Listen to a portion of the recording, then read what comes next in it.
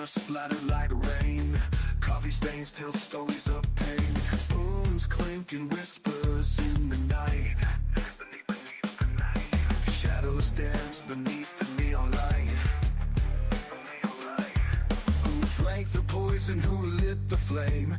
Everyone's guilty, no one takes the blame. True crime cafe where secrets bleed.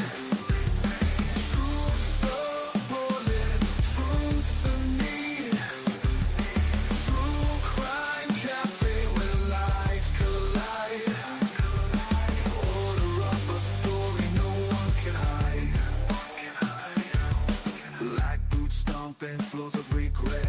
Ashtrays full, but we're not done yet. Clock ticks louder, the walls close in. Every shit tastes like original sin. Who's the killer? Who's the saint? Fingerprints smudged, they don't paint. Truth or dare or just pretend? What's the start? What's the end? True crime cafe where secrets bleed.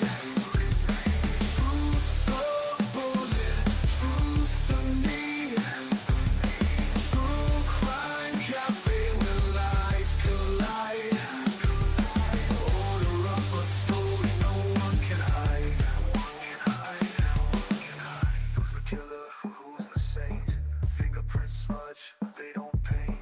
Truth or dare or just pretend? What's the start, what's the end?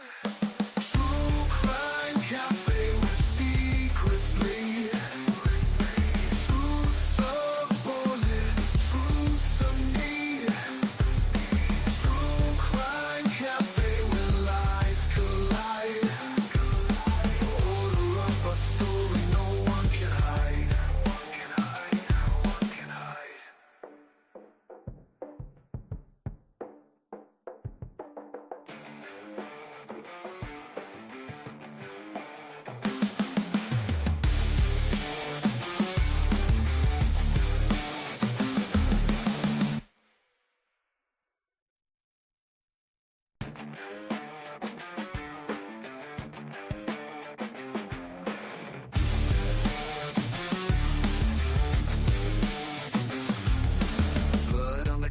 Splattered like rain.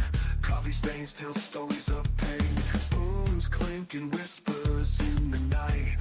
Beneath the night. Shadows dance beneath the neon light. Who drank the poison, who lit the flame?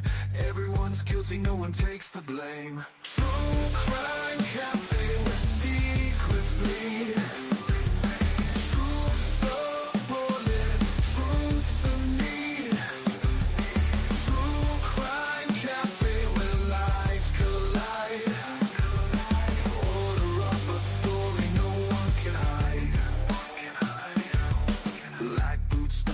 Flows of regret. Ashtrays full, but we're not done yet. Clock ticks louder, the walls close in. Every shit tastes like original sin. Who's the killer? Who's the saint? Fingerprints smudged, they don't paint. Truth or dare or just pretend? What's the start? What's the end? True crime cafe where secrets bleed.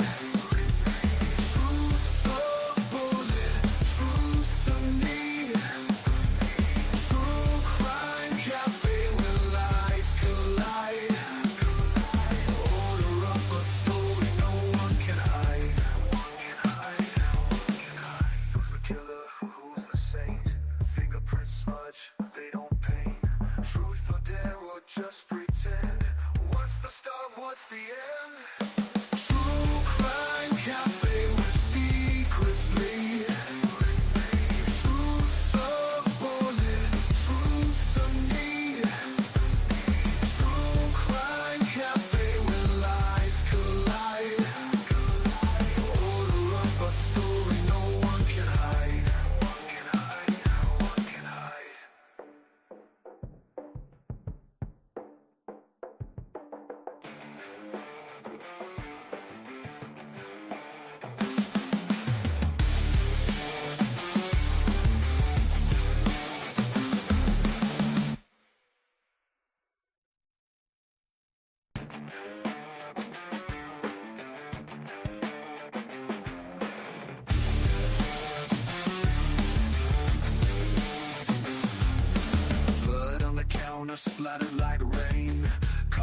stains tell stories of pain. Spoons clink and whispers in the night. Beneath the night. Shadows dance beneath the neon light. Who drank the poison, who lit the flame? Everyone's guilty, no one takes the blame. True crime cafe where secrets bleed. Truth a bullet, truth a need. True crime cafe where lies collide. Order up a story no one can hide. Black boots stomping floors of regret. Ashtrays full but we're not done yet. Clock ticks louder, the walls close in. Every scene tastes like original sin. Who's the killer, who's the saint? Fingerprints smudged, they don't paint. Truth or dare or just pretend? What's the start, what's the end? True crime cafe where secrets bleed. Truth a bullet, truth a need. True crime cafe where lies collide. Order up a story no one can hide. Who's the killer, who's the saint? Fingerprints smudge, they don't paint. Truth or dare or just pretend? What's the start, what's the end? True crime cafe where secrets bleed. Truth a bullet, truth a need. True crime cafe where lies collide. Order up a story no one can hide.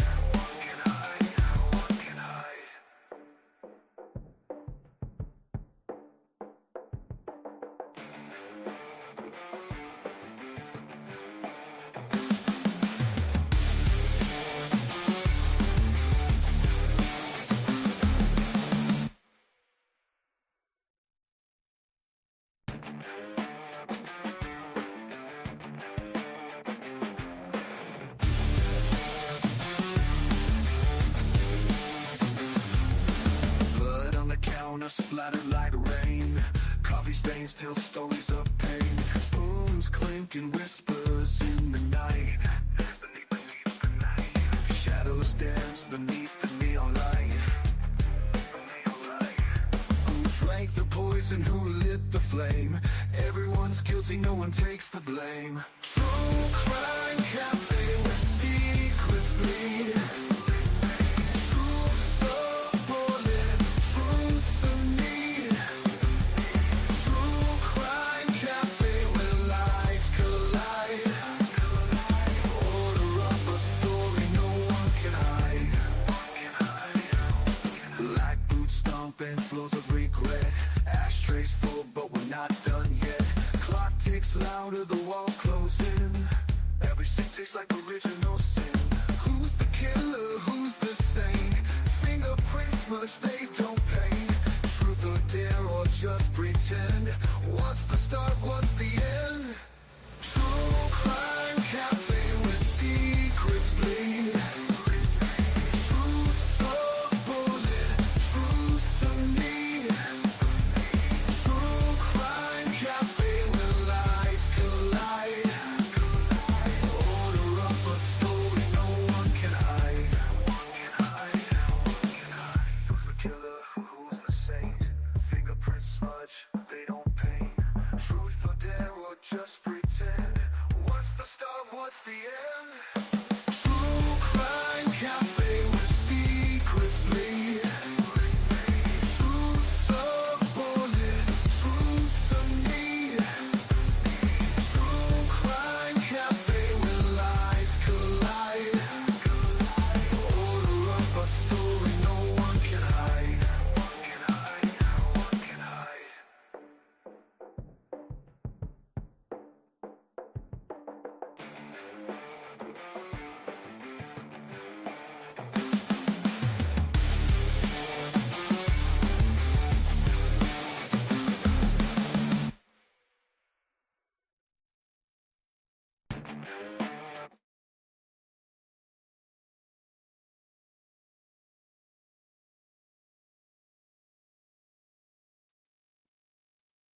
All right, all right, all right. Welcome back to the True Crime Cafe, folks. We are open for business. Great to see you all today. Thank you so much for joining us. Once again, great to be here with you all. We're all going on back to Idaho, guys. We're going back, way back. Um, we're going back, like I said yesterday, and looking into some stuff to see what we may have missed. We're going to be reviewing some of the GONCALVES interviews. Personally, I have some issues now that we have different eyes, different mindset, different thoughts, and looking at that. Some other stuff. Something we're going to be focusing in on a little bit more on the Sigma Chi fraternity, looking into that. I never really truly did, but there's something I want to put out there and show you guys as well relating to that, and then some. So that is what we're doing, where we're going, and how it's going to be. So welcome, everybody. Good morning, good afternoon, good evening, good night to you all. I hope it's good for you because it's great to be here with you guys. Again, folks, please don't forget to hit that like button, share this out, let everybody know what we be doing in here at the cafe. Grab a seat, coffee, tea, whatever it may be.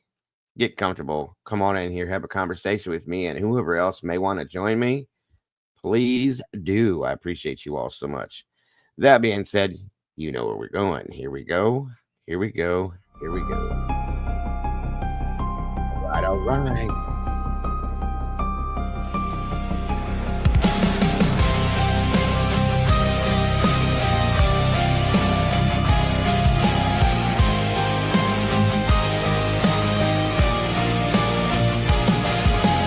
Neon lights flicker like broken halos.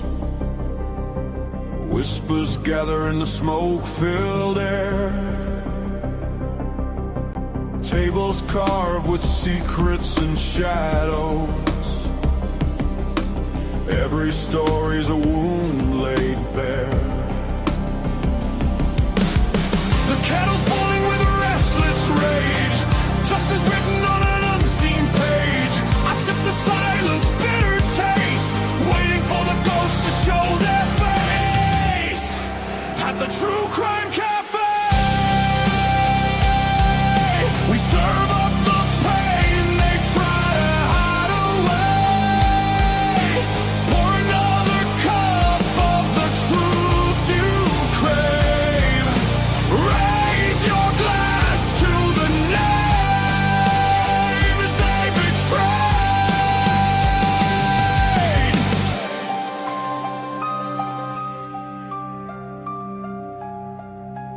Mirrors cracked, reflections are liars. Ashes fall where the guilty once stood. The jukebox hums like a funeral choir. Echoes pounding through the neighborhood. Every scar is a candlelit vow. We hunt the how, we demand the now. No more silence, no more disguise. We'll paint the night with sharpened cry. At the True Crime Cafe, we serve up the pain they try to hide away. Pour another cup of the truth you crave. Raise your glass to the names they betray.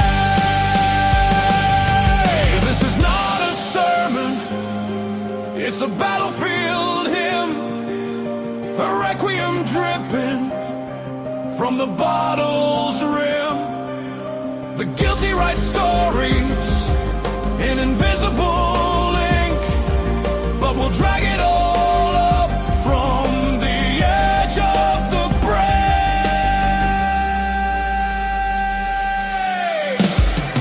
At the True Crime Cafe,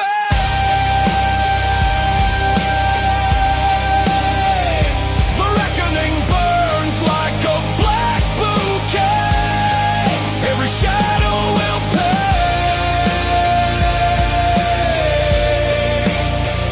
in the truth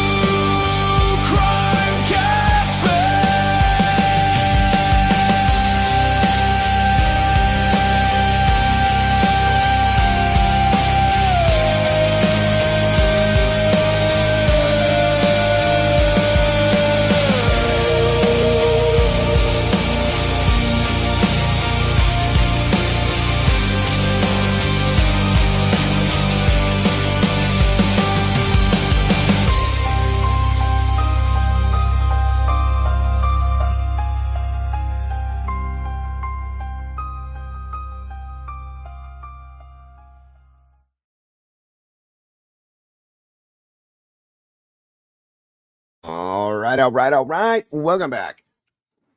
Good to see you. Good to see you. Good to see you. Great to see you guys, actually. Yeah, that song, it does have a bit of a Five Finger Death Punch feel vibe to it. I love it. Period. I don't care what it is. I love it. Um, love it, love it, love it. I just can't get past the lyrics, the sound of all of it. Molly did such an amazing job with that one. She's done amazing things with everything she's done with, for the channel. But that song just, I don't know, it bites me. It's really good. Guys, please make sure to do what Miss Tandy says. We definitely don't want to upset her. Please hit the like button. Subscribe if you have not yet subscribed to this channel to become part of this amazing community. Share this out. Hit the notification bell. That way you don't miss anything we do here. I do appreciate that so very much. And thank you, Miss Tandy, for that. Yeah, guys, please make sure you're subscribing to Miss Molly Drake, our videographer here. She does all of the video, the audio stuff that we have here. She does amazing things, except for that cheesy ass wannabe intro with the video. I did that because she's working on another version of it, of course, because it's better. I'm not that good at that stuff.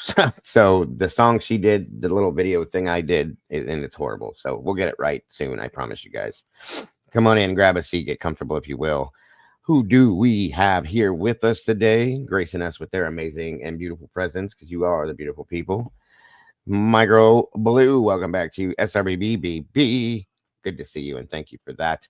Miss Brooke, welcome back to you. Great to see you. Cassie, the sassy one in the house this morning. Good to see you.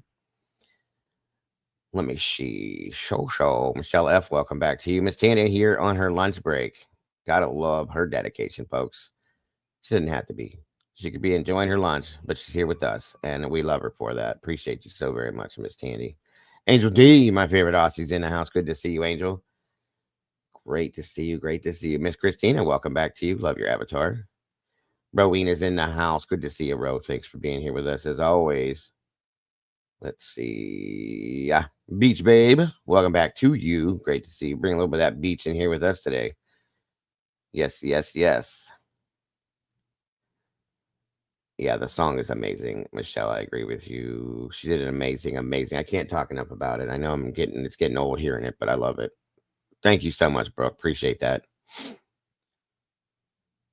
Siggy and Mike back in the house today. Great to see you both. Thank you for joining us. Yvonne Pohl, same to you. Great to see you.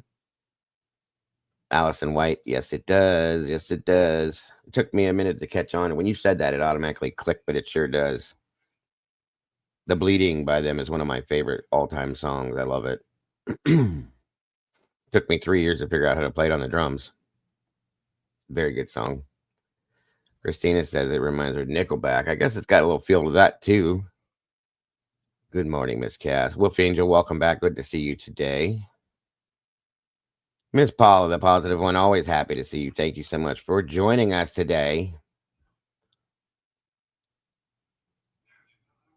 Miss Brandy B, ROG, missed you. Good to see you, sis. Come on in, grab a seat, everybody. And of course, the lovely Miss Canadian Cat Lady's in the house. Good to see you today, dear. Michelle F. Witchy's in the house. Welcome back, Witchy. Good afternoon. Lori Woody, good to see you today. Thank you for joining us. Bemmy Rose, welcome back to you. Loving all this green, you guys. Loving all the green. I love it. Dagburn, Johnny Gobbles, Dead Blues, and Mama's in the house. Miss Diane, wonderful to see you as always. In Stitches, what's going on? Great to see you. Yeah, I started a little earlier than I was planning on it, but I don't like to make you guys wait. I just set that time to make sure I get everything done beforehand. Come on in, grab a seat, get comfortable. Bonnie Bailey, my love, wonderful to see you. Hope you're doing well, Bonnie. Always happy to see you here. Always thinking about you, and you're always in my thoughts and prayers, my dear. Where's he at? There he is. Eddie's in the house. Good to see you, brother. Thank you for joining me. Miss Dory, keep on swimming. Welcome back. Don't worry about it. I knew what you meant. Layla, Lisa, welcome back to you. Great to see you. 65 beautiful peeps in the house, guys. And we got 46 likes. Let's make it match. Typically unique. Welcome back. Typically, good to see you guys. Please make sure we put her link in the chat. I want everybody and anybody subscribing to that channel and supporting her in any way we can. Great to see you today, dear. London Storm, welcome. Good to see you. Thank you for joining us, dear. We got some white in here. We need to make that white green, guys. Let's make it all match. Frank Reader, welcome back, my friend. Good to see you. Nobody's late. We just started off. You're good to go. Yes, I've actually seen him live in concert, Allison. Very good concert for real. Very good. I saw them and Disturbed together live. Scott, what's up, brother? Good to see you, Scotty. Sandra, welcome back to you. Sam Panther, good to see you as well. I love your name. Good to see you. Good to see you. But yes, I've seen him live. Five Finger and Disturbed. Great concert.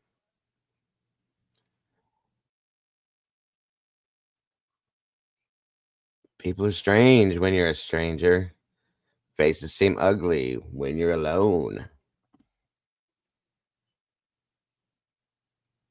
Okay, Yvonne, at the bottom of the chat screen, there's a little box inside of a circle that has a $sign in it.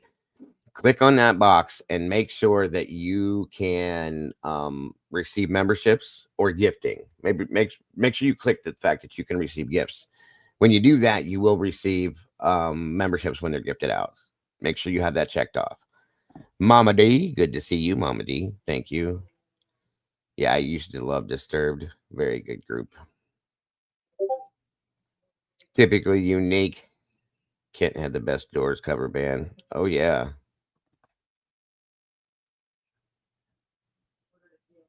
Christina Robertson, welcome from Scotland. Love it. We got peeps from everywhere. Absolutely love it. Come on in, guys. I'm trying to think of the group, the Doors tribute band I saw. I think they were called Morrison Drive or something like that. I think. Don't quote me on that one, but they were really good. And I mean, like, if you closed your eyes, you'd think you were watching the Doors. You're at the beach. Good for you, bro. Sounds like fun. Congrats, Miss Christina. Happy Dagoversary to you.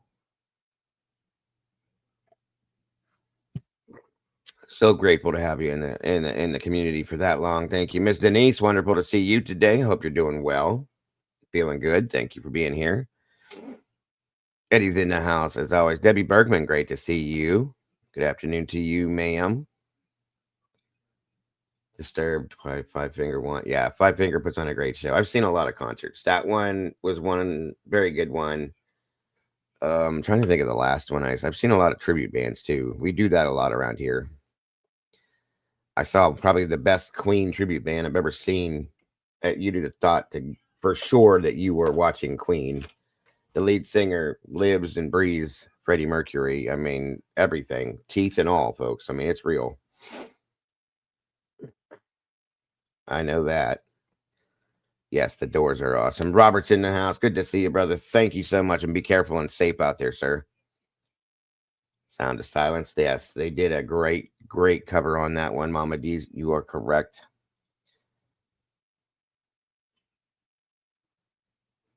Don't get me started on music, folks. We'll never get to the topic we need to on that one. Apple crisp. God, that sounds good. Yes, teeth and all. Not lying. Typically, not lying. The dude was Freddie Mercury. Funny, who was that Queen tribute band we saw again and again? Remember the Queen tribute band that was so good? Who was that? Who was the Queen tribute band we saw that was always so good? Almost Queen? Yeah. Okay. They're called Almost Queen. They were, I'm telling you, like you could ask my wife, all the way to the teeth. The man was Freddie Mercury. The rest of the band looked like them, and they sounded identical to him. It was crazy. They were really good. There it is. You guys make sure you go check out Unique's channel, please. And thank you. Subscribe if you have not. Hit the notification bell. That way you don't miss nothing she does. And hit that like button for her, please. And thank you.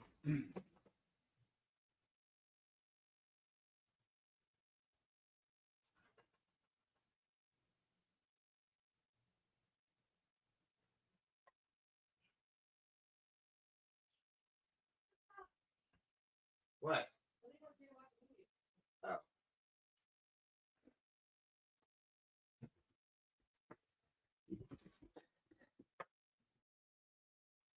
Crazy Italian ladies in the house. Good to see you. Welcome back. Always happy to see you. Yes, I have seen both in concert, Miss Ma'am. Never seen MGK. No offense to anybody that likes him. I've never really had an interest in seeing him. My kid did, though. My oldest son's seen him a couple times. He met him. He hung out with him. He's from Cleveland. I don't know if anybody in here is familiar with Bone. They were a rap group from Cleveland. I know one of the guys. His name's Busy Bone. Actually, hung out with him in the studio one time.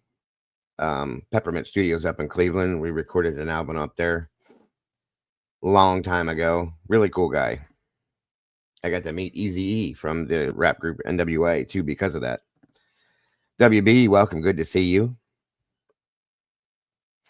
And D with Truth and Justice True Crime. Good to have you in the house. Yeah, I've had some being a musician. I've had some Bone Thugs and Harmony. Typically, absolutely. Yes, I met and I know Busy. Well, I knew not so much anymore, but back in the day, really cool guy. Busy. My ex-wife, actually, the creature, her ex-boyfriend now recorded in the studio with him as well and recorded an album with them. Bone, they're pretty decent guys. They really are. We're not getting into music. I'm sorry. I can't help it. When you guys start talking about it, it just makes things jump. Too much love will kill you. Great song.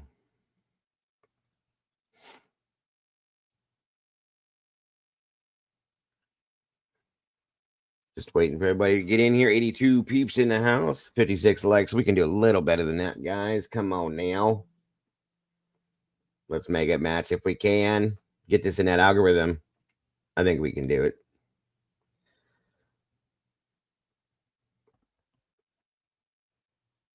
Did you know First Light Rig? No. I don't think I've heard the name.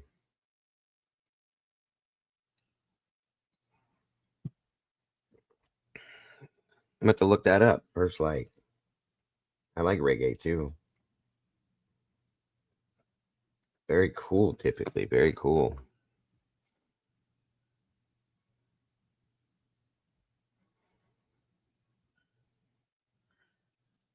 What? I did a stupid thing earlier today. I went and drew money out of, then walked out. Oh my God. That's not good. I hope it wasn't a lot.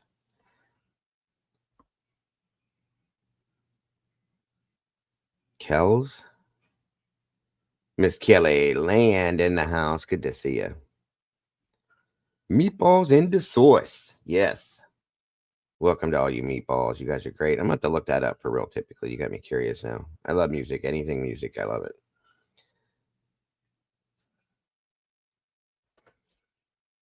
And if you guys are local, I think that group, if you ever see a group put out there, like it's a tribute group called Almost Queen, go watch them. I'm telling you, you'll love it. Kells is MGK. Okay. I didn't know that. Michelle, I'm so sorry, hon. That's horrible. I'm sure it would be. Nobody's that honest anymore. Somebody thought they got a gift today, I'm sure. Let me check, Miss Anna. Hold on 1 minute here.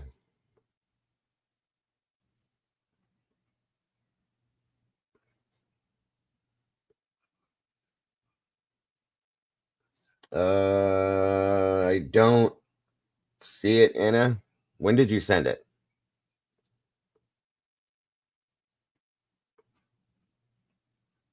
And what would it be under?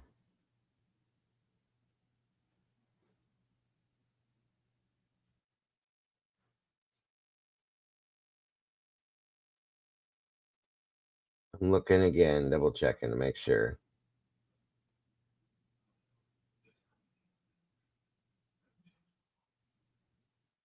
Mm,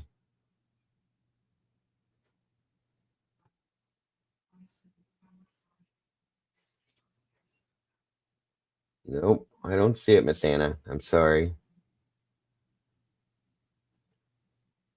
Thank you, Christine.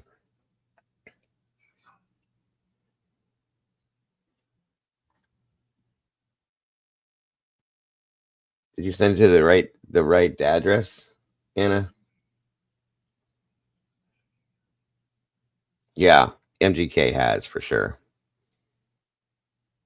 I've not really ever been a real big fan of his music. He was a younger generation for me. I like about everything. I've listened to it, but I know people I that type of music and stuff before he changed over, I was more Eminem than anything. So I just didn't really follow him.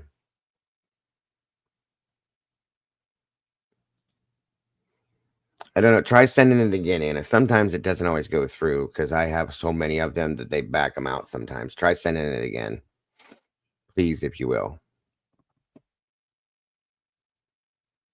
Great to see you, Eddie. The link is pinned at the top of the chat if you feel like joining me today, brother, as I appreciate it. If you will, always. Yeah, I don't think there's anything they can do for that, Michelle. That's horrible. I feel really bad for you.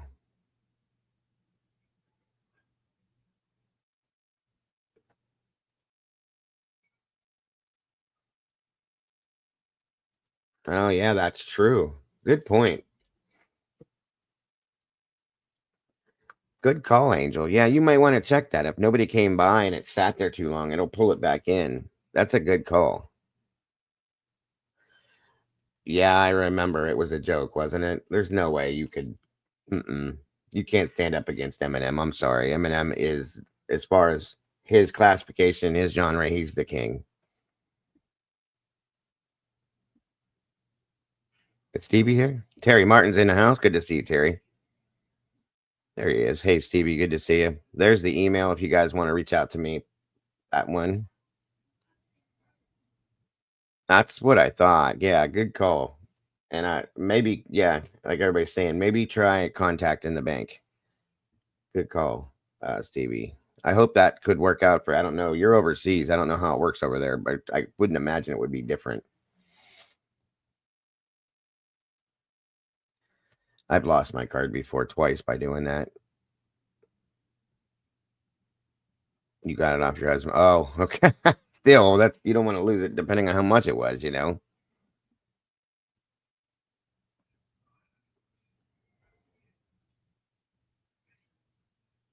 Yeah, I leave my card in there all the time, and it eats it up. You can't get it back out. My wife did it one time, and it queued it up or something weird. It was weird. She had to get a new card. Usually, you can just go in the bank and they'll give it back to you. I think here it's weird. The bank that we go to, if you do it more than 3 times, they charge you for it or something stupid. It's dumb. Moonlight, good to see you. Huntington.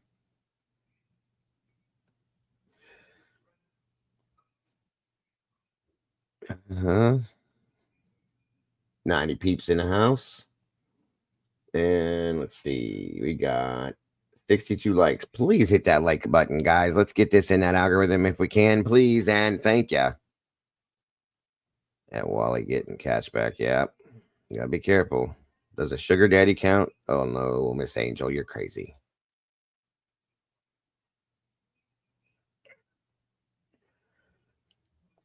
All right, let me see here. I know you're just being funny, Angel. It's all good. Please hit that like button, guys. Share this out. Let's do this thing.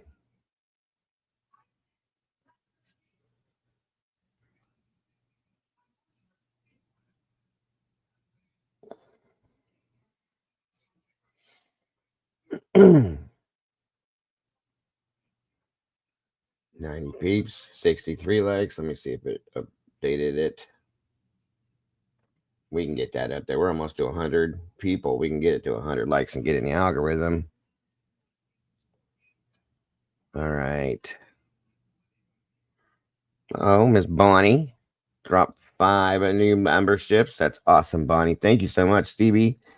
Erwin received one. Lori Jean, Ashley's activism, and a Wit James Brown Eyes. Welcome to the sauce, and thank you so much, Miss Bonnie. That was so very generous of you, dear. God bless. I appreciate you so much. You know you don't have to do that, Bonnie, but we do appreciate you so much for that. God bless. Again, I hope you're doing well, hon. Always thinking about you. You're always in my thoughts and prayers. Truly.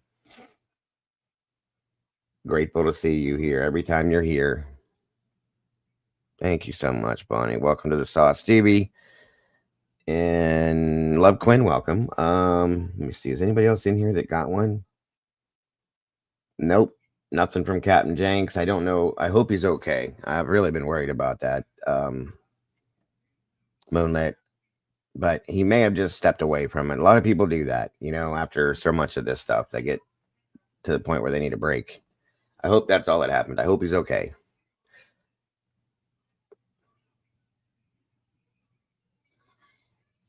Yes, welcome new members. Appreciate that. Bada bing, bada boom. Mr. Edward in the house. Good to see you, brother. How are you today? I'm good. I've been thinking about that conversation we had yesterday. Okay. The part of the conversation, regarding the sheath.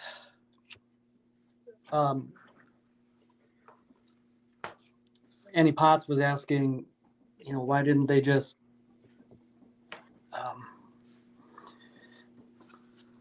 why didn't he provide it? That yeah. Mm-hmm. Yes, I know. A lot of people have brought that up. I've seen it a lot more often now in other channels and chats that I've watched and stuff like that. Is that Meanie? That's Meanie. There she is. Welcome back, Meanie. Good to see you. Everybody's been asking about you for a while now. Great to see you. I'm glad you're okay. And I get it. I appreciate that very much. And welcome back. Great to see you. Go ahead, Eddie. I'm sorry to interrupt you. All right. Well, I kind of did like to refresh my memory. I mean, that's a deep dive, really. There's a lot to the process of all of the documents in regards to the sheath. And really, it's not about the sheath. It's about Amazon click activity. Yeah. Yes. Absolutely. I agree. And again, the prosecution put that out. They took advantage of the situation and they lied, blatantly lied when they put that out to the world. And once again, it went right into the propaganda to make everybody believe something about him. And it wasn't true. It wasn't true at all. Yeah, I went through all the documents and all the way, not only the motions in limine and the state's responses, and then the defense's reply to the response, and all of that, and then the judge's order, and then the hearing, the April 9th hearing on the motions in limine. Mm-hmm. I also went back to, in 2024, the motion to suppress the Amazon click activity. Gotcha. So it did seem like the defense was denying that it was his knife sheath. Yes, very much so. It's just not in those terms. It kind of, it was never the state saying that it was his knife sheath. They're just like implying that it was. It was an insinuation. Yes, it was an insinuation that they knew that the public was going to take it and run with it. And yes, they did. We saw that. And they knew that that's how that was going to play out. And it became to the world, as many things did, a factual statement. Whether it was or it wasn't, to the world it was, because of that situation. And it's a complete and total insinuation. It's sad.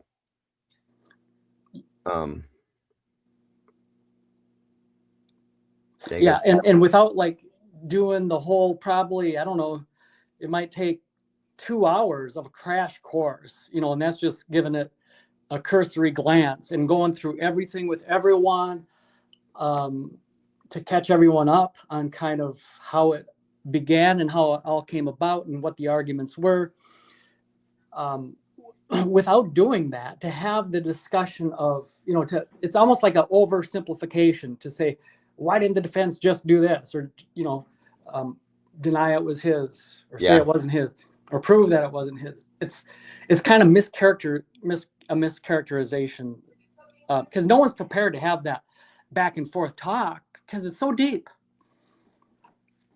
and there's so much involved, and all of that, if there was a trial, would have played out in the trial, and it would have benefited us all to be able to see, how they litigated that. We'd be able to see, who was on the right side of the argument, if that ever happened. Of course, we never will, and the state never has to prove one way or the other now. That's the whole thing, and that's why I said, I don't believe this would have ever been able to go to trial, and I think the state knew that was their plan the whole time, because if it would have went to trial, imagine how many things, Eddie, and the rest of you, imagine how many things they would have had to try to prove that they had put out that were bullshit at that point, and they wouldn't have been able to do it, and it would have just collapsed time after time, and that would have been the end of their case, which still makes it hard to understand certain things.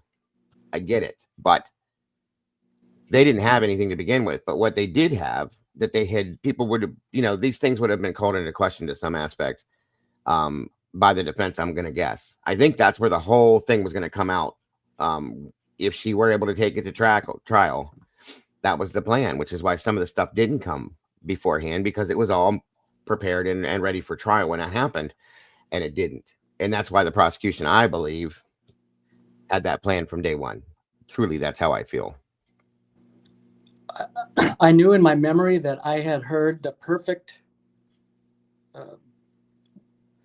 argument, in reply to Miss Annie Potts's argument, and I looked for that, and I found it. It was Pavarotti, long time ago, pretty much came up with the perfect response. Okay. And I dug that up, and I have timestamps on that. It would be interesting to take a look at that and see. Oh yeah, we can. What kind of, because he's very perceptive, and he has a way of putting things that's very clear and understandable. If you give me the either the link or the info, I'll pull it and we'll review it as everything that I want to on. Like I said, it's all part of what we're doing. So I gave you a link. I might have to jump down and email that, but what I could do is just ask you if you think you'd have success in just like clicking on his go to his channel, click on his videos, and then just scroll back, because he's had those numbered in numerical order. It's number 393. He hasn't been labeling those with a numerical number lately, but way back he was. And this is number 393. Let me see if I can find it that way. Probably about 5 months ago. 6 months ago. Yep, I have it. Thank you for that number, because that is exactly how I found it.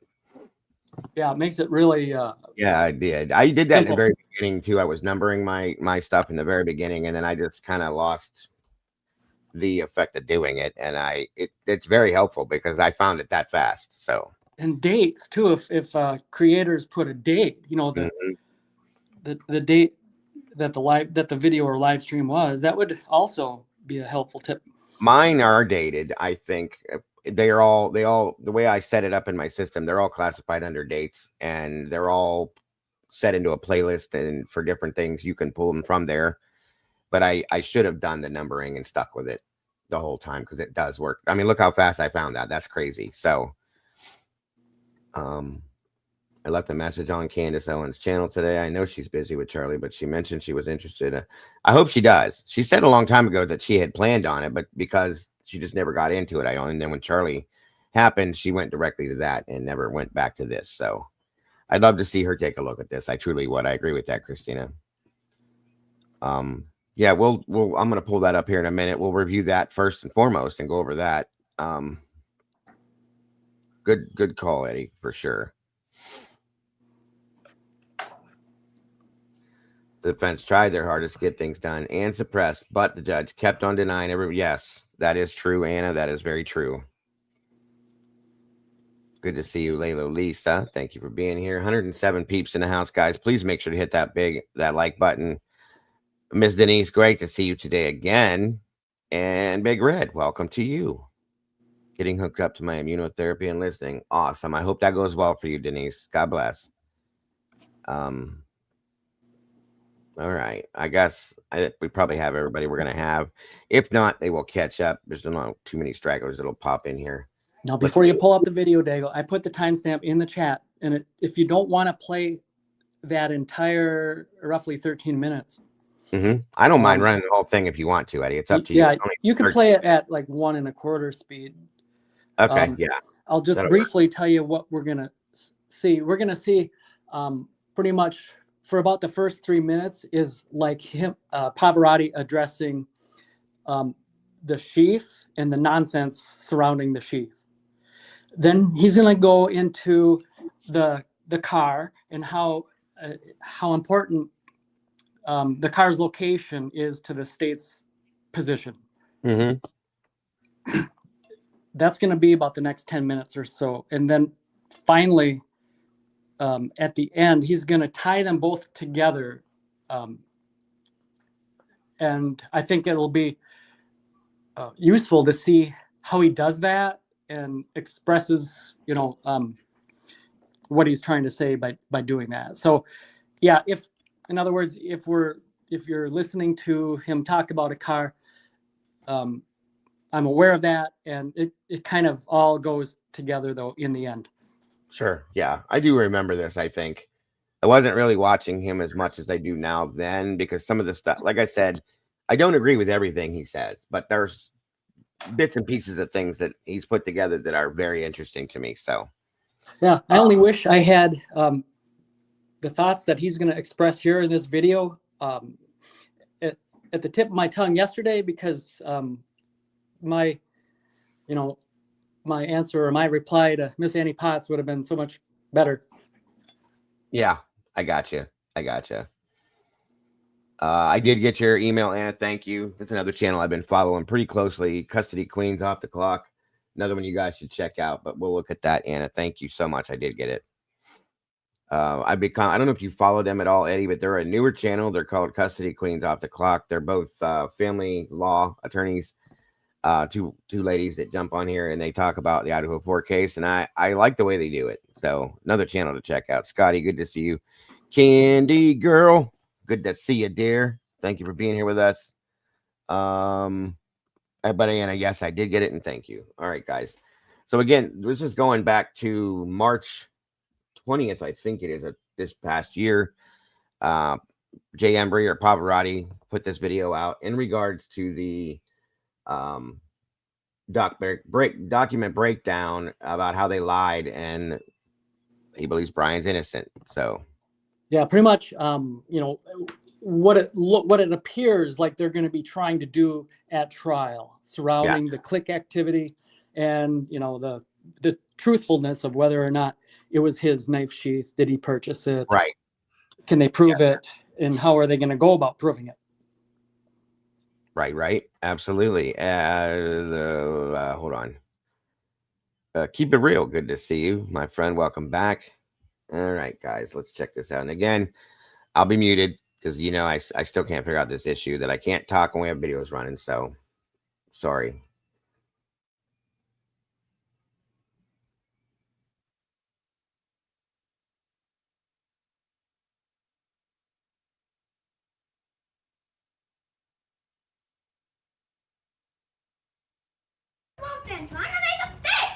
Something is rotten in the state of Denmark, and Pavarotti is taking out the trash. Like you, be strong to hold the power. To discuss the Idaho 4 case. And I'm going to go ahead and blow the lid off this thing in this one for you folks, because I had to really take a step back after I got a little bit of rest, and I read some of my comments from you wonderful folks out there that comment on my videos, and one of the comments, maybe more than one, sure made a good point, and it got me to thinking, and I got to looking, and I thought to myself, wait a minute, how many times have I taken the testimony in court of Ann Taylor and the prosecution and had to listen to the mouths out there, even other content creators, go back and forth with them over what is evidence and what isn't evidence. Y'all may have remembered some of those back and forths. Yeah, that's just because they say it or they write it in a document doesn't make it evidence. Well, and you know, we've had some pretty heated back and forths. So when I hear, and this is what really got me kind of staring at things a little bit different, because I hear Mr. G make a statement in an interview that he did, and that statement went something like this. I mean, finally, I've always felt like anything coming out of the court that any of the fact finders are going to have to see is the safest thing in the world to show. You know, what could mess this up is a jury hearing all these YouTube people that, like, you know, just make up stuff and call speculation. Speculation is just another word for lying, creative lying, or storytelling. But these are facts. But wait, why is it if the prosecution writes a statement in parentheses in the middle of a 30-page document that says something, does that make it real evidence when everything that's said on the other side and in court is just words we can't consider to be evidence? So how is that double standard being applied? And then I look and I see the big evidence that they're putting forth along with that one little statement. And the big evidence is this incriminating photo. Don't really think that's evidence of anything, really. It's just a picture. So I started looking at things a little bit different. And woo, did I come to some conclusions. First conclusion is every single piece of evidence in this case, as I've mentioned, is like a puzzle piece that almost fits, but it doesn't quite fit. So you have to force it in there. The puzzle pieces won't fit. Trying to make them fit. And when the puzzle piece has to be forced in on every single piece of evidence in the case, well, then you may be putting together the wrong puzzle. And that leads me back to this K-bar knife purchase off Amazon. Looking at it again, I began to wonder, why? Does it not just say he purchased his K-bar off Amazon and here is his purchase? So I pulled up my Amazon account, had it for a long time. And I'll be danged if I can't go back like 6 and 7 years in there and I can see every single thing that I've purchased. Strange.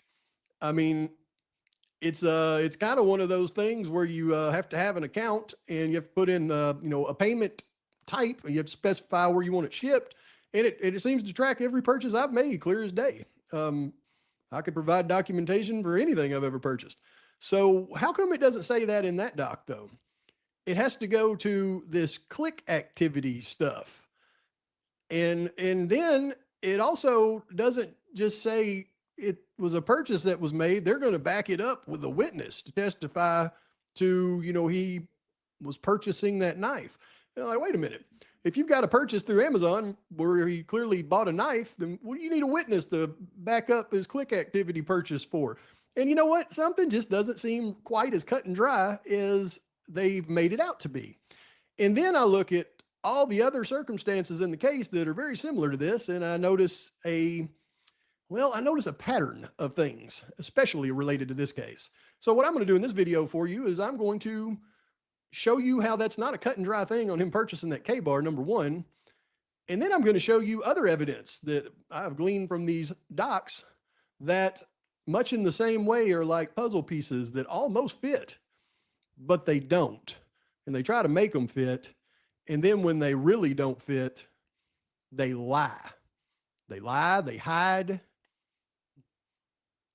and they do some really devious things that you wouldn't think would need to be done in a case if it was so cut and dry that you got your right guy.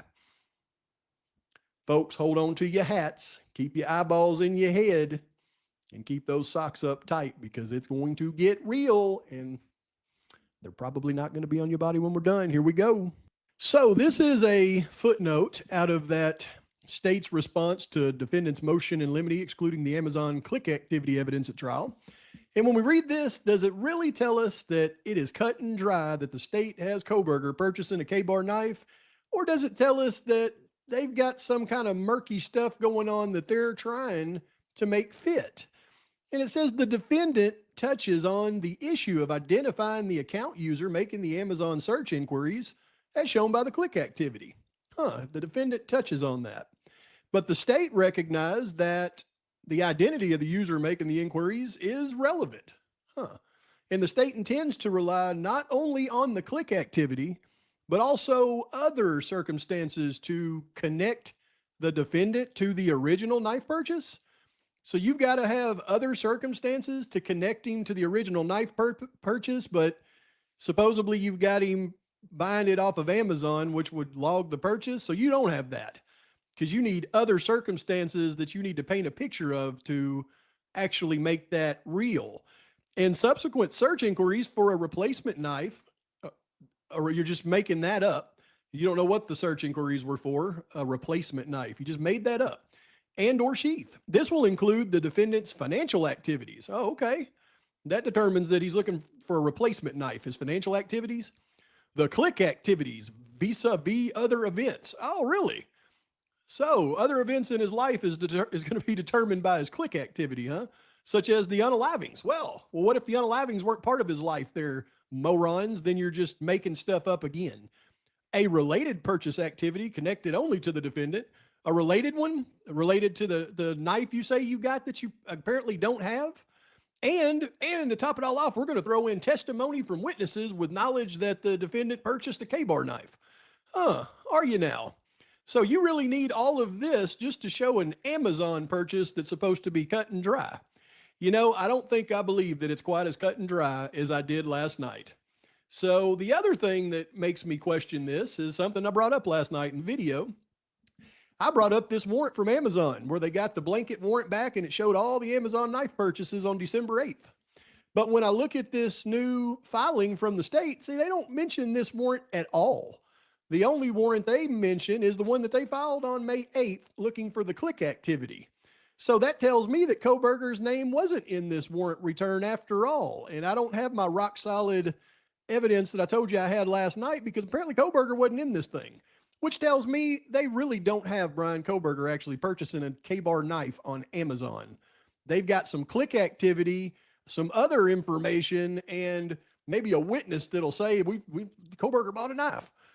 And that is their proof that he purchased it. So, yeah, Steve, when this stuff comes out and you want to call it evidence, you might want to dig a little deeper into what's really evidence, because I'm going to show you in a minute, Steve, what's really evidence, and I'm going to use your words to prove it. So it's actually not, look, he purchased a K-bar and we have evidence of it. It's more like, look, we've got click activity and let us add in some smoke and mirrors and make up a few things and get somebody else to try to say something. And then that's how we're going to prove that he had purchased that. You know, so I just, it's not cut and dry. It's not evidence. So I just have a hard time just looking at it as fact now. And really, I have a hard time looking at it as fact because I see all the other things in the case. And it kind of goes the same way with everything in this case. Let's take, for instance, the vehicle identification.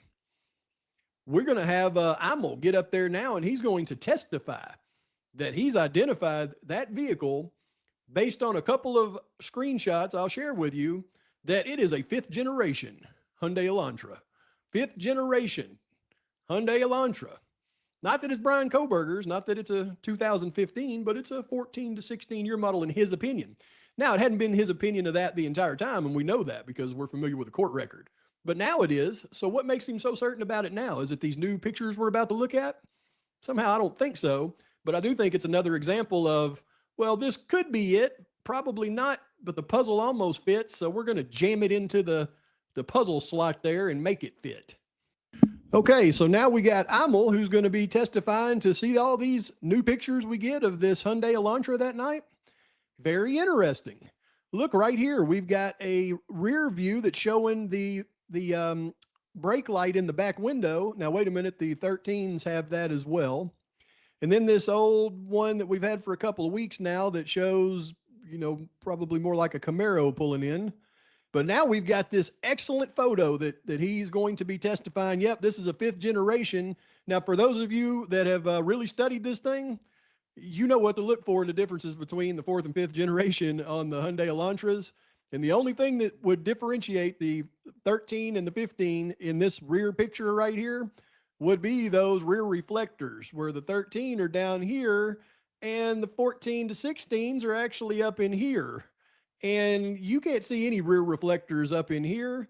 Unfortunately, it's not a good view where you could see them down here either. So there is no way for them to determine that that is anything other than a 11 to 16 at the best from this picture, and he knows it.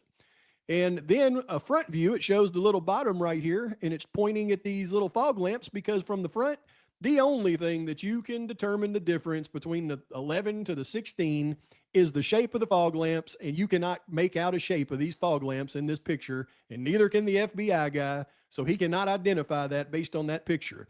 And then from the side view, there is no way to determine the difference between an 11 to a 16 from this side view.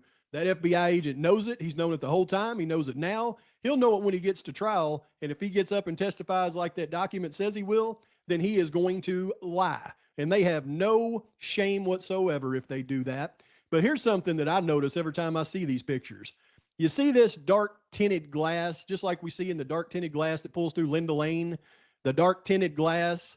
Well, when you look at Koberger's car right here, there is no tint on his windows. Those things are clear as day. Look, you can see his daddy's chin here. But when you look at that vehicle that was found abandoned in Eugene, Oregon right here, look at the tint on these windows. It matches those windows absolutely perfect.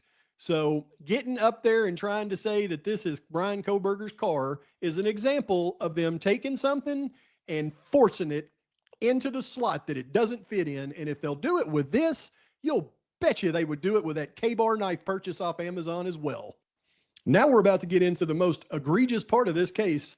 And I've touched on the basics on this before, but until really getting into these new court docs, I didn't realize how important this was and how important a statement that Ann Taylor made quite some time ago on April 17th, 2024 to be exact. And now that I really see how huge this particular thing is, well, now I really understand why the prosecution freaked out and said, we need to have time to get together a list of witnesses. And he put Farley that day in protective custody to keep his thumb on him, because this is make or break for the entire case. I mean, make or break for the state's entire case. Check this out. Now, I've covered some of this with you before, but this is it's going to be some similar information, but a few new tweaks on it that I wasn't aware of. And this is literally make or break the entire case. But this is the PCA where investigators were given access. Did you need me to shut it down, Eddie? Yeah, we've gone past. Okay. When he finished up with the car and he said, you can see they're doing it with the car. And if you don't believe that, if they're willing to do, the making the puzzle pieces that don't fit work, if they're willing to do that with the car, you can bet that they would do the same thing with the knife sheath. Right. Very good point. Very good point. Just a little tip from me to you guys. I've always had issues with that car from Oregon. That car fits more to the car that they've claimed than anything I've ever seen. So just saying that's a point I wanted to make real quick, but it's not really what we're talking about today. But yeah, very good point, Eddie, about the knife sheath and the car. Again, I still think the car was a herring the whole time. That's just my opinion, but just saying. Anyway, but this is in regards to what we discussed yesterday, folks, about the knife sheaths and stuff like that. And that's why we were reviewing it. Go ahead, Eddie, with what you're going to say. I'm sorry to interrupt. Yeah, pretty much what he's laying out there is just the patterns. I mean, we can see the patterns. None of this stuff, evidence fits Brian Koberger. There is just suggesting that it was Brian Koberger. Right. The fact that the phone was shut off at the time of the crime. Yep. That suggests that someone who studies, who has studied doing this, did the crime. And then he surveilled and left, the person who studied how to do this, he left the phone on during his surveillance of the house. And that suggests the takeaway is the same thing. That also suggests that Yep. it's just these patterns. So yeah, we can't just take the fact that he bought a K-bar from Amazon, take it at face value, accept Right. it out of hand. It seems like they're trying to make it fit. Yes. They've done that through that whole case, folks. Yes, That's the exactly whole how they did this. And with everything they did, presumptive evidence, as I call it, is a joke. It's not. They thanks for being here, Tandy. Hope to see you this afternoon, hon. Don't work too hard. But yeah, and I'm just saying, like, it's not hard to see it for what it is. Welcome, Krista. Good to have you here today. Thank you for joining us. Sarah, good to see you as well. But yeah, I mean, it's throughout the whole case. Everything they've done has been this type of thing every other time. So take it for what it is. But I mean, we can see it. Bob doesn't even have to point it out. We've seen it, but that's what he did there. 100%. They did it with the sheath. They did it with the car. And Hitler, even himself, was playing the car game. We all saw and heard that. When the alternate perpetrators was brought into effect, that's the first thing he said, basically, in a nutshell. Well, if basically, to dumb it down, if they're not connected to the car, well, then they don't matter. What? No. And who are you to say that? A judge? No, not at all. Would that be the same judge that called Ray a conspiracy theorist? Yes. Okay. Again, 100% yes. Yeah, that's perfect. They like to plant the seeds. Sadly, on this side of things, nothing grows. Sorry. It's like they're putting tomatoes in the middle of winter or something. Yeah, doesn't make that's exactly what they did. Yes. That's exactly what they did. So that's a good point and a good thing to point out, Eddie, because folks, this is how they ran the investigation the whole time. They had to, hey, Circus Music, good to see you today. They had to plant these seeds in hopes that they were going to grow. Well, the propaganda side of that, it did work for the public, for most of the public, not all of us. The people that had the critical thinking skills, the option to open their eyes wide enough to see these things said, wait a minute, come on. Of course they're going to do this. Of course they're going to say these things. And of course, that's how they're going to run this. And they did it the whole time, you guys. The entire investigation was based off of things like this.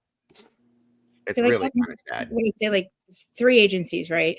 And or whatever, how many agencies? And they're all screwing up. If it's just one, there has to be all 3, because the other 2 aren't going to sit back and let one agency screw shit up, and then or vice versa. I know I'm not saying all of it, not everybody. I know that there's people, like that just are doing their job and they're going home. They're not really looking too much into it. But I feel like if you got 3 agencies and every one of them screwing up, the other 2 are going to say something unless they're in on it. Because to me, every interview, unless they're literally collaborating, like Dylan said this in this interview, and then she said this to us. I didn't think they did that. It just seems like cut and dry interview. Doesn't matter if she lied. It doesn't matter if, she told this investigator one thing and this one another thing, and then her story evolves. And unless we see evidence that they actually did question her, then I'm always going to think the same thing I did. My first clue was the 9-hour delay, and then it's always been, and it just ends up, she's still, there's no grace to give them.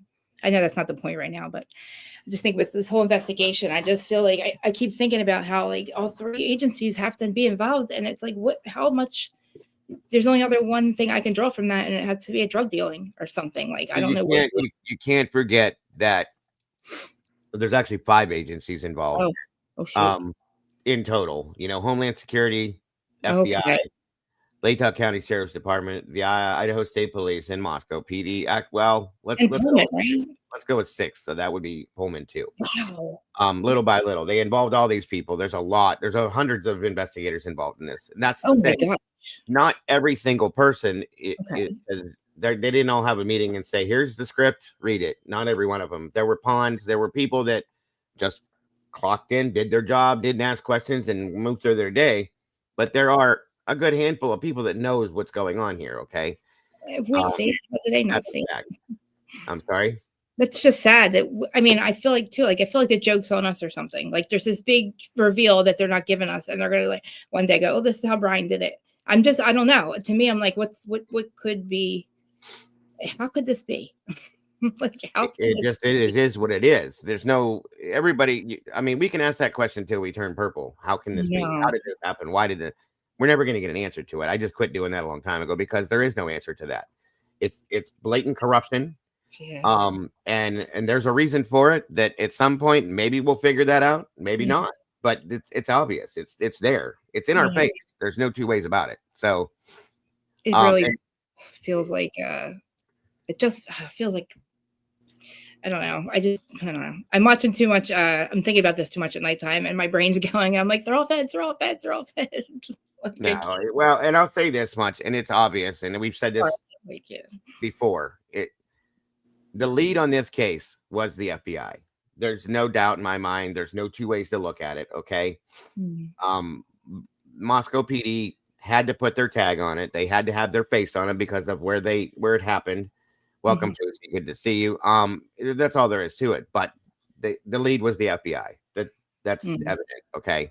They can say it wasn't. They can welcome back, Beach Babe. They can say that they weren't, but we know the difference. We know the truth, and it's there. So didn't Stacy Chapin 5 days before Thanksgiving get a little secret in her ear?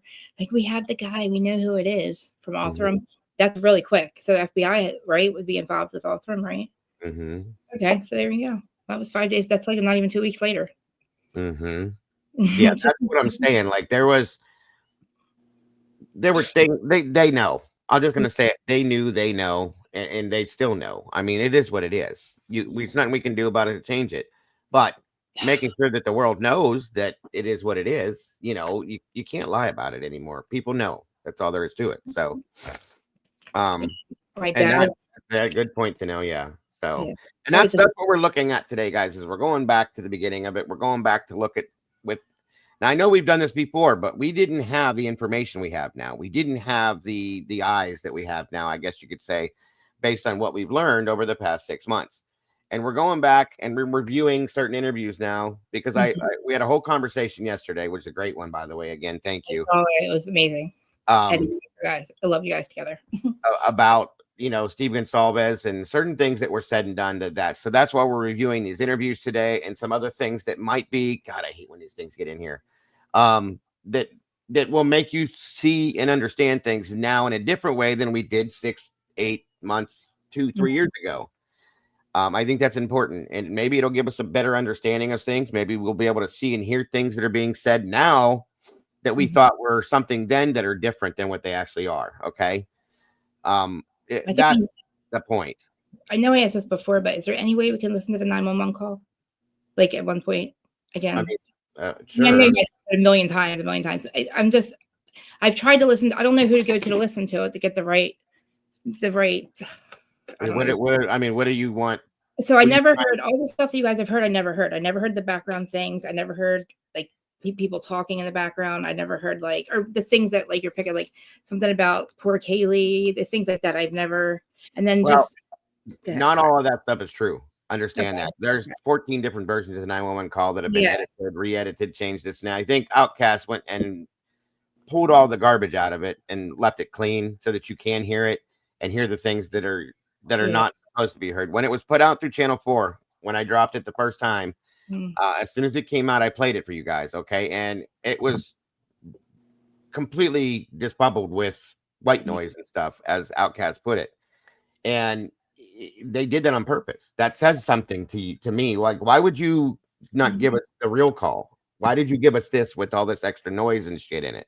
Just like they did with the body. I mean, the 1122, the cameras, all that. Remember, we're like, what is this bright lights and this in the background? You got somebody, whoever's doing it, going.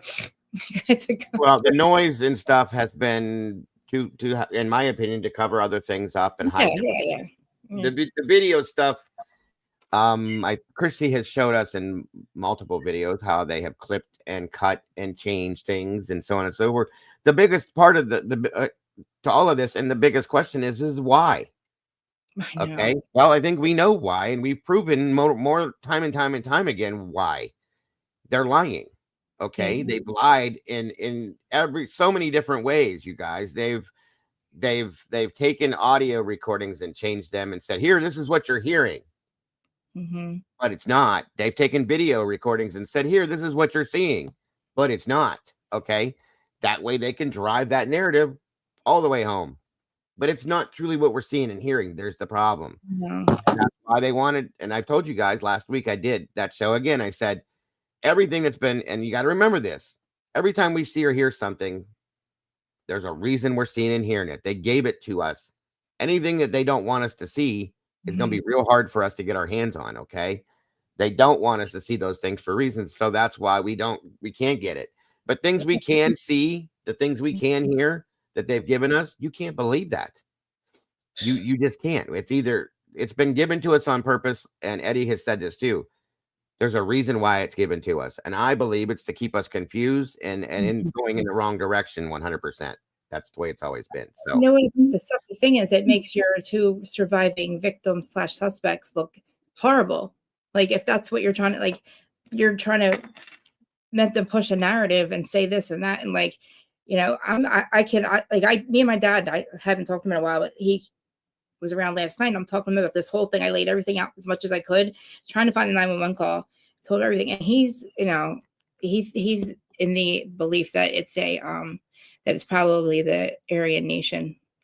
He just, like, by the way, the viciousness of this murders, and just, you don't think he's like, no, I was shaking my head to what Yvonne had said. I haven't seen that. I didn't hear what I'd say that again.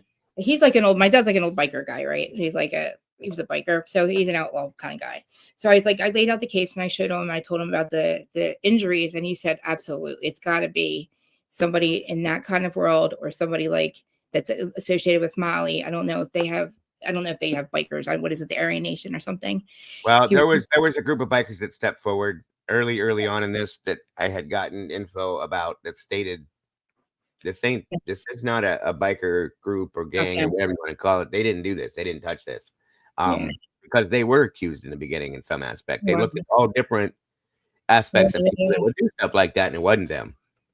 I have relatives that are in biker clubs. And they were like, "No, man, this is too dark." You know what I mean? So, well, you're in Ohio, right? Yes. Oh yeah, because the pagans, we have chapters up there. I think we have the pagans, the outlaws, the Brothers Regime, Second Brigade. My niece, my nephew, my brother-in-law, they're all in the Second Brigade. I was the hang around for the Second Brigade, and then I was a prospect, but my wife and I chose to back away from it. So long time ago. My dad was sergeant in arms for a long time, and then he went away, and then he's back, but he's older now. He's like 70 now, so he's retired. But my uncle's my ex-husband, he's in prison. They're all in prison, so we're all 1%, part of the 1%.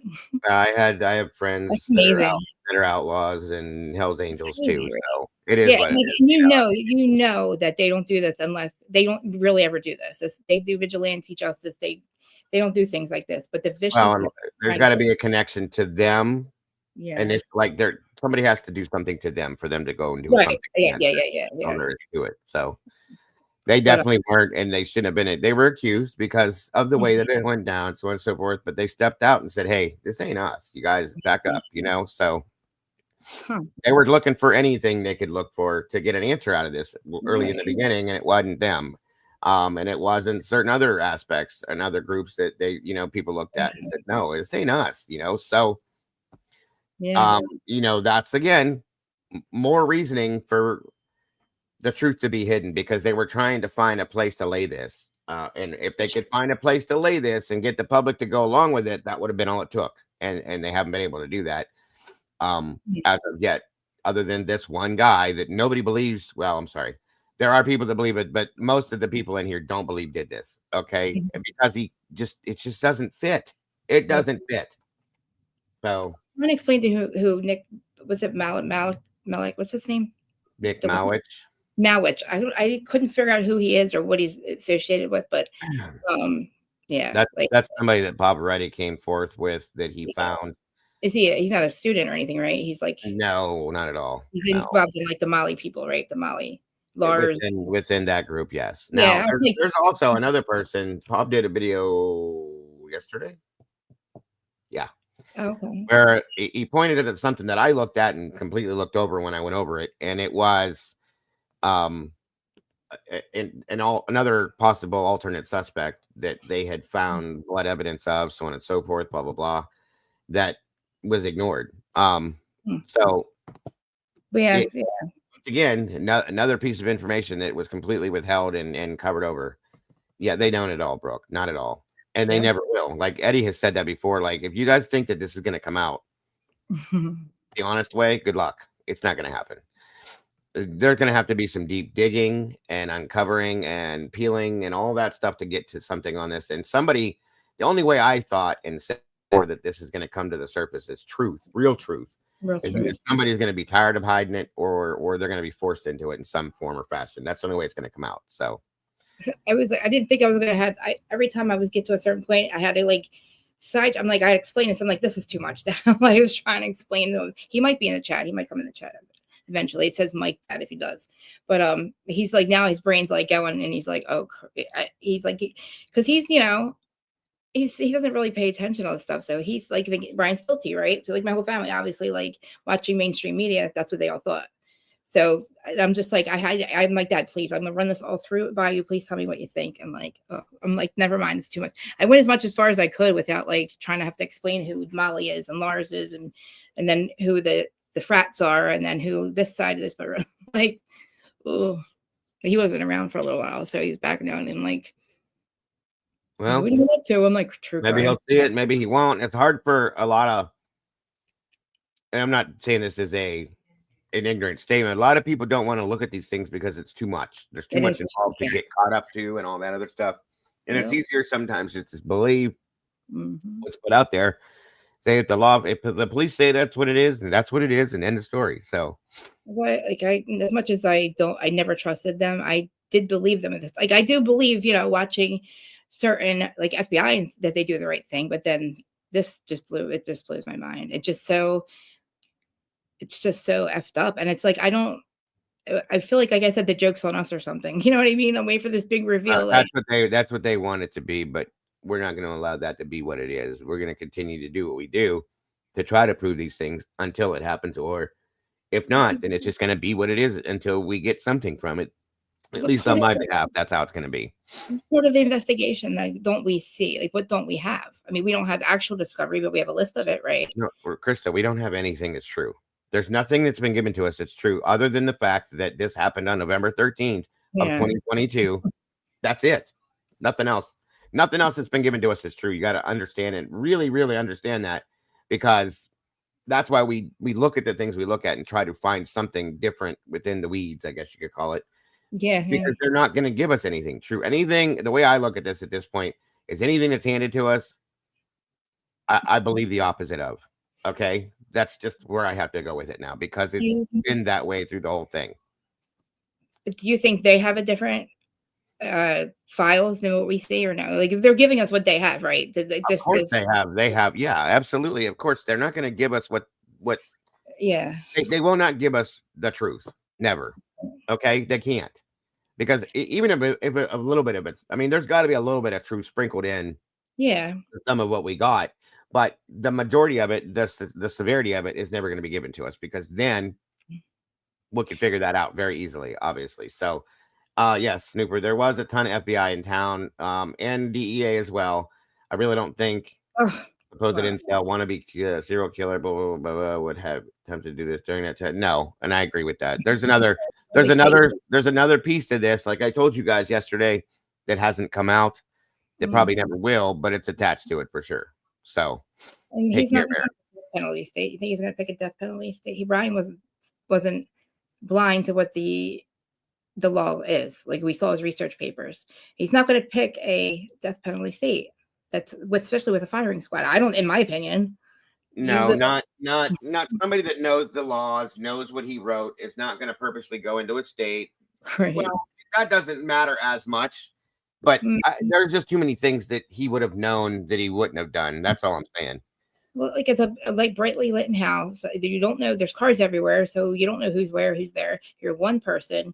You're allegedly trying to rob a house, but you end up there's 6 people there, and if one person's getting Where did you get that? Where did you get that piece of information from? That Which one? allegedly robbing a house. Oh, from Hitler or whoever was said that they thought he was going to rob the house and then he ends up murdering them. Nope. No. Nope. Well, I knew that's one more thing that they put out there to get people to believe. Yeah. They added the burglary charge to this because he went into the house. They're saying that's all. all. Did he take anything? There was nothing taken from that house. There was nothing proving that there was supposed to be a robbery. None of that. That was a rumor that started way back when, and then they took it and ran with it and made it part of the case. It's ridiculous. Yeah. That's what they've done is to get everybody over here away from what's over here. Do you see what I'm saying? Yeah. The whole case has been this way. So is the victim number 1? Is that the house? Is that they start with the house as being victim number 1? Because they have victim 2, 3, 4, or 5 or something like that. And I think Devil's Advocate was saying that he thinks that the house is victim 1 because it was robbed. And I'm like, they didn't steal anything. So who's victim 1? Like, I never noticed that. There's different stories. That's why people get confused. There's different stories out here. There's 4 victims that we know of. That's a fact. There was something that came out very early on where they said that the 5th victim was at the hospital. People thought that the victim was possibly the perpetrator, blah, blah, blah, blah, blah. There's so many bullshit stories out there. It's ridiculous. So you got to be careful what you see and hear. And if you're not sure of it or, question it, ask questions. You guys, because you guys, I never noticed that on the document or whatever I think it is, the paper, but the victim's listed, but I guess I don't know where victim 1 is listed. I was trying to follow what you were saying, but that really blew my mind. I'm like, oh. There's Lucy. You got some explaining to do. There you go, Eddie. Stealing is not the burgle. Stealing is theft. Good point. There was different docs numbering the victims differently. It's very strange how they did all this, but that's why we're doing what we're doing and so on and so forth. Go ahead, Eddie. Thank you, Dago. Could you go back and highlight Meanie's comment? I absolutely can, and I will. Hold on 1 minute.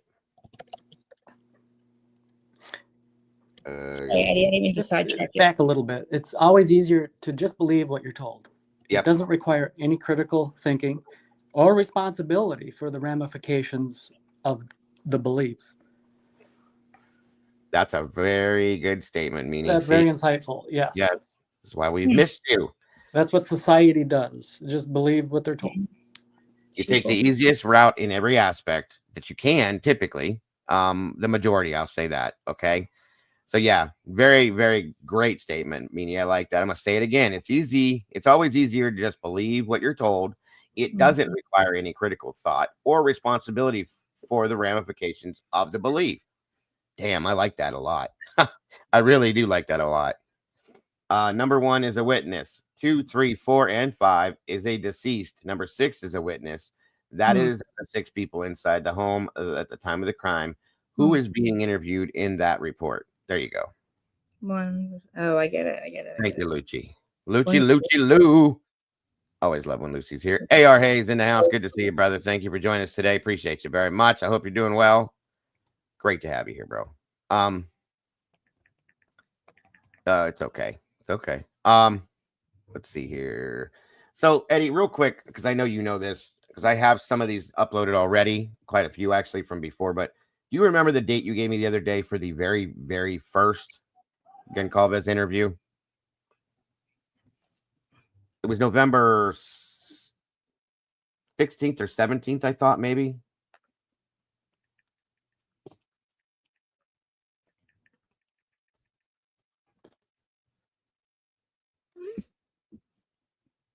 Hey, Flucy. Tell me if you need me to shut my window if it gets too loud or anything. Let me know. Okay. I don't know if you can hear it or not.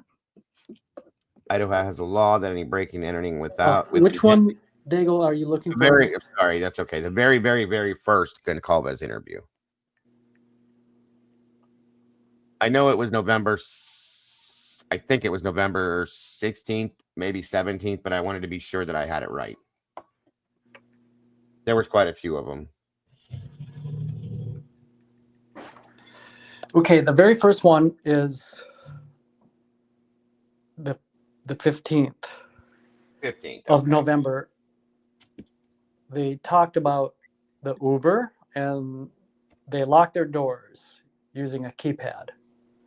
Got you. That was on the media corporation was KHQ.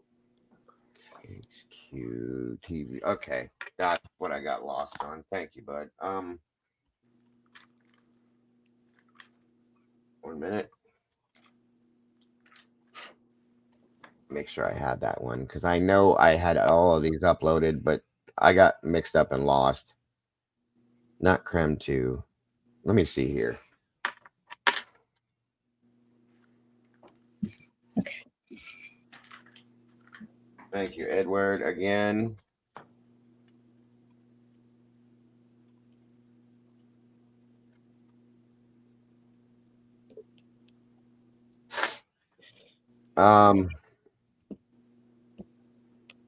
It won't. I don't know why I can't pull that one. KHQ. WKHQ, or was it KHQ TV? KHQ TV, I believe. That's what I thought. Okay. Let me see if that pulled it. Nope. Hold on. All right. Well, if that's okay. Okay. Then the next one would be the 17th of November, News Nation with Chris Cuomo. That's the next one I was going to go to. That was Olivia. Yep. She found the neighbor's ring cam verifying that the Uber took them home. I'd like to see that. That's what we're doing. And there's reasons why we're going back to these, you guys, because of things we know now as compared to then. 1 second. And we're just going to roll through these as best we can and discuss them as we do. Do you guys remember that post in the Discord that had like a list of everything? And it was like everything by time and like literally every detail of the case. It was in Discord, and I sent it to a couple people, but we do have that. I should have used that source. That's what I'm trying to find right now. SRB dropped that, and I keep forgetting we have that. So it's amazing. It is great tool. Yes. Okay, so this first one we're going to look at here, you guys, is going to be dated. Oh, nope, wrong one. Damn it. We have two of these because I have one from January 8th with News Nation as well. Hang on a minute. Where is it? Odd, what a difference here. Hold on a sec. 1 minute. Sorry. What date was that one again, Eddie? You said November 17th? Yes. Yes. Got you. Here we go. Let's see that there. I thought I saved this. Damn it. Okay, so this, I guess this is listed here, but it says the first time that Olivia speaks for the first time. Okay. I guess this is going to be this is the one I wanted to put out. So, and again, pay attention to what's said, guys, and take into effect what we've learned, what we know. Megastars in the house. Meg, good to see you, dear. What we know now based on what we knew back then and what she states as far as that goes. So, well, she was pregnant and she had a baby and stuff like that. So she had a couple of kids actually since this has happened. So put that into effect too. Yeah. It doesn't really matter. You know, what's up, Pappy? Good to see you. A lot of people made a big deal about them. Like, come on. Yeah. I don't know on anything, but it is what it is. I didn't. Yeah, she had two babies since the killing. So yes. Here we go. If there's anything you want me to stop, rewind, whatever, let me know. Thank you so much for being with us tonight, Olivia. You know, I remember from when we first started communicating, when all of this began, you told me that you believed that this was going to be a stranger who came into the house. And according to the police, you know, you were right the way that all of this played out. But what did you think when you first learned that Brian Kohberger was the suspect?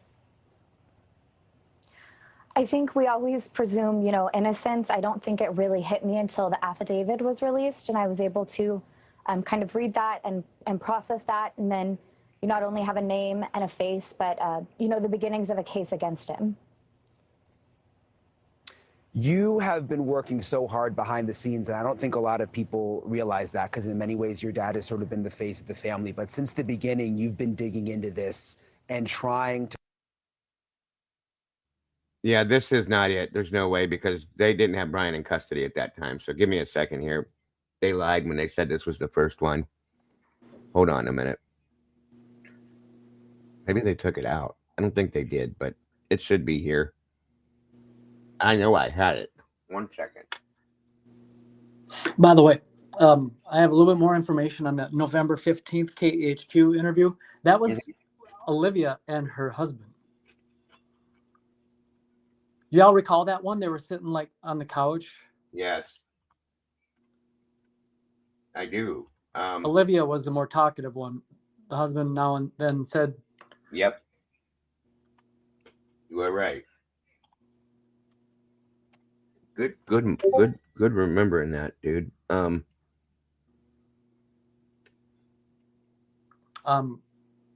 By the way, some of the content of that November 15th one with Olivia and her husband, some of the content was that one person did it.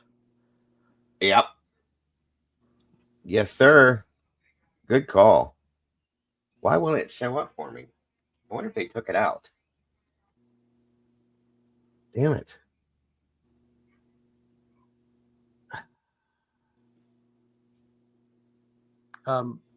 The one you might be looking for, the November 17th Either News one Nation with Chris Cuomo. I have that one. One second. Olivia. Go ahead. They were talking about there's no boy problem and no high-risk lifestyle. Mm-hmm. Good point. Let me see here. I'm sure they talked about other things. These are just things that I wrote down just to kind of, when referring to notes, to give me a general idea of that interview. Wait a minute. Hold on.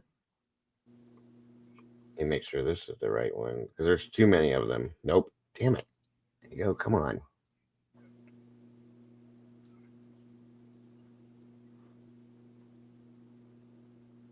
Don't see. I know that I have these because we've looked at these before. 1 second here.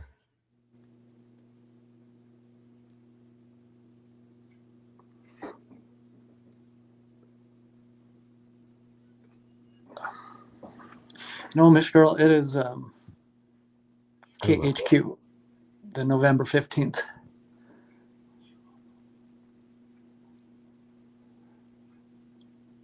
All right. Hold on. I accidentally found the one I was looking for. We're looking for the other one. So here we go with this one. We'll go with this one. Thank you, Lucy. I appreciate you, hon. Yep. Bingo. That's going to be 1, 2. Thank you, Lucy. Okay, so we're going to go with this one first. Again, this is Olivia. This is November 17th of 22 on News Nation.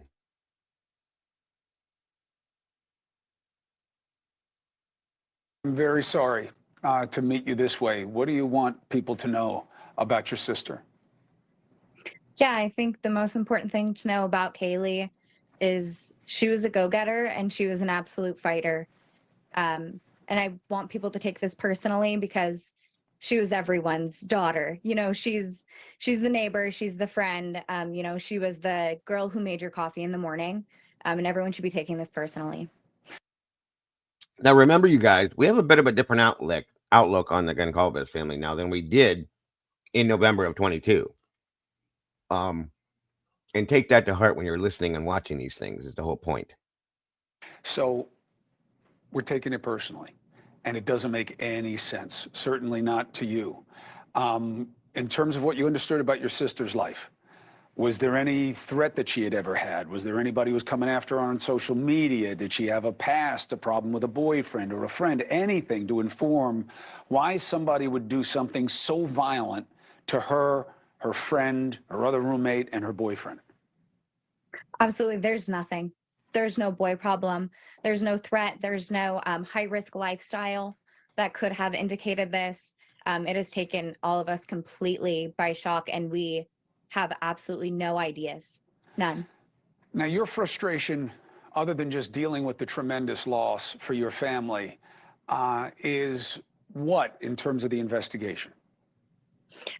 I think this happened in a small town, and I absolutely understand that local authorities were probably overwhelmed, and I don't blame them at all. They did Thank you, exactly what Mr. they should have done.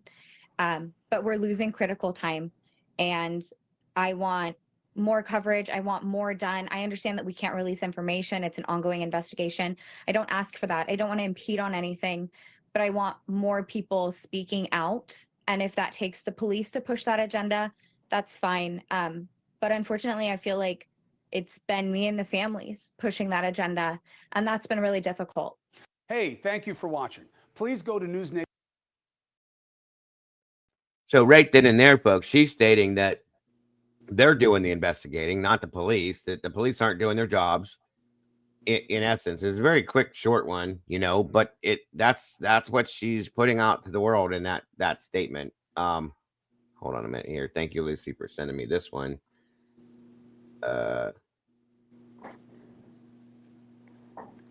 Is this, which one was that? That's okay.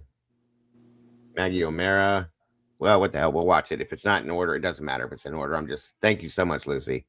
We'll look at this too. And then I'm going to go back to another one I found. Thank you so much, hon. Wow, I love you guys.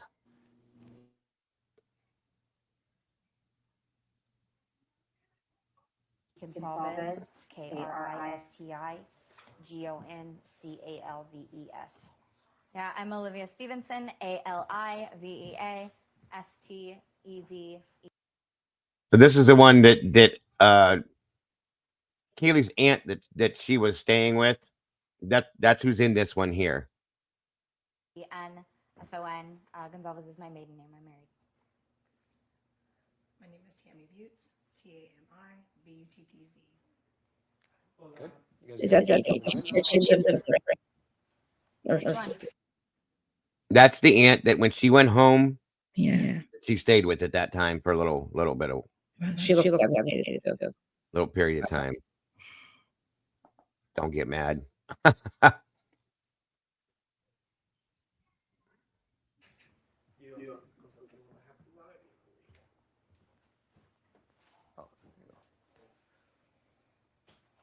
to get it right. Yeah. My name is Christy Gonsalves, KRISTIGONCALVES. Yeah, I'm Olivia Stevenson, ALIVEA STEVENSON. Gonzalez is my maiden name. I'm married. My name is Tammy Butts, TAMIBUTTZ. Good. Oh. Everybody good? Which one?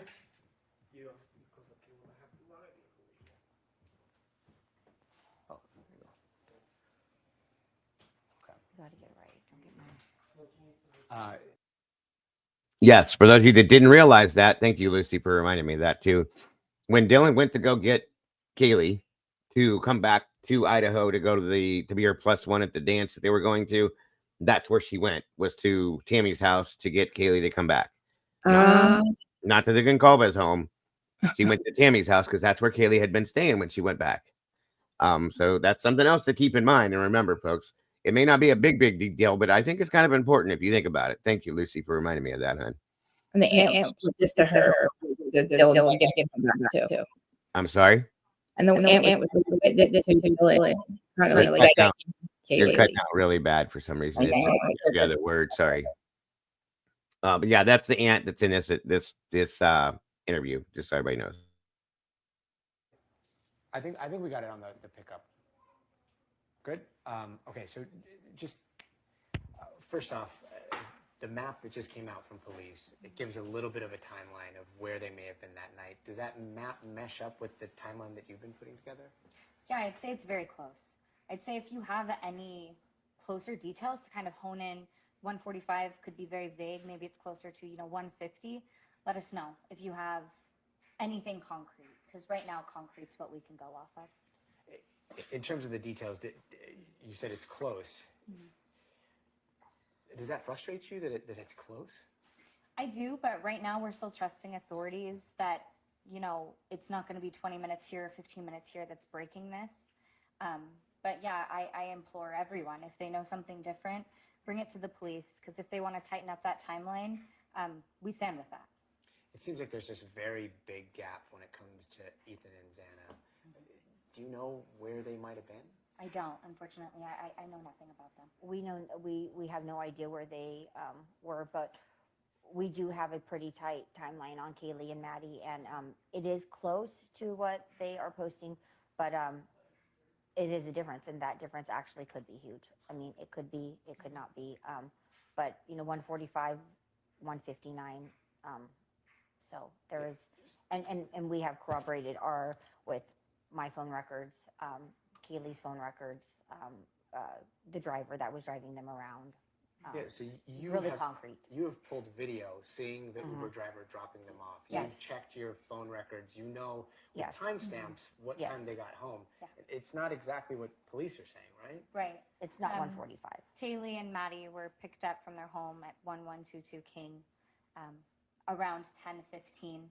It's about a 5-minute drive down. So they arrived to Corner Club around 10:20, which is different than what was released at 10. We know that Kaylee called for an Uber at 1:45. He arrived at 1:49, got in the car around 1:50. It's about a 5-6 minute drive. They arrived home at 1:56. Is it frustrating that your timeline is based on timestamps from videos and phone records, and their timeline doesn't exactly match yours? I just feel like there's a reason they're just putting it out, the estimate. I don't know, because they do have that information from us, and they've asked us where we have gotten that information, and we have concrete backing. She put it together. It could be conflicting stories. We just don't know. This is the information that I stand behind. I think that. Was somebody saying something? No? Okay, sorry. My mic. This one's kind of quiet. Let me check something real quick. See if I can boost the audio on this for you guys. Give me a quick second here. I'm sorry. Because this is kind of, I think it's because of the source it came from, which happens from time to time. But give me a quick second here. That might help there or there or there. I don't know why that was turned down, but okay, let's see if that makes a difference, you guys. When they say 145, I think they're kind of referring to the whole group arriving approximately 145. I believe that maybe Ethan and Xana, and I don't know, may have gotten home around that time. And then the. Okay, and so they're on the 145 timeline here. Sorry if I'm echoing, but just remember that. Girls obviously 159-ish is shortly after, so they're just kind of grouping that the group arrived home around 145-ish. But they were not together, and we don't know anything about Ethan and Xana. We do know about Kaylee and Maddie. And some of the time stamping afterwards, that your sister was making calls, right? She was making calls as late as almost 2 o'clock. Yes. Yeah. How do you know that? So she was on my mom's cell plan. So we pulled my cell plan. On Sunday, I was able to pull those cell records. And you could see that she was calling somebody out. Does it seem like they may have been involved, or does it seem like no, not at all? Kaylee had no shame in kind of power calling, so it fits Kaylee. Yeah, and we know who she was calling, and this person is, and this person was asleep, unfortunately, was not getting the calls, and it was, I don't know, a few calls for half an hour. She called him a couple times, but no, it was not. We do not believe she was calling him for help. We believe that she was just calling him to come over. If Kaylee was in imminent danger, her or Maddie, they would have called 911. They would not have been calling this person. Yeah, and that was at around 2. Yes, so at that time we started believe around 2:30. Yeah, we believe that the girls were just fine. So from those phone records, it looks like the girls may have been alive around 2:30ish. 2:30 is what, the last call? No, the last call is shortly before 3 a.m. Sure, yeah, that's right, 2:50 something. 2:52 for both of them. Yeah. It's now been 5 days. Right. And still no killer, still no motive. How are you guys holding up? Yeah, I think it's different for everyone. They obviously are, the same people to us, but they were different to all of us. To my mom, it was a daughter. To my aunt, they were nieces. To me, they were sisters. And we all had different, very complex and amazing relationships with both of them. So it's going to feel different. Empty. Yeah, for all Kaylee of was us. just home. Good question, Friday, K-Kaz. on Friday morning to go to a Pi Phi party, and she had just bought a brand new Range Rover, and she contemplated all day long back and forth whether she should go home, and because she just really wanted to show it to Maddie, and some other friends and whatnot. And she's just like, Mom, I'm gonna go to the Pi Phi party, and Maddie's got to see this my new ride. She contemplated all day long back and forth whether she should go home. Yeah, for all Kaylee of was us. just home. She just left on Friday. She left on Friday morning to go to a Pi Phi party, and she had just bought a brand new Range Rover, and she contemplated all day long back and forth whether she should go home, and because she just really wanted to show it to Maddie, and some other friends and whatnot. And she's just like, Mom, I'm gonna go to the Pi Phi party, and Maddie's got to see this my new ride. You notice they're not talking about Dylan coming there and talking to her about going back to Idaho for any of that. They're just putting it on Maddie that's why she went back. And that's what I'm saying. Right. And I'm like, for sure. Like, I mean, it was nice. It was really nice. She just bought it that day, all her own. And I talked to the girls on, she had a fun time on Friday night, both of the girls, and then both of the girls texted me on Saturday. So you were talking to Saturday afternoon? Yes, Saturday afternoon. They sent me pictures of themselves, and Kaylee called me around 2:30ish on Saturday afternoon. And then I was texting Kaylee just randomly on Sunday. And right about those, when I look back at my times that I was texting Kaylee, the police were swarming. So you were trying to get a hold of her on Sunday morning. Yeah, just random talking. Yeah. Yeah, just, hey, what's going on? How did you guys do last night? We talked a lot. And she was supposed to be home on Tuesday. She said she'd be home on Tuesday. We were talking a little bit earlier, but whoever did this is still out there. Yes. Do you have a message for them? Turn yourself in. Stop all this. Let us mourn our children, and we can't when we know this person is out there. You know who did it. You know who you are. Just end it. The guilt has got to be just overwhelming. It's got to be sickening. Stop hiding. Stop running. Just turn yourself in. Just turn yourself in so we could move on. We could bury our girls. We could have a celebration of life for them. And continue to mourn and try the best to heal, start the healing process. But we can't with this person just running around out there. This person's dangerous. And we fear that this person will do this again. Now that he's done it once, he can definitely do it again. We have no idea why. None.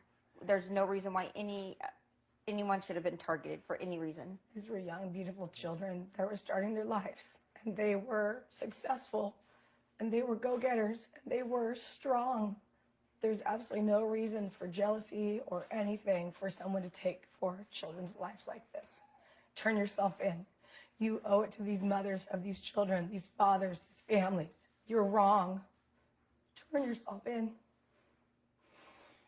You said something that I've never even thought of, which is, it's almost the worst nightmare, which is how do you bury your daughter knowing that they could possibly come?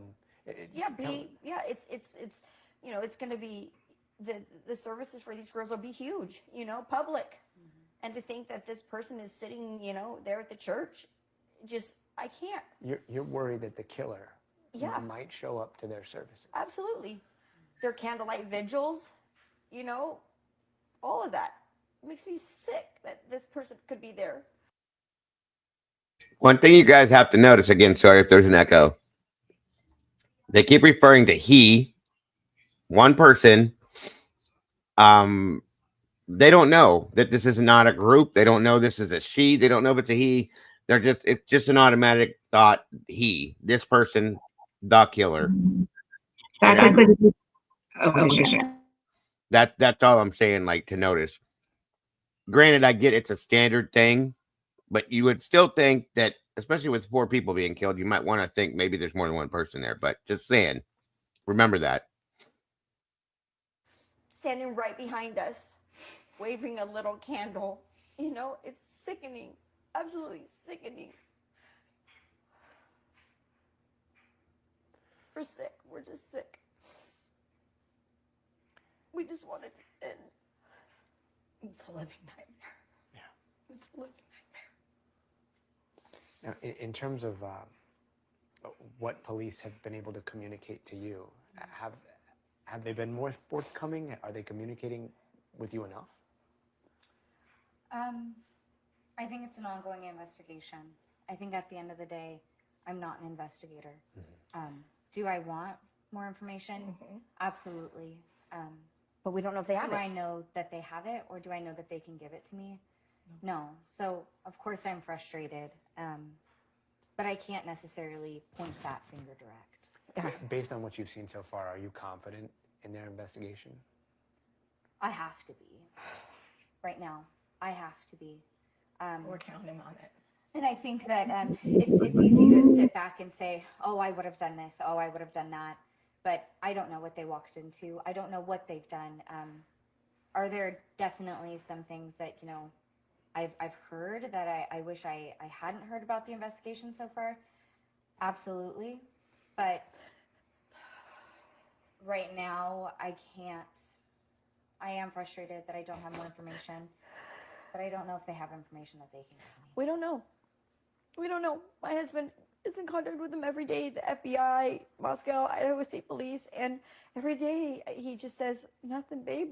And I'm like, nothing? And he's like, nothing. I mean, just nothing. And I don't know if that's because they have nothing or because they're protecting the investigation. So, you know, it's hard to be mad at them if, you know, we just know they're protecting the investigation. But it would be nice if they said, we have something, you know, we have a little lead or we have an idea. And it just gives you a little bit of hope, you know? And I mean, It is very hopeless right now, I guess, being left without that information. Yeah, because you can't grieve, you can't feel safe. Yeah, no. Yeah. And if Kaylee and Maddie were down there right now in this situation with somebody else, they would be home. I would have told them, and they, you know, I would have been, you girls need to get home now, like yesterday now. So, you know, to families, I mean, I think it's Thanksgiving weekend is coming up, and most kids are coming home, but there's no way. This is November 17th, November 17th. And there was no way that I would send them back until this person is found. This person, it's an isolated, targeted, you know, incident until it's not. Until this person was angry. This was not just, you know, oh, he got drunk at a party and shot up a party, which I'm not putting anything down to, you know, people have lost loved ones that way. But this was a very violent, targeted attack. And hearing yesterday, hearing the coroners. Oh, he got drunk at a party and shot up a party, which I'm not putting anything down to, you know, this person was angry. This was not just, you know, oh, he got drunk at a party and shot up a party, which I'm not putting anything down to, you know, people have lost loved ones that way. But this was a very violent, targeted attack. And hearing yesterday, hearing the coroner say that one person may have been killed in their sleep. Is that something that you had heard? Yeah. Yes. And that's hard, you know, but I guess for us that kind of just indicates, you know, premeditation, which we've been fighting since the beginning away from this. That one person may have been killed in their sleep. But this was a very violent, targeted attack. And hearing yesterday, hearing the coroner say that one person may have been killed in their sleep. Is that something that you had heard? Yeah. Yes. And that's hard, you know, but I guess for us that kind of just indicates, you know, premeditation, which we've been fighting since the beginning away from this term, you know, crime of passion. I think that that comes with a certain connotation that can lead to empathy, and we don't agree with that. No. So when you hear them say that someone was killed in their sleep, you think premeditation? Absolutely. I think it's impossible not to. And not one, four. I mean, I don't know if all four of them were. We don't really have the details, but regardless, 4 people were stabbed to death. And premeditation, I mean, like you said, it's very different. He went into someone's house with a I'm knife. not saying, you know, I don't know if all 4 of them were. We don't really have the details, but regardless, 4 people were stabbed to death. And premeditation, I mean, like you said, it's You very went into different. somebody's than house. He went into someone's house with a I'm knife. not saying, you know, weeks lead up. I'm not saying months Right. lead up. You know, it literally could have been 20 minutes. I Yeah. don't know. But to somebody went in there. You know, this wasn't a fight that, you know, the girls had said something and offhand this occurred. They must have, you know, walked in on vulnerable sleeping A coward. kids. Coward. And so for what it's worth, I want to run as far from the term of crime of passion as possible, because I think Turn what volume down, Ryan? The video volume or my personal volume? I had to turn it up because nobody could hear it. Is it too loud now, you guys?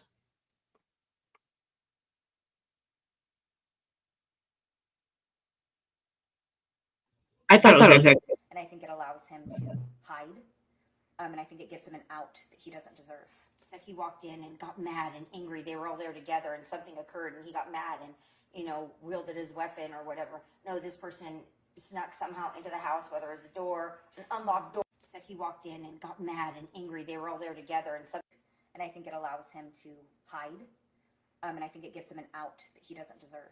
That he walked in and got mad and angry. They were all there together and something occurred and he got mad and, you know, wielded his weapon or whatever. No, this person snuck somehow into the house, whether it was a door, an unlocked door or an unlocked window, but he was not invited and he came in with a weapon.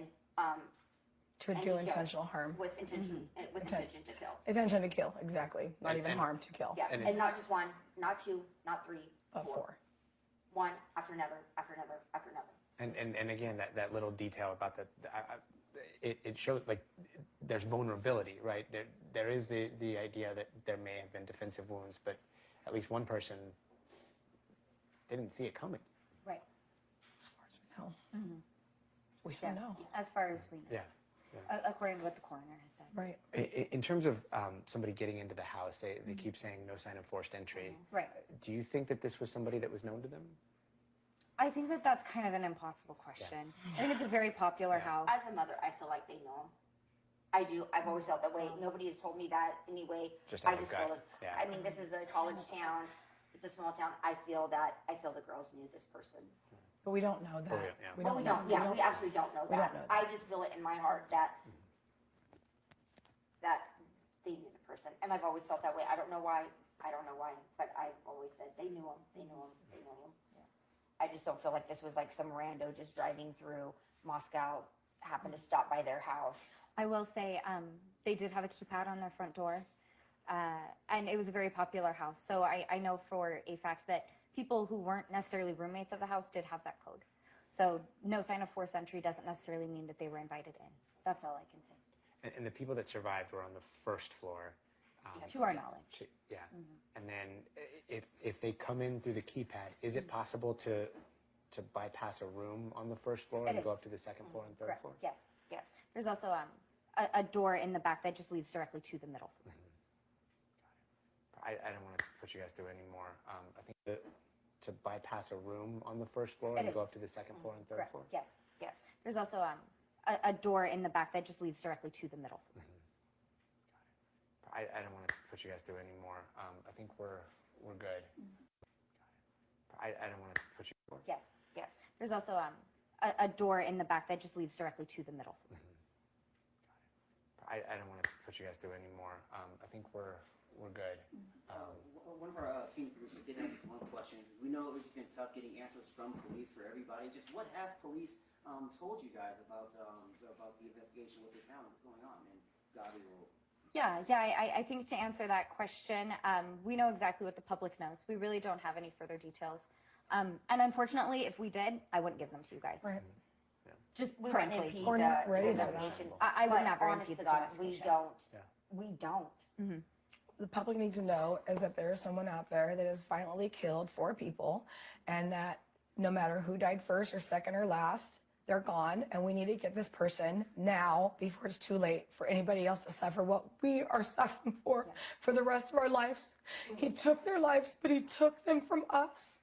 That will never change. We will never let Kaylee and Maddie's memory ever disappear, but that's all we have left, and that's not enough. Done. There's your answer. Yeah. There is no other information. There is no other information. And unfortunately, you guys will probably hear it first anyways. Yeah, before we right. do. Yeah. It's pretty true. Things leak out there all the time. And we're like, did you see this? Did you see this? Did you see this? We're like, nope. So I called my have husband. been He's like, I haven't heard grateful that. for, you know, the reporters and stuff that have reached out to me ahead of breaking these stories. Yeah. You know, even if it's only 20-minute heads up, it's nice to be able to process that information as a family first before reading it online. Blast it out there. Yeah. To everyone who has done that, I just wanted to say thank you. You know, I know that if it bleeds, it leads. I get this industry. I'm not stupid. But thank you to those who have done so respectfully and with empathy in their hearts. Agreed. Okay. Thank you guys. And we'll do the same. I mean, Of course. No, thank you. Right now. Yeah. My name is Christy Goncalves, KristiGoncalves. Yeah, I'm Olivia Stevenson, ALI. Okay. I agree. That's an interesting question. Trade with Journal, and welcome, by the way.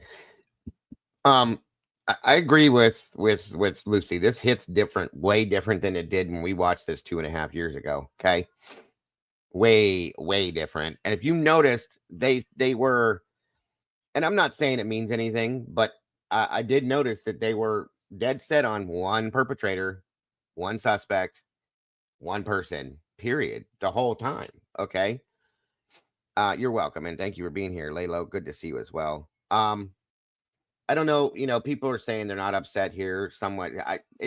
Listen, folks, it's probably shocked to be some aspect. I'll give it that, okay?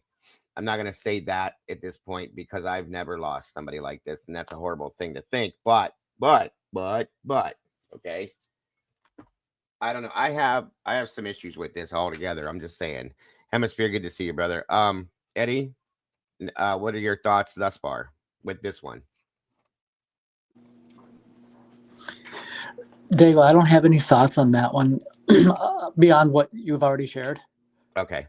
Pretty much, I've been looking for that KHQ interview with Olivia and her husband on the 15th of November. Okay. Is it KHQB TV or KHQ? KHQ. I found it and I watched the whole thing. Oh, okay. Do you have a link that you can put in the back chat for it or no? If you can't, if you can't, don't worry about it. Just give me, like, how did you look it up, and I'll do it that way. That's complicated. I'm trying to simplify how I found it because it's not on YouTube. I found it like on a regular, search. Oh, like a Google search. Result. Okay. Yeah. You can try that. I just copied. Now, I don't even know if this will work, but hey, Peaky. I think the best result is if I dropped out and then tried to figure it out and then email it to you. Well, let me try it first before you do that on Google and see if I can get it that way. Interview November 15th, you said, right?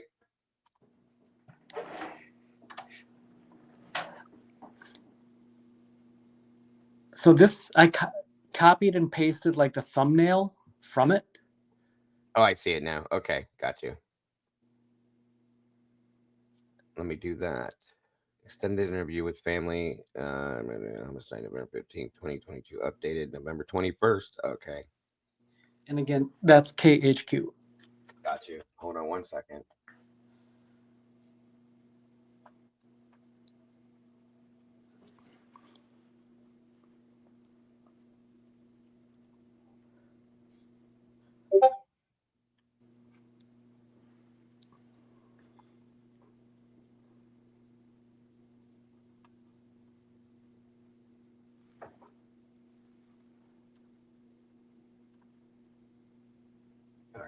See if that'll work for me now.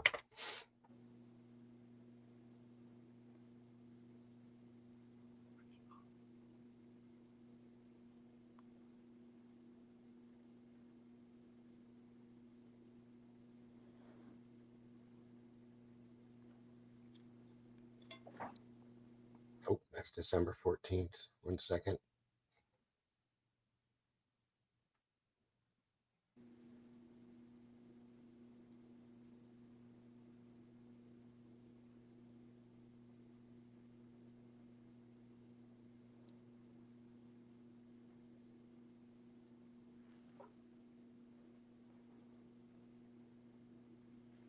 Do you remember the reporter?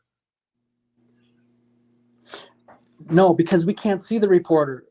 It's an Gotcha. in-person interview at Christy and Steve Gonsalves' house, and the reporters are like behind the camera as opposed to like Olivia and her husband being in front of the camera. So we can hear the voices of the reporter, but we don't know who they are.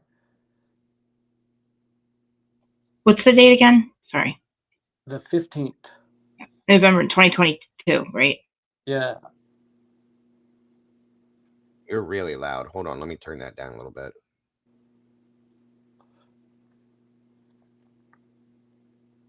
I don't know why I can't touch that. Okay. Got to turn your volume down just a little bit, Chris, on your mic. How's that? Okay. So I don't think this is the one. Wait, is it? Are you talking about the one with the husband or just no? Yeah, the husband. Okay. So I do think I have this one here. Hold on, guys. All right. Hold on. It did work, Eddie, if this is right.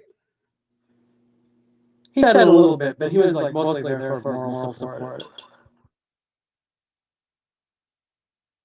KHQ-TV SRB. That they had each other, that they that gives you some comfort. grew up together, first kisses together, first boyfriends together, graduated high school together, started college together. They lived together. They got a house together. They got new cars together. They got in fights together. And unfortunately, how their story went is they died together. She says she knows Maddie and Kaylee went out together that Saturday night to a bar, took an Uber, and even went by a popular food spot before heading home for the evening, a home she says they were good about making sure was locked. Police have said there is no imminent danger to the community, a statement that her sister really has some questions about. Until we have someone in custody, I can't say that. And to whomever did it, if they're watching, we will find it. We will find whatever we need to find you. And Claire, the reason this family, Kaylee's family, was willing to speak with us is because they want to plead with any witnesses out there to come forward. She is urging anybody who may have seen the girls that evening or the couple that was also killed at some point during the night to call Moscow police, whether it's big or small. It could be absolutely crucial to helping get some justice. Claire. Haley, thank you. Spokane, you're looking. It seems like they wiped all of their interviews from the very beginning, it looks like. I don't know. I found one from December. Unmute for a minute, Krista. Okay. It's too loud. Way. Hold on. Okay, let me turn my stuff down. All right, now say something. Hello? That's better. Okay. Okay. Joy, that was super loud. I turned myself down too. I hope I'm not that loud anymore. I never heard you loud. So okay. Okay, now I got it. It's all fixed. There we go. So that one's done. Lucy knows everything. Yeah, and that sadly, that's about an 8-minute interview, and we only saw like 2, clips from it, 2 segments. That was not the interview in its entirety. In other words, that's what I'm looking for to see if there was another version of it, because I think there might be. That came off of Google, and I don't think that was. I knew that wasn't the full interview, but that's fine. I have a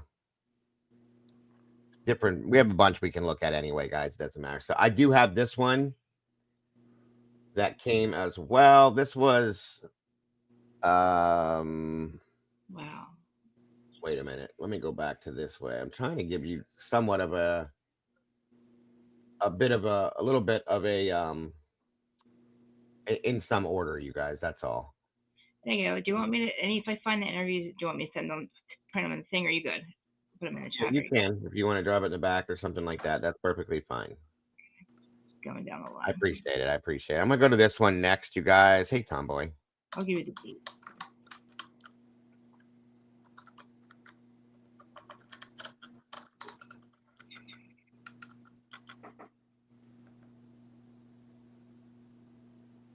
This one was on my birthday, November 23rd of 22.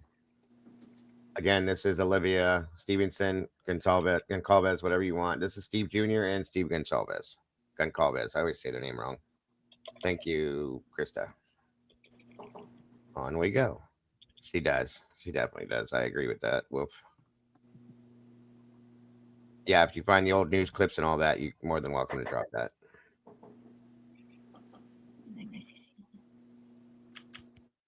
I know for a fact some things have been removed. Why? I don't know, but they have. Hold on. To understand the world, I'm hoping for justice. You need the truth. That's why I'm trying to switch myself into that mode to try to find some justice.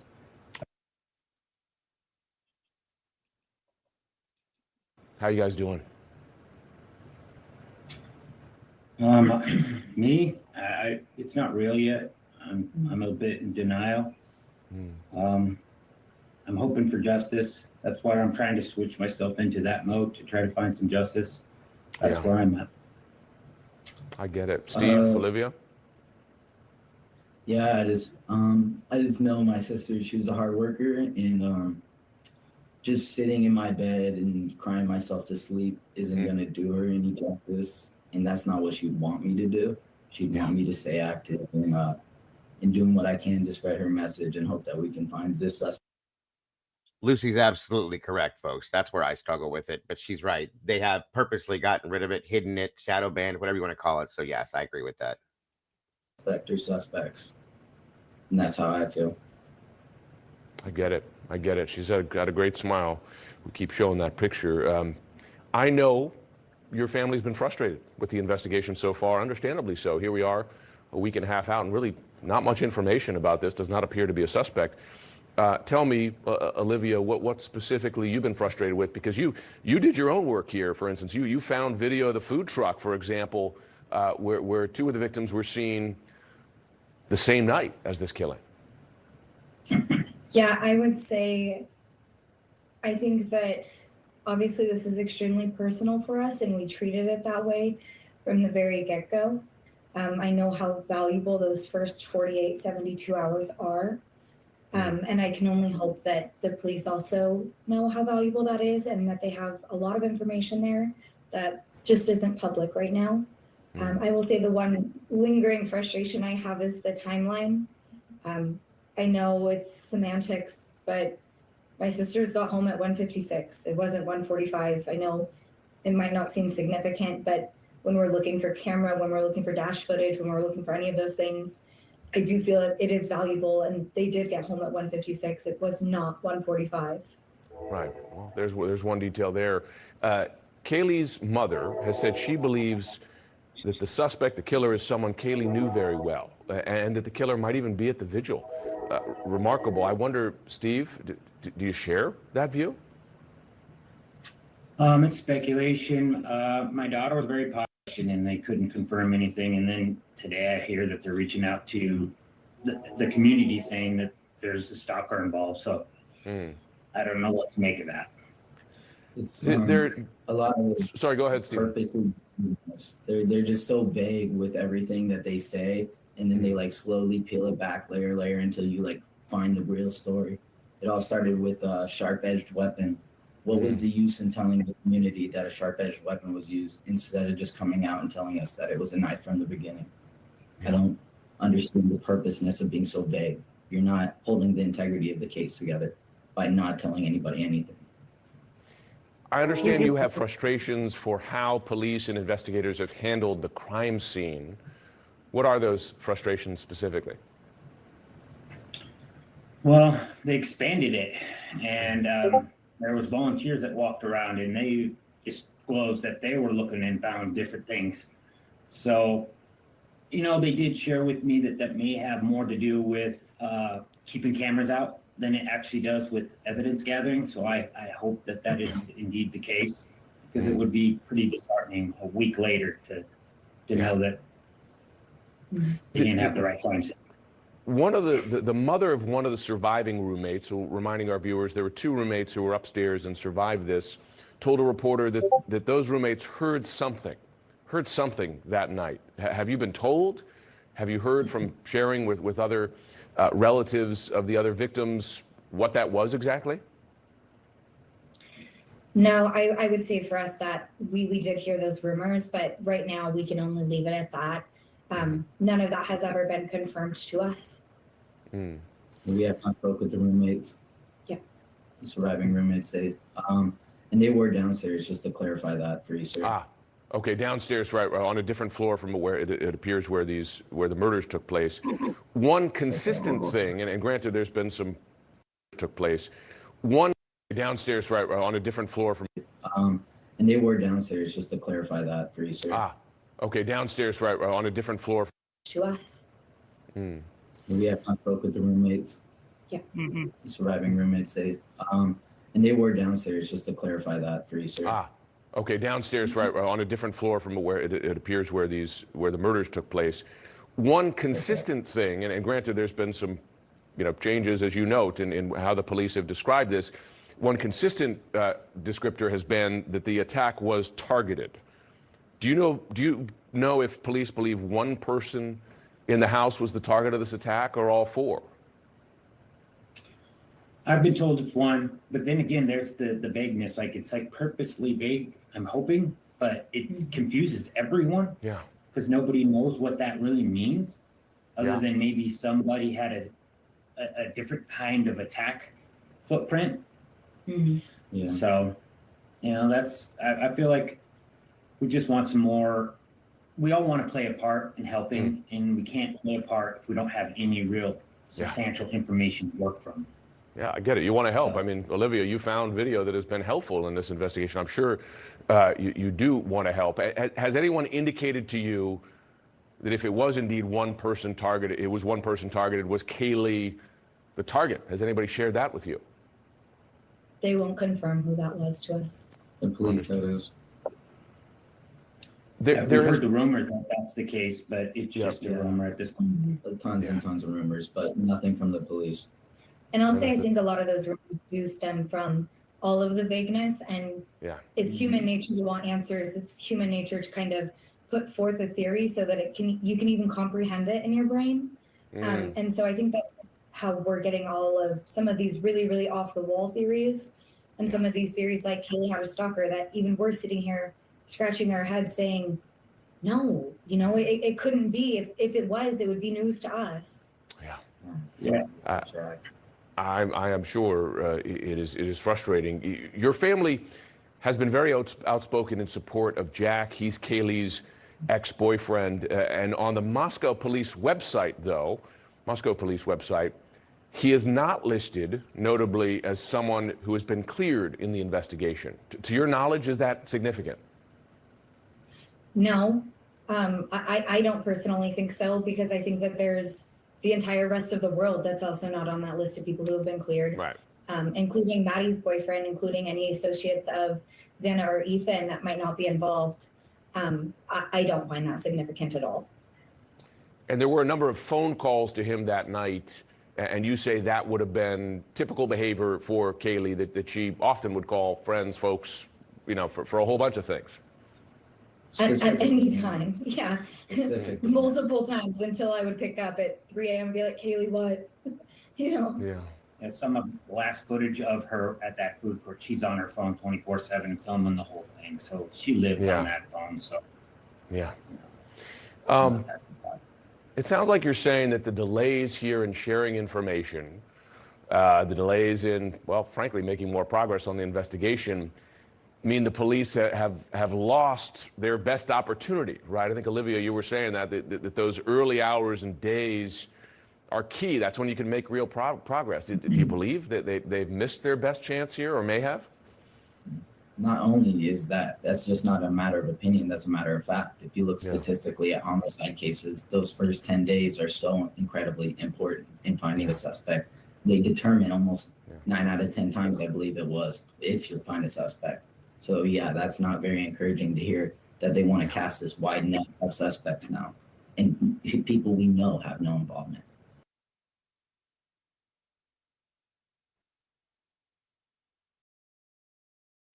Interesting.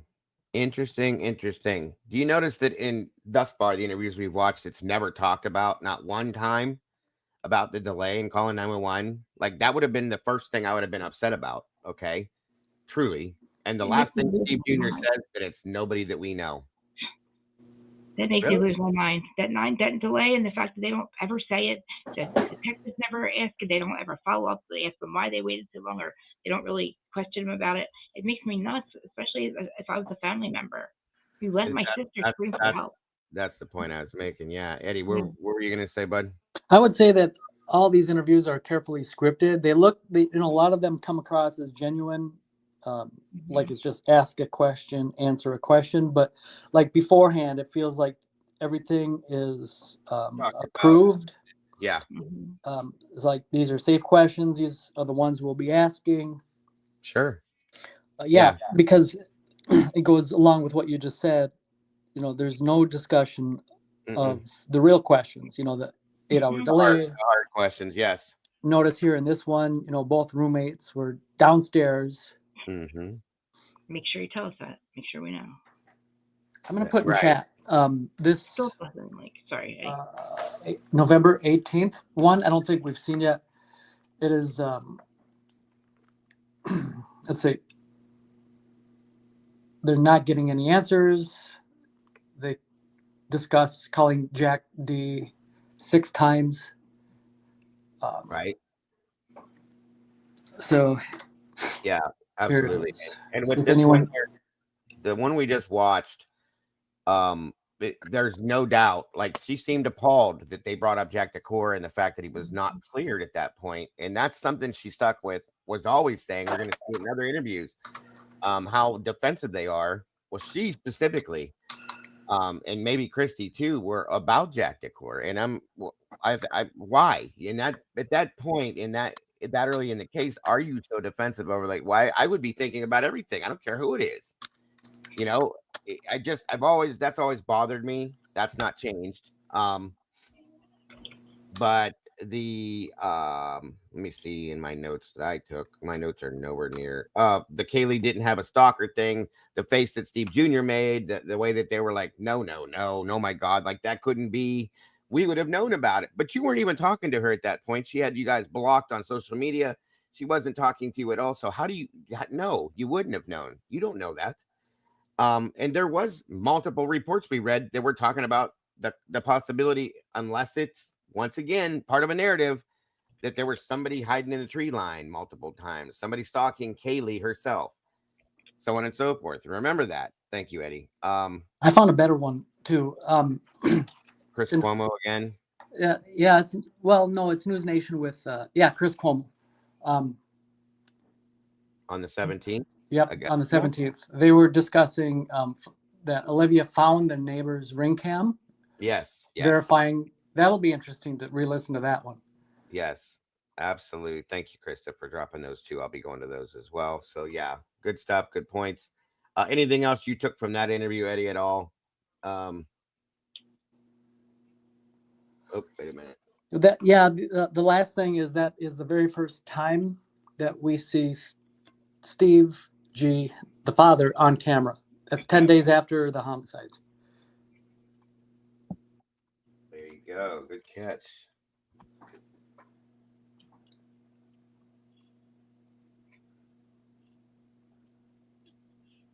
And of course, you guys, please throw your good point too, Lucy, that Lacey's parents were all about Scott Peterson as well. Throw your thoughts and feelings in the chat, please, guys. I want to see it.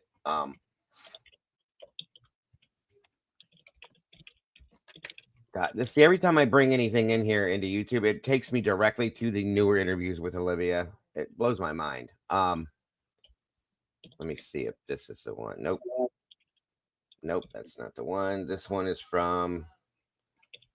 That's a Olivia did a lot of interviews. Now that I remember. 1 second here. You know, the darndest thing is that we've already watched all these on your channel way back in time. Yes, we did. So if we had that video and the timestamp of that video, you would have it within your own catalog. It's funny because a lot of them have been deleted from my stuff. I don't know why, but it's weird. Hold on a minute. I have multiple. Got it. Yep. See? Oh, hold on, let me mute that. Oh, wait a minute. This might be the one. Whenever you're ready, just let me know if you need more information or if there's anything specific. What is that? Hold on. Sorry. Okay. I got it. See, I got another one from November 28th from with her too. I got a lot for her. I'm getting there. Bear with me, you guys. I'm sorry. I'm sorry. I even have Shannon Gray interviews. Wait a minute here.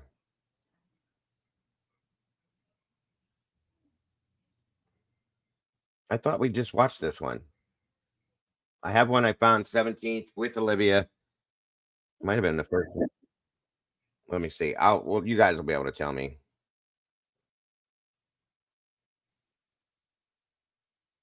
To meet you this way, what do you want people to know about your sister? Yeah, I think the most important thing to know about Kaylee is she was a go-getter and she was an absolute fighter.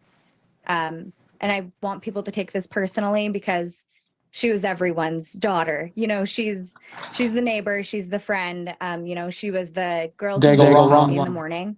And everyone. There's more than one on the same day with the same person with her. And okay. Wild. Hold on. Unless it was a two-parter. That's the only one I can find. You know what? November 17th.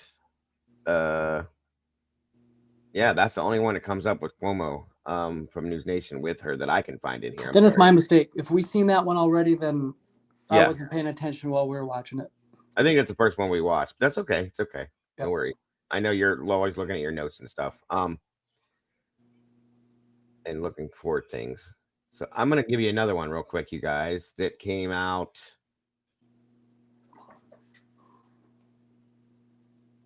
Give me a second here. This one's interesting too. This was actually a little bit later on, January 8th, this dropped, okay?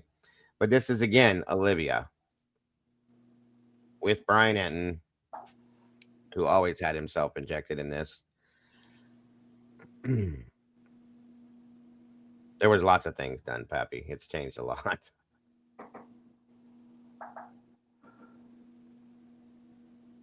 And what was your reaction when you were able to read through? I think I was texting you. And what was your reaction when you were able to read through? I think I was texting you. I was in line in court trying to read the affidavit on my phone. What was your reaction when you were first able to read through all of it? Yeah, to be honest, I think that that's been the hardest part of this, is to sit back and look at the totality of it. When my sister was FaceTiming me about a new egg bites recipe, he was planning his next visit to the home. And that's really difficult. It's really difficult not to wish that you had done more, or wish that you had known more. But it's just the first step. A lot more evidence will come. Now, here's another point, and I'm sorry if I'm echoing again, but catch on to the misinformation that's being put out to the public by the families as well, folks, that we talked about yesterday. That statement right there, talking about he's planning another visit to the home. That's not true. Okay, so remember that. Come out, and I'm confident that Moscow Police Department, Idaho State Police, and the FBI have the right person, and I thank them from the very bottom of my heart. Yeah, I had never really thought about it that way. When you go through the timeline and the affidavit and see all the dates of when the cell phones pinged, you can actually go back, and I know you talk to your sister every day, you can actually go back and think of your conversations from those specific times.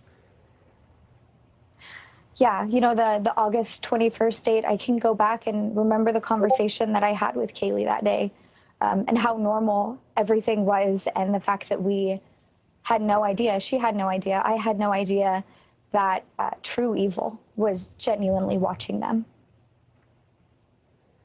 So this is certainly something that your family never envisioned that you would be going through. But I think what's so amazing about you guys is you're already trying to turn this tragedy into good in some way. Can you talk a little bit about, I know you're in the early stages of perhaps setting up a foundation to remember Kaylee, but tell me about your family's plans going in that direction. Yeah, so from the beginning, we've definitely wanted to set up something that's Kaylee and Maddie's legacy going forward.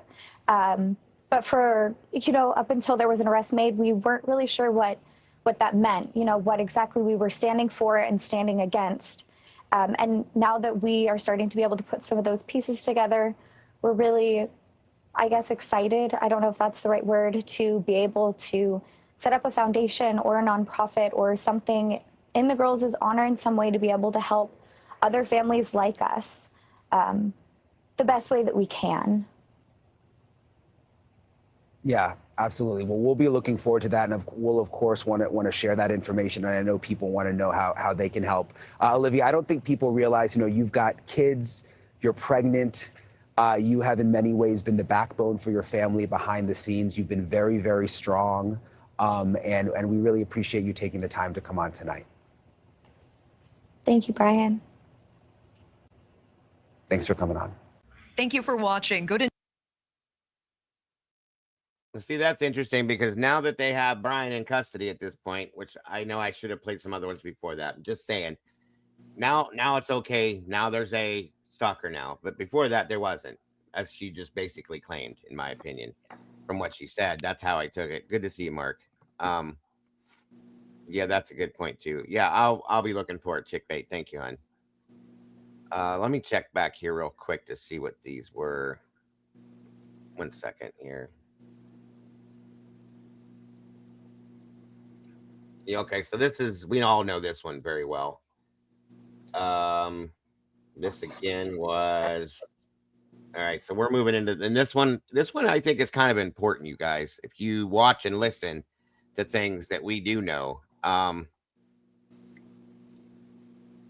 please find Steve G telling other families be good and he'll get you shares. Oh, that's a newer one, but yeah, we can get to that at some point. Good point. I get you, Lalo. I get it. All right, here we go. Diego, I think I found the one you were looking for earlier. Okay, that's fine. We'll go back to it. I appreciate it very much. Yeah.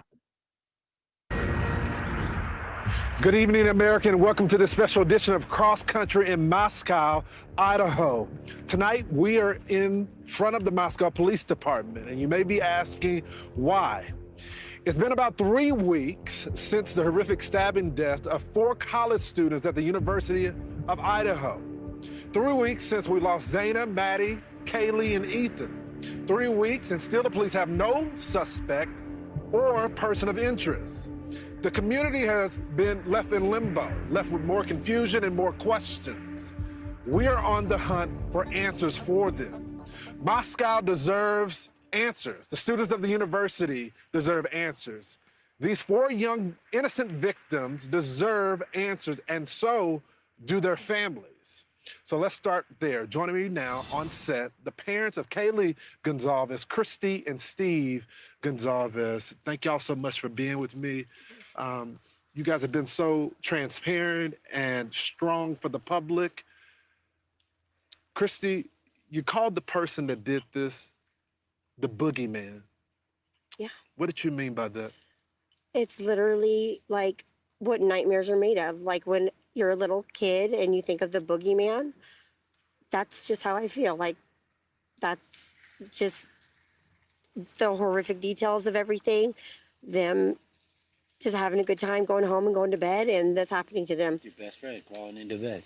Just crawling in bed. Every and girl the in boogeyman America comes. knows what that's The like. boogeyman doesn't, meet you at McDonald's. I mean, the boogeyman comes and snatches you out of your bedroom.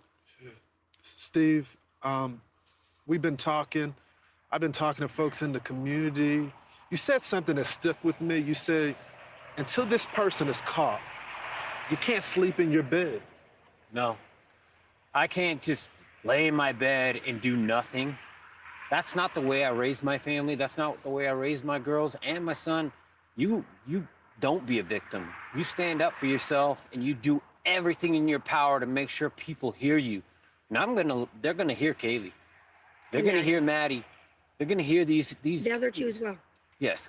All of them. I'm careful saying anything about them because I need to be careful because I can't speak on somebody else's child. But these two girls, I'm not trying to be a glory hound, but these two girls, I'm going to do what I can do, and we're not being victims. We're going to fight. We're going to figure out how to make sure that we hold everybody, accountable, and we keep eyes and attention on this and get this thing resolved. Steve, you have made it very clear to our audience that you are supportive of law enforcement. You support the investigation. But recently, I've been watching and talking with you, and you're getting frustrated. What does that frustration come from, sir? They put certain people between you and the officers that are making things happen, and those people are like lawyers, and they don't want to say anything, and they don't have the guts to come up and be alpha and be like leaders and say, hey, we might say something that's wrong. We're going to take that hit. So the officers, they look me straight in their eyes. The lead detective looked me in his eyes. I have no doubt he's working as hard as he can, but somebody isn't communicating. There's nothing being released. It seems like they're trying to suppress the story. We want to put rewards out there, like, don't do that. Yeah, I get it. Your town doesn't want to have reward posters posted all over when you come and you do your rush.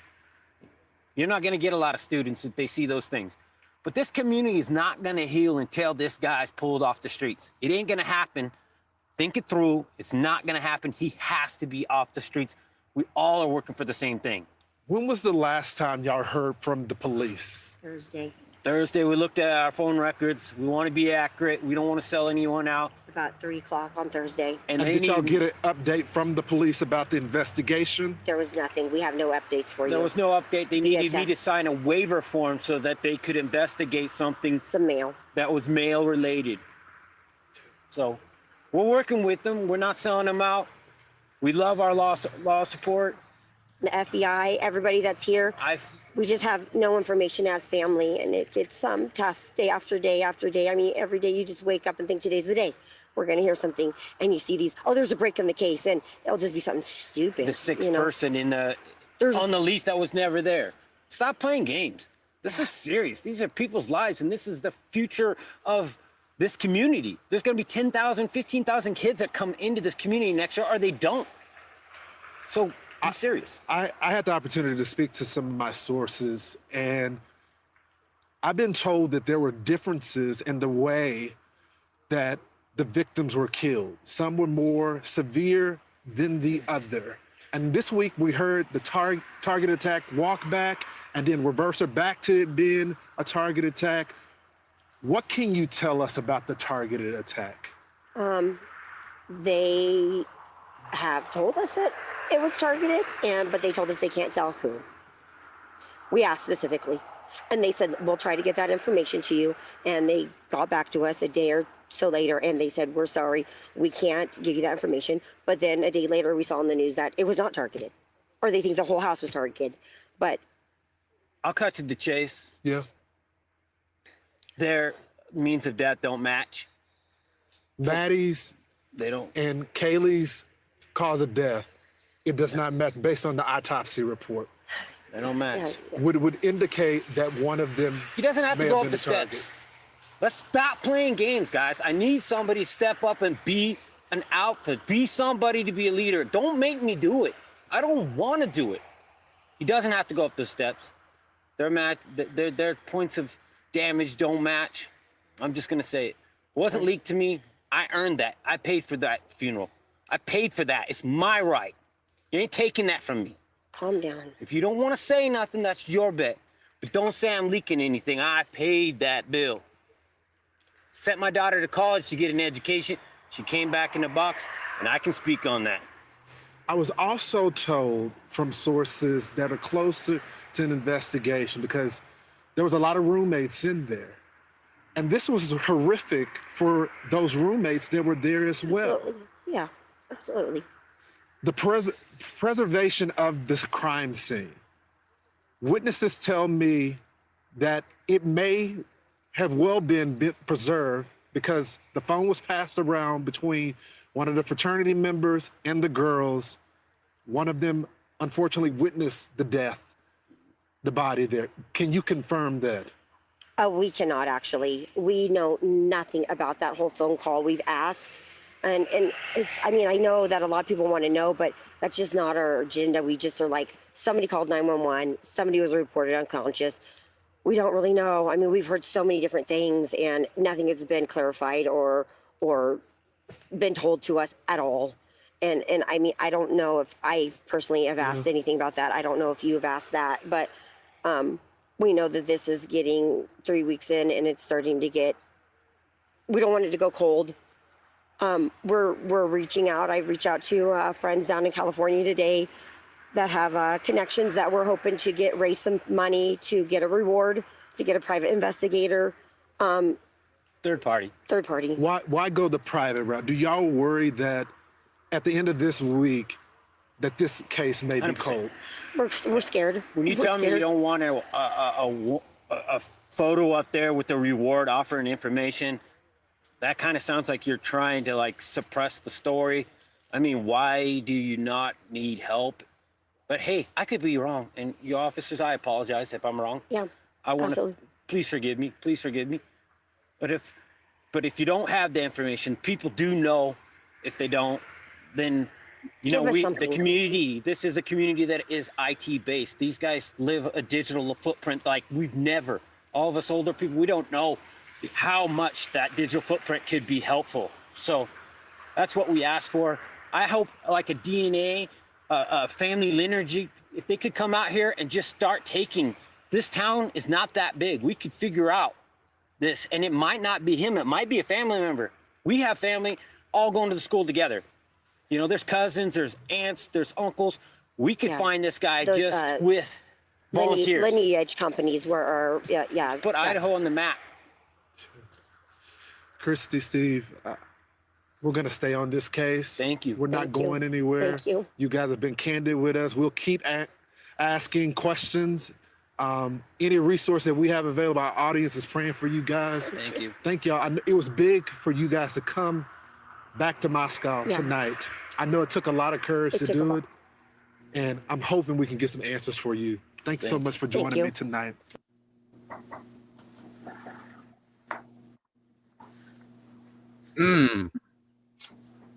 That one's always been very interesting to me.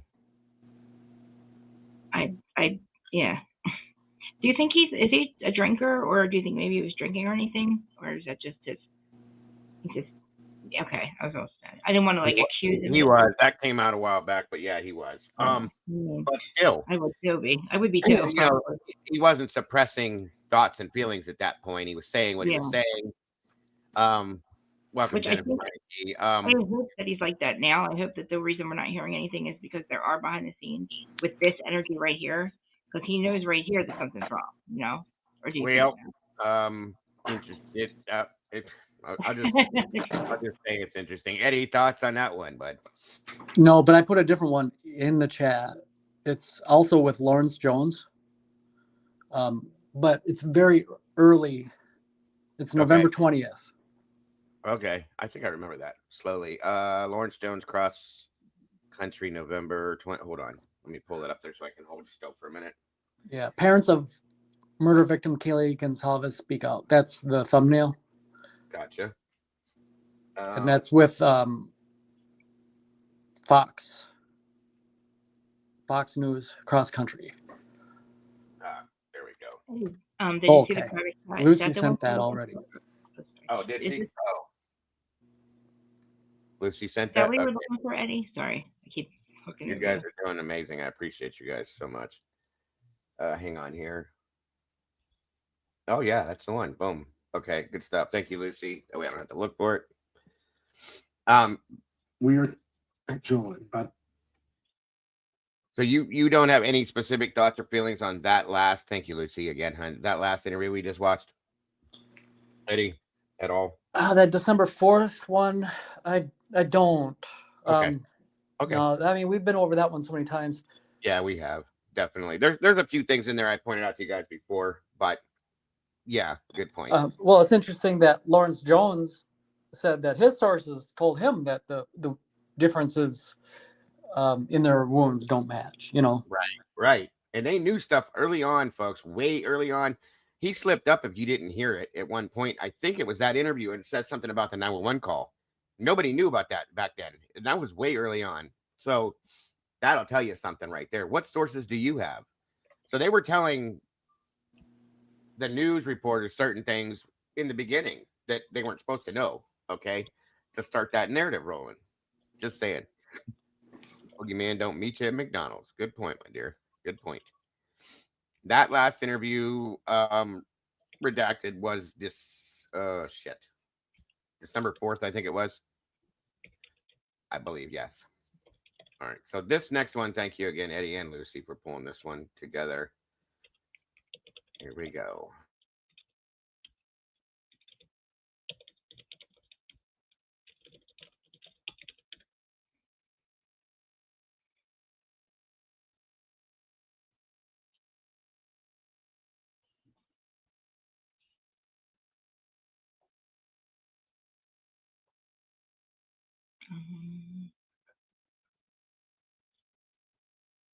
I can't hear it. Is it playing?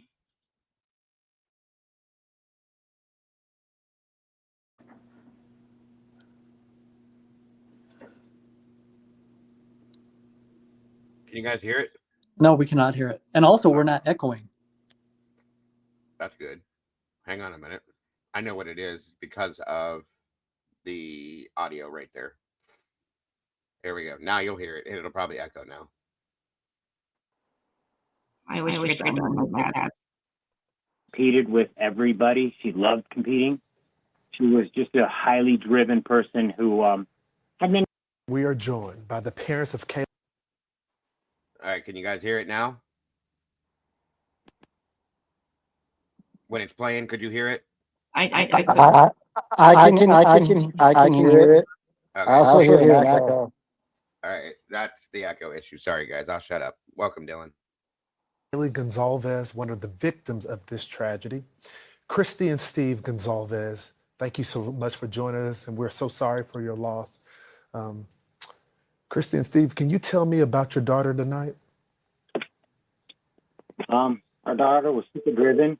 She was a 3-time Dean's List member. Her grades were amazing. She competed with everybody. She loved competing. She was just a highly driven person who had many goals in life. She had an internship that she was offered a full-time position, and we've worked with them, and they've been great with us this whole time. But yeah, she was driven, and she was going to go somewhere in life, and a great member of society, and that's what we wanted. Yeah, y'all have to be so proud of her, and she was taken away from us far too soon.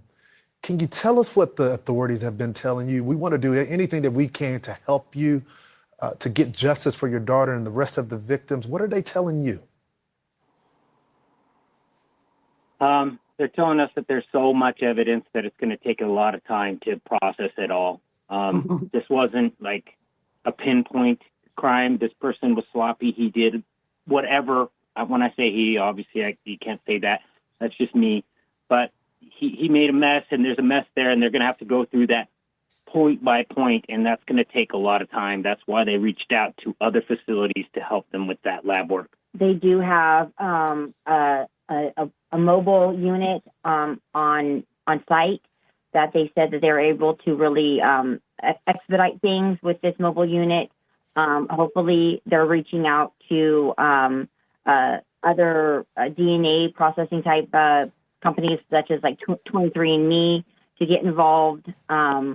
They have not confirmed that they have DNA from this person. They just said that they have a ton of evidence. And evidently today with the new task force, the new FBI task force on site, and the FBI, of course, and Idaho State Police, they said that they were able to pull a ton of evidence from the house today. Yeah. And they're processing that. So it just takes time. Yeah, we've only heard positive stories about your daughter and the other victims out there, we couldn't find anybody to say anything about them. It's only been that they were givers. They loved everyone on campus. You see the videos on social media of them being so happy. Did y'all have any clue? I mean, there haven't been a murder in you guys' town since 2015. Did y'all have any clue that they may be unsafe on the campus? Was there any indication? Absolutely not. And if they were, we would have told Kaylee to come home immediately, and same with Maddie. Maddie's family is our family. I know we're very close with them. They are not speaking out. They choose not to speak out, and they have asked us to please go ahead and speak on behalf of Maddie. They were best friends from little girls. She was part of our family. Kaylee was part of their family, and absolutely not. Our son went to that college. No, absolutely not. My daughter was aware of her environment. Very aware. She turned her camera on. She would film when she thought somebody was following her out of a mall parking lot or a grocery store. She was very aware that, she was a pretty girl and that, it could attract some problems. So she was alert. She was a streetwise child. She herself was a web sleuth, literally through and through. Listen to, which is just so ironic and just so surreal and all of it, just very, sad for families when she'd hear about this type of stuff happening. Like, Mom, did you hear about that? Or Mom, did you hear about that? Keep track of it. And she was very well of her surroundings, very well. I mean, she would think somebody was following her and she would call me and say, Mom, I think there's somebody following me. And I'm like, well, Kaylee, call the police, and then she'd say, oh, never mind. They just turned into 7-Eleven.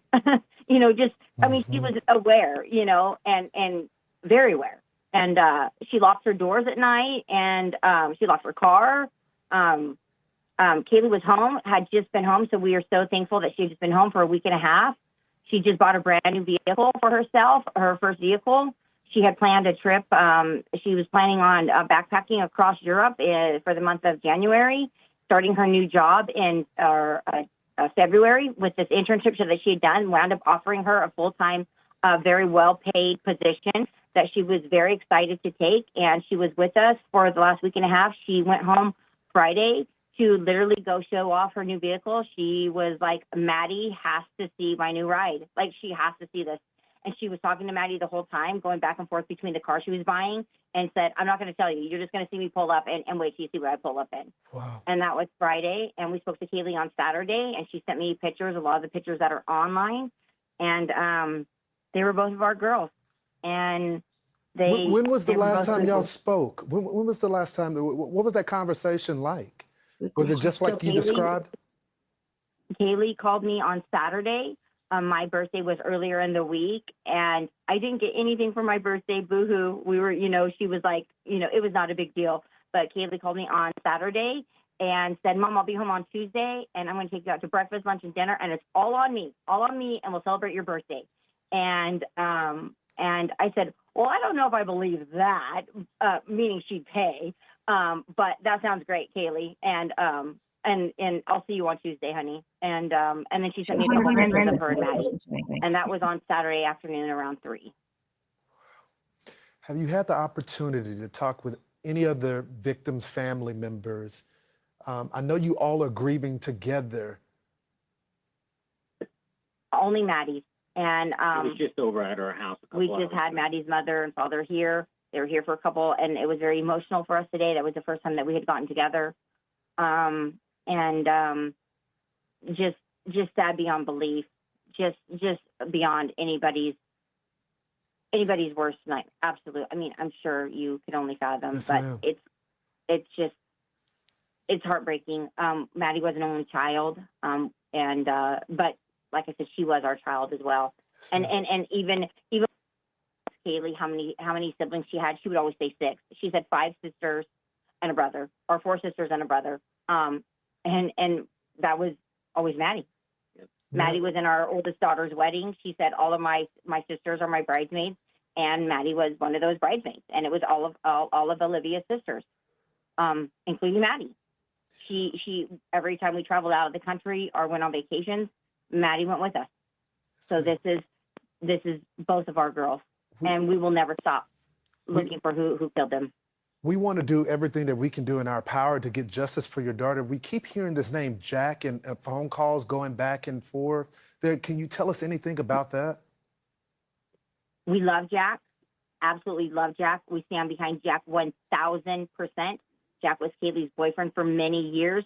They just recently broke up. There was no animosity at all. It was a breakup on Kaylee's point. It was not, they still talked every single day. Kaylee just thought that she needed a little break. They were on the mend of getting back together. Kaylee talked to Jack the whole time she was here for that week and a half.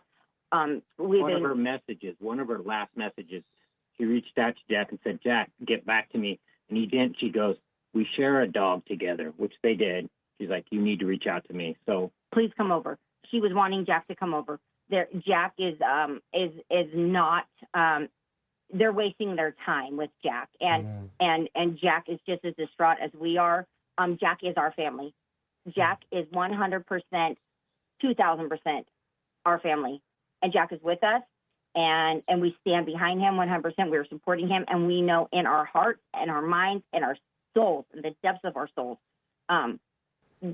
Jack is hurting. And Kaylee and Jack would have eventually been married. They would have eventually been married, and they would have eventually had children together. So to say ex-boyfriend, it was Kaylee just being a brat, being like, I just need a break. But Jack was in her heart, and they were close to getting back together. And that was just Kaylee being Kaylee.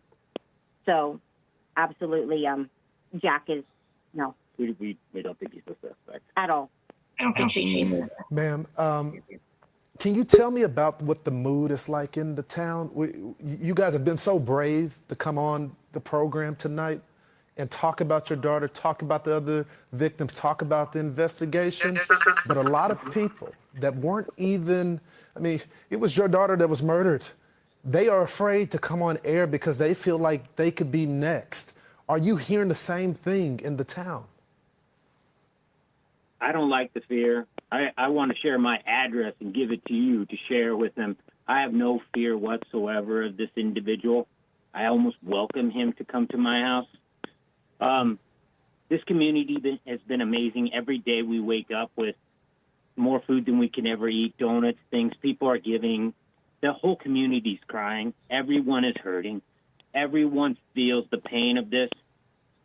That one shiny thing out of all of this is I've never realized how beautiful my community is and how much love there is there for people. We just have one bad person, and we have to find that guy. And like my husband said, if he would like our address, we'd gladly give it to him. We'd love for him to show up. We're not running. I'm not hiding my stuff online. It's there. You can look me up. Christy and Steve, we continue. We can't speak for those families. Yeah, we continue to support you guys, and we want to remember your daughter's legacy tonight. What can we do in this stage of the investigation to help our audiences? We'll put the tip number up, but what can we do right now to get you guys answers? I think we need to post this timeline because it's a small community. This is like 6,000-7,000 people. We need to put a timeline out there where just random people can look there. People don't know, but their Teslas are filming 24/7, 7 days a week. So there could be somebody who doesn't realize that they have evidence. Their ring cams, their phones, they were out and they were recording, and you know what? They look and, oh, what's that shady person? Look at that guy that just ran across the camera in the back. It's always those little things. Did you get gas during the time that this activity was going on? Gas stations. Did somebody go in and buy Band-Aids? Obviously they're checking hospitals for somebody going in and, we're assuming this person was wounded. We're assuming this person got hurt in this struggle and this altercation that took place that night. They possibly needed stitches or were, going to Walgreens at 3 a.m. getting Band-Aids. Anything. We'll post that. We'll get you that timeline. You post it on your site. They should have the timeline. And that should help. We have that timeline. We will post it up. If anyone that is, and it's right there on the screen, if you see something, if you anything minor, call the tip line. If you were there in that area, any little piece of evidence can help the authorities. I want to give y'all one last moment to tell our audience anything else. My last thing is, if you have a daughter or even the son in that area, turn on a tracker app, share that information with your family. Don't walk around that town without everyone knowing who you are. That you have to protect yourself. We have somebody loose. I don't want to create a panic. I don't want to do anything like that. But we know what we know. There's somebody out there. He's a psycho, and your daughter needs to share her address with you. She might not like that, but that's what you do in times like this. That's right. Christy and Steve, before I let y'all go, because y'all have been talking with the investigators, what piece of information do y'all feel is most important that could break this case wide open? It's all digital information, phones picking up their residents, somebody's ring cams, and they're combing through that, and obviously physical evidence from the inside the house. If you have a router and you know you're within walking distance of this address, yes, this happened, turn that into the evidence. Don't make them go find it. You give it to them. Your neighbor, because if he had his phone in his pocket, those homes are so close, his phone was trying to connect to those internets as he's walking through. If he had his phone, we're just assuming it's a he,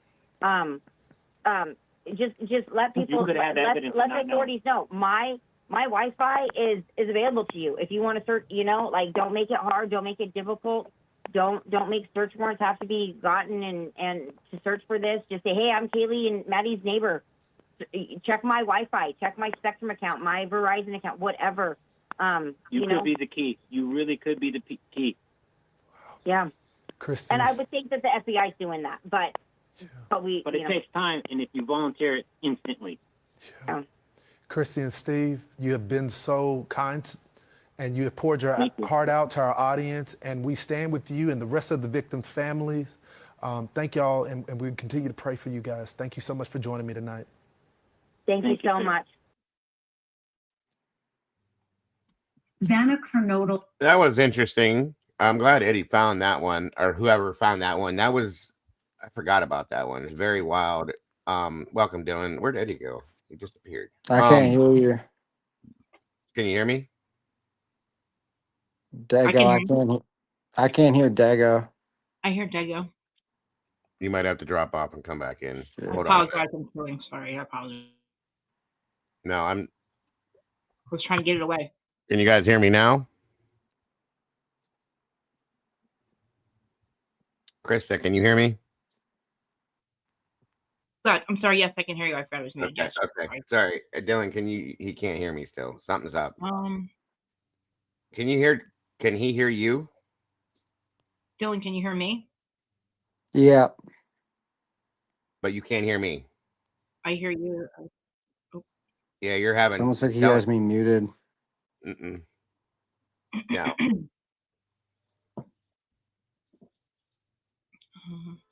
There you go. How about now, Dylan? I'll back out and jump. Where did Eddie go? He said he had static or something. Said what?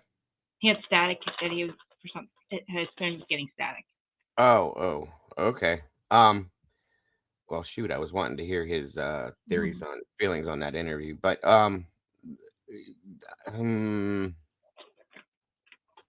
they bring up the router situation, which I thought was odd. The whole Range Rover thing. I've seen a lot of you guys talking about the whole the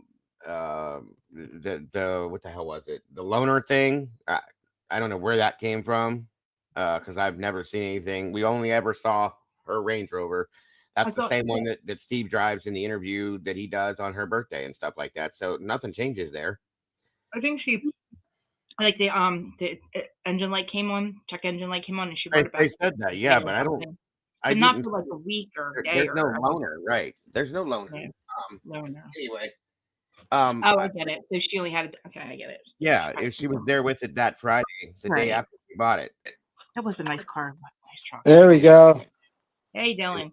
Can you hear me? Happy Tuesday, everybody. Yeah. Okay. How'd you guys get back to that, Fox? Yeah, I'm looking at all the old interviews with the GONCALVES family for a reason. Reasons, I should say. That's all. Yeah, that as you hear in this one too, like nobody wants to hear anything about Jack Decor being at that point being guilty at all. And I'm not saying he is, but I'm just saying that early on, he wasn't cleared at that point. I had to turn Dylan down a little bit. He was super loud. But we can hear him now. That's good. And it's weird to me still. They're going to get back together. They're going to get married. They're going to have children. They're going to this. They're going to that. That's one of the reasons why I think she wasn't talking to them at that point, because they were shoving him down her throat to some extent, it seemed like. You know what I mean? And Kaylee had moved on. She was moving to Texas. She was I agree with you. kind of dating other people, so on and so forth. That doesn't make me feel like they're going to get back together. I think Christy was pushing. It's weird because it didn't seem like that either at all. Like Christy and Olivia both were pushing it. You know?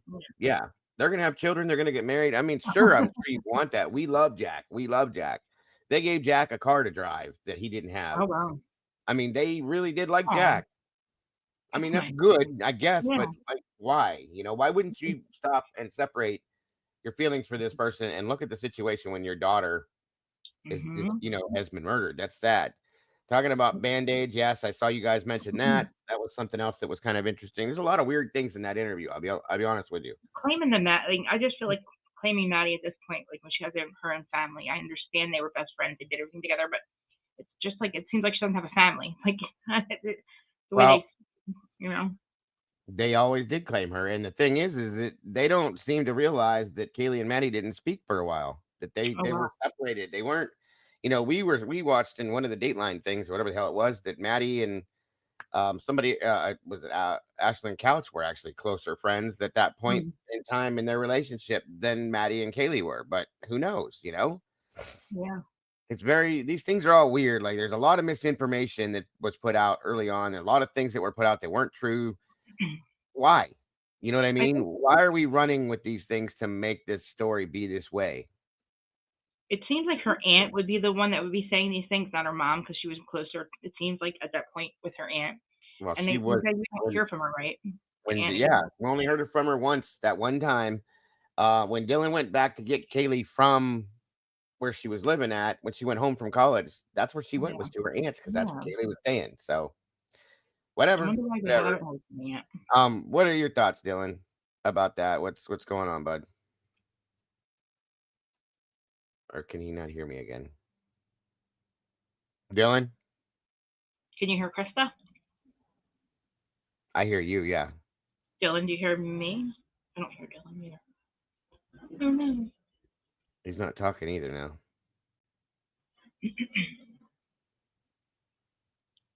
I don't know, Becky. I don't know. It's a good question. Is Ashlyn Couch the one that said she went home because she had a bad feeling that night? Yeah, she was supposedly supposed to stay there that night. And she also was the other roommate that was on the lease that just chose not to go back there. Can you hear me, Dylan? I don't know what's going on with him. See if he can hear you, Krista. Dylan, can you hear me?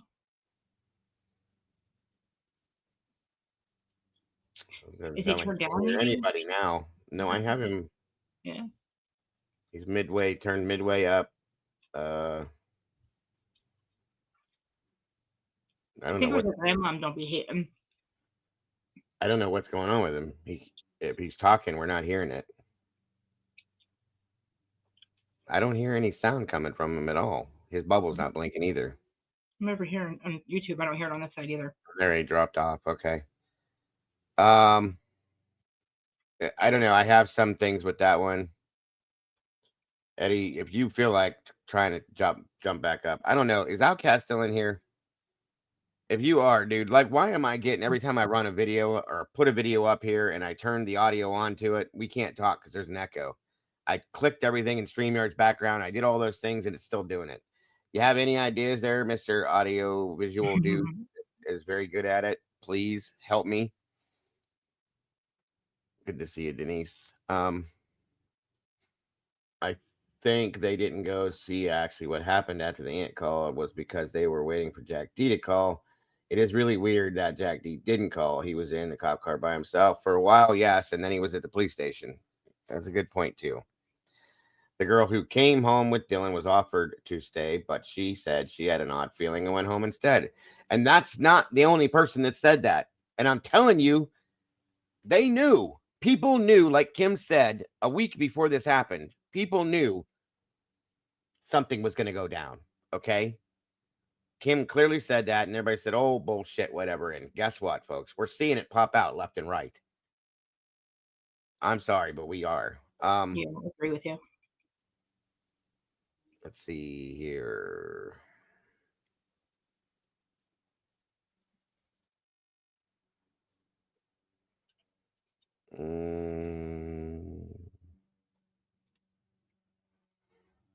Backpacking for a month? I can't see Yeah, that they at were all. supposed to go across Europe, supposedly. But we also heard in Bethany's interview that Kaylee had changed her mind. We don't know that that's true, but that's, based on what Bethany said. It's interesting, though. Wasn't wanting to be known address for herself by staying at her aunt's. That's what I wondered, typically. That's a good point. And then Steve's over here talking about giving out his address to the whole world, so on and so forth. That's wild to me, folks, but it is what it is. Who was her next to kin, or did she have like an emergency contact or next to kin or anything? Can you hear me now? Yes. Yes. Can you hear us? Yeah. Okay. I don't know why that keeps happening, but I have no idea. I'm not touching anything. Could you hear us when we were like trying to get you to say anything? Or Yeah. I'll comment in the chat next time. you're good. Did you have any takes on that interview we just watched by any chance, or no? Yeah, no, I think one, when we like originally looked back on it, and I don't know how much you told your viewers about our discussion, but when we looked back at it and we questioned why when you think about there being 4 deaths, that's 8 parents. And the only 2 parents that were getting on Fox or national TV and voicing any kind of opinion were these 2. And that immediately made me question, okay, where is everyone else and why is everyone else being silent? So we kind of went into that. But what I believe they're saying to you is what they're being fed by a false narrative, right? They're not getting any information. They're getting information from who they think are reliable sources. But I think if Steve and whatever her name is, the mom, I apologize, if they go back and remember the original people that spoke to them about the case and they follow those people, I think those will be the people that will uncover the truth, because those were the ones that were feeding them false information. The whole Jack situation and how close they were with their daughter, I don't know. It seems like we don't know, because the people close to her at school are obviously involved in some bad activities. So we can't really trust the word out of the kids, really. We can't really trust the word out of the parents either, because again, these are still parents that haven't even seen autopsies till this day. So what do they really know about the relationship between them and Jack? Because again, we have to look at this from a neutral standpoint and say, well, recent ex-boyfriend, naturally is suspect number 1, regardless of what mommy and daddy tell us, right? Even if they're getting on national news, you have to take it with a grain of salt. So I think it's curious to look at them being the 2 that were the talking pieces, and question, where was everyone else? Where were the parents of the other victims? Not saying that they need to be on the front lines or demanding that they be loud and obnoxious to find the killer of their kid, but it does just raise the question of where were they? Why weren't they speaking up? Did they know something we didn't know, or were they a part of the cover up themselves? That's what I got out of that interview. Good point. Good point. There's a lot, as we've been talking about recently with the GONCALVES family, that I look at in a different way now than I used to. Lucy says some compromised person got in there early, distracted them to shut SG up, feeding them false narratives with just enough truth to satisfy them or more. Yeah, and welcome, I have Emma. to agree with that. I mean, that comment is what, again, I don't necessarily, I feel like Steve reacted like most parents would if they'd lost their kid to a weird, strange college murder. He seems like a parent that would be like, hey, this is what we're doing. We do need help. We're, they have a command station. They're doing this stuff. He seems like a parent like I would be if I lost a kid, I'd be doing the same things he did. So in my head, that tells me, okay, maybe Steve's not a bad guy. Maybe Steve's just getting bad information and he thinks it's the truth and that's why he went on Fox News and talked the way he did. I think that's more of a parent that lost their kid. Now we can't say whether or not those other parents had the same reactions or if they knew information because they weren't on TV. Again, not saying that everyone has the right to remain silent and grieve in their own ways, and but it does kind of beg the question of why weren't even a written statement about finding the killer or the investigation or the plea deal and whether they supported it or not, or if they bought the evidence or not. We didn't get any of that. So not only is the state, I think, covering it up, but I think the victims' families are, as well as the suspects and the suspects' families themselves. So I think it's a real big mess. Yeah, I gotta agree. That's where we've been at most recently, Dylan, is looking at the families and the aspects of what they're covering up per se. Because of things we've seen. Most recently, Lucy says that we just saw Steve saying, this isn't going away. This has to be solved, and it's the future of your town, the university. And bam, all of a sudden, Steve's got new friends. How about that? Very interesting, Lucy. Yes. So much evidence, 113 pieces of physical evidence collected from 11/22. It's interesting. Yes. Welcome, Emma. Can you hear me okay? Emma? Emma, can you hear us okay? Hello? Hey, can you hear me? Because I can't hear anybody. I can hear Emma. You can hear me? Mhm. I can. Can you hear me now? I'm going to jump out and come right back. Okay. I don't know what's going on with YouTube lately. It's been causing me all sorts of bullshit problems with the audio and stuff, but okay.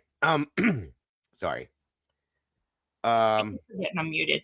Yeah, these things are quite interesting. Like I said, that's why we're looking at this, Dylan, going back to these, because some of the things that we have seen and have been brought to the table recently, you gotta say though, it's like some of the family members were on board with this whole situation per se, because they're putting out misinformation. Steve himself specifically, he admitted to purposely asking people to spread lies. He admitted to leaking things. He's the one that leaked the Linda Lane footage. And who the hell does that? That isn't on board with the situation. You know what I mean? It's kind of wild. Mm-hmm. I'm not saying he had anything to do with his daughter's death by any means, and I'm not degrading them or taking away any of the horror that they've had to suffer. It's absolutely beyond horrible, and I feel for them in that aspect. But there's something not right. You know what I mean? Mm-mm. There we go. Well, Emma, can you hear me okay? Emma. Emma, love your dog, by the way. So, I don't know why everybody's struggling so much with this today. It's bullshit. YouTube needs to fix this. Yesterday I just cut my streamer. I was a mess. It was a mess. I was cutting out people. It was doing things that it's never done before, and I just gave up. I don't know. Gracefully, good to see you gracefully. Emma, can you hear us yet? What the hell is going on? Miss Emma, are you there? I know she's in her car struggling with hearing because of that, but I don't know. She should be able to hear us. Is my avatar moving when I think she can say me talk? Emma, can you see me talking? I wonder, is she in the chat? Eddie says, Dago, I agree. The families aren't for true justice. Rather, they're obstructing. And it's not a lot of, yeah, that's a good way to put it. I just kept saying earlier, like recently, what Dylan was saying, that I feel like maybe some of the families feel like they can't speak up or they can't fight against these. I have other interviews with other family members too that we're going to probably look at too, because it's interesting to see how people are approaching. You know, there's things that Jeff, what we talked about this the other day, Jeff Kernodle, it's in the PCA. There's things talked about then he says certain other things. Then there's like 4 different stories coming out in the reports taken that's not true, but then he says something else again. Why are these things all not right and in line with the documents and the reports we're getting? Because I think they probably were doing to them what they were doing to us, giving them information piece. Well, it sounds to me like they're being forced to follow a specific narrative. Right. Okay. I get like I know that I mean it's not my daughter or anything, but I just can't imagine like if it was like I was just trying to figure out. I was trying to prove that somebody else pulled the trigger with my sister, not herself. I couldn't do that myself. But I mean, I remember my brain was like I couldn't even like. People were telling me things and I would remember certain things. Like I was all over the place. I'm trying to see if like, or just maybe they, you know, like it was just like you're living in a different reality. You're like in a like, and I think for a long time that they were just like hearing things. And like they're doing their own investigation. So it's like, who knows? And I don't know if they're talking to the other families. I find it very disturbing that the roommates haven't spoken to them about 2 times since this happened. Like I would have so many questions. I wouldn't be okay with not speaking to those people that were they were the last 2 people to see my daughter's sister alive, and they were screaming for help, and you did nothing. I mean, I'm not saying that the lead was that, but you know, I had some questions. I had some questions for the roommates. I don't know why. Right. It's like walking on eggshells. Oh, we can't talk to them just once or twice. They're going through their own thing. Well, I mean, you've seen the documents, you've seen the body cam footage now, so you hear that she screamed for help and Dylan saved herself instead. Like I'd have a lot of like things to feel and say about that if I were. Oh, and they're not saying a word. Cockney, welcome back. Good to see you. Happy day anniversary on 12 months. Appreciate that. Appreciate you being here. Great to see you. Okay, let's try this again. Emma, can you hear us okay? I can hear you. Can you hear me? Yes, slightly. You sound like you're in a can, but I can still hear you. It's good to have you here. Thank you for joining us. Thank you. What's going on with my phone? Okay, That's okay. so who was it in the beginning? I believe it was Stacy Chapin said that 2 o'clock will always be a dark hour. Is that right? Yes. Okay, so with her saying that, and then I don't know if anybody caught it, but she just said on there, well, maybe somebody went into like a corner store or the gas station at 3 a.m. to buy Band-Aids because they have cuts and stuff. Yeah. Stacy said that? No. The interview we just watched. Christy Oh, said I'm that. sorry. Okay. That's okay. Welcome, Terry. That's what SRB was pointing out about the Band-Aids statement. And think about what Emma just said. 3 a.m. What are you saying? Who went out and got Band-Aids at 3 a.m.? The crime didn't even happen until after 4, according to them. So why are you going to 3 a.m. to buy Band-Aids? You know what I mean? Well, and that's what I found interesting because Stacy said 2 o'clock will be the dark hour, and then she says 3 o'clock to go buy Band-Aids. Yep. And we've been looking at the timeline, Emma, for a while, and about how jacked up it is and what the actual time of death was, because we really, honest to God, don't truly know that. We don't. No, I think that they just found something that would fit the narrative. I don't even think that they actually know. And they went by, you know, what Dylan had to say, which, you know, how credible I think she is, but that's, you know, different topic for a different day. Agreed. Very much so. So that's why we're doing this. 2 years, you don't speak to them? The original timeline. If I was that mother, you better believe we would be sitting down and having a conversation. What do you mean you heard her scream and you didn't think it would be smart to, okay, you don't want to call the cops. Let's say, you know, oh, you're scared because there's, you know, alcohol in the house and you're underage. You don't call me. You guys call me for everything else. And why did they never ever? Olivia said everyone in the house calls all hours of the night. Why didn't you call for this? And they have never one time approached the 2 roommates, and why not? None of them. I don't understand that at all. I never have, but you definitely should. And I'm sorry, they're not victims. I do not care what anybody says. Nobody will ever convince me otherwise. Those girls are not victims. They're part of the problem. I love you, Emma. Yes, we all agree with you. Oh no! I mean, if you're adult enough to live on your own, be in college, vote, you know, all of those things, then you're adult enough to know. And it's just such bullshit. Excuse my French. Like, I don't know how the cops are talking to them, and not a single one of them asked, so why did it take you so long Thank to you. call 911? I know. It takes me up at night. I wake up screaming. Like, I'm just like, why the fuck? Like, if I knew that you were last person, like, if I were the mother, like you said, and these are their 2 roommates, I'm like, I would not be able to sleep, like Steve said, until I spoke to them and they told me the effing truth about what happened. If you don't want to tell the cops, tell me what happened to my kid. You know what I'm saying? Right. How do you? Well, and none of the cops even asked in any of the interviews, So you went down to Bethany's room. Okay. Well, what were you doing? And why were none of those kids brought right down to the station and all their stuff confiscated? Why were they not talking, when they were talking amongst each other? They didn't even mention it then. Like, Right. it took them 8 Did not hours. seem like a crime scene with 4 slain friends outside. Like, they just like, let's just hang out. And then Yeah, I mean, the body cam plus, if we were out there, we would be like, yeah. wow, I wonder why it took them 8 hours to call. I'd be like, honestly, I think they stood away from Dylan because that was in their head. I think when they heard Dylan say, I saw the guy, telling Jack before, all like, oh my God, I was so scared. I saw the guy. Oh, fuck. Like, right there, nothing happens in Moscow. Okay, well, you just told Zach G you seen the guy. You saw the guy. Somebody saw the I saw the guy, so I decided to go on Indeed and put in an application. Maybe he was hiring. And save myself. She saved herself instead. I locked myself in my room. She didn't save herself. Jumped out a window. She cleaned up, is what she did. Yeah, and that's another thing.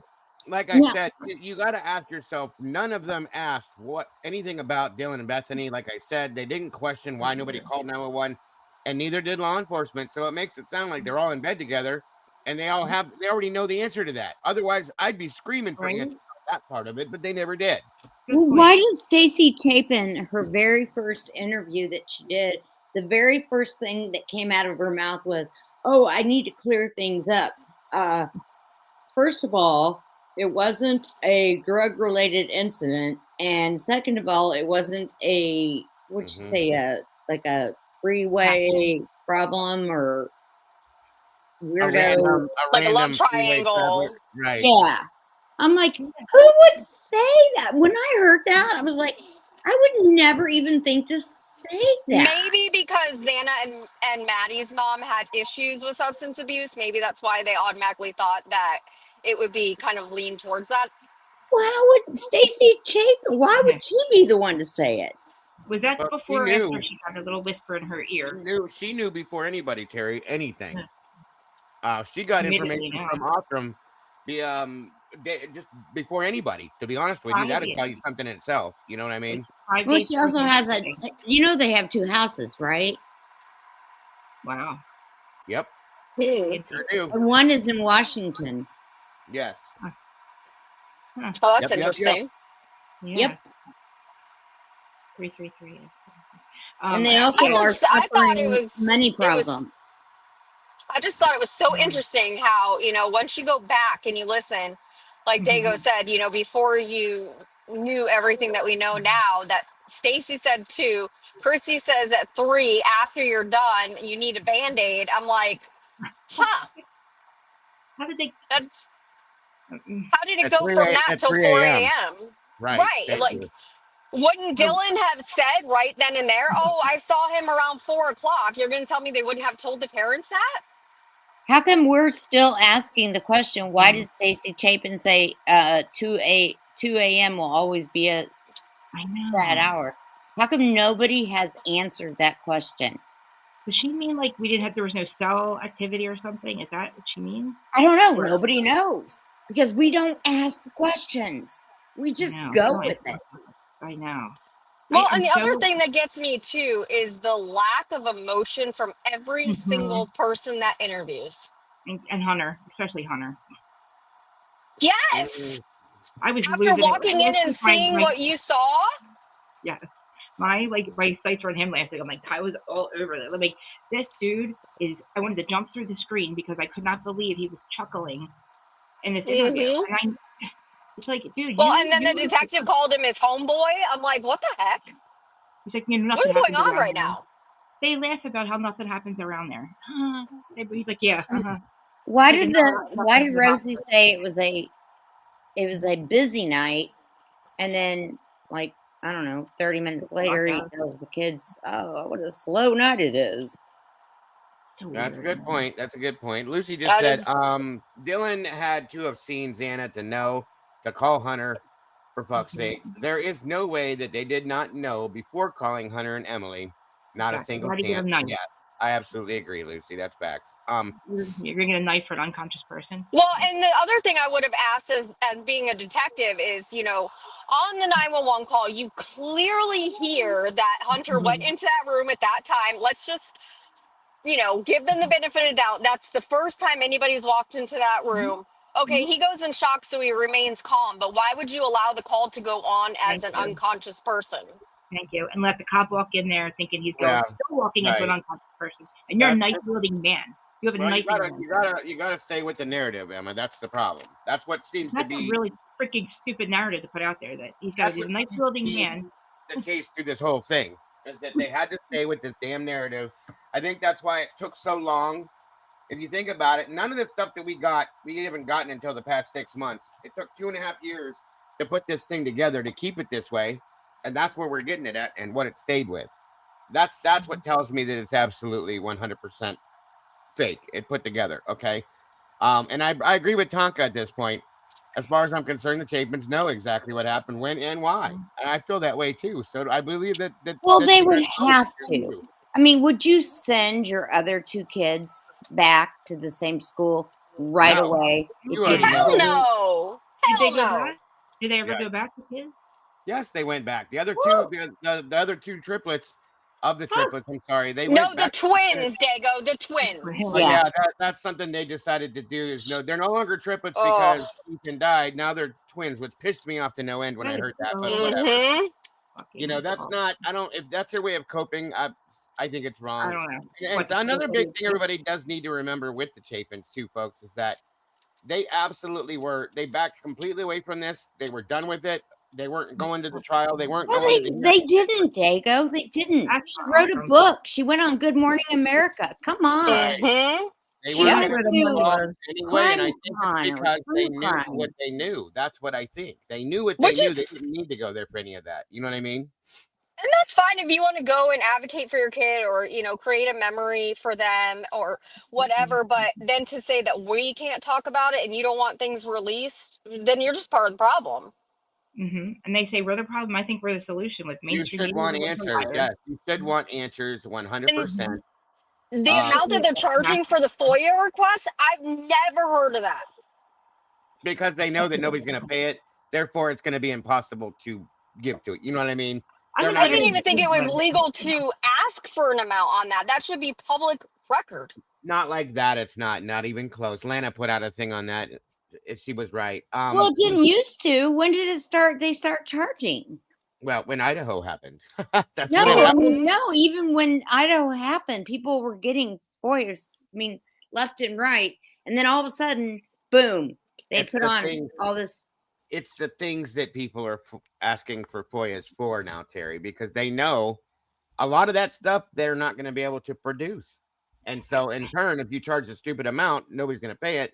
Then we don't have to worry about trying to produce it for you. It's going to be reenacted or some dumb shit like that if they do have to produce it. If anybody is going to pay that price. But there's the point, folks. They know. Well, then why does Ann Taylor have a stick up her ass? Like, if we can figure all this out and she went to law school, what is she doing? Well, I think there's something else I've been saying. I said this yesterday, and I don't think a lot of people are getting it. There's something else attached to this, folks. It's not that. And I'm You not want to know what I think it is? I'm not saying that. I think that everybody for so long has been saying, "Look south, look south, look south," to the southern border, right? And this whole time that we have this past 3 years that we have been told to look south. This has been going on to create us to look here so that we're not looking north. Okay, so back to what I was going to say real quick. In a sense, that's definitely that is part of it, Harry. I agree, but oh shit, what the hell? Oh, there's something else attached to this. Like I said, it's not just that there's an investigation going on in the background still.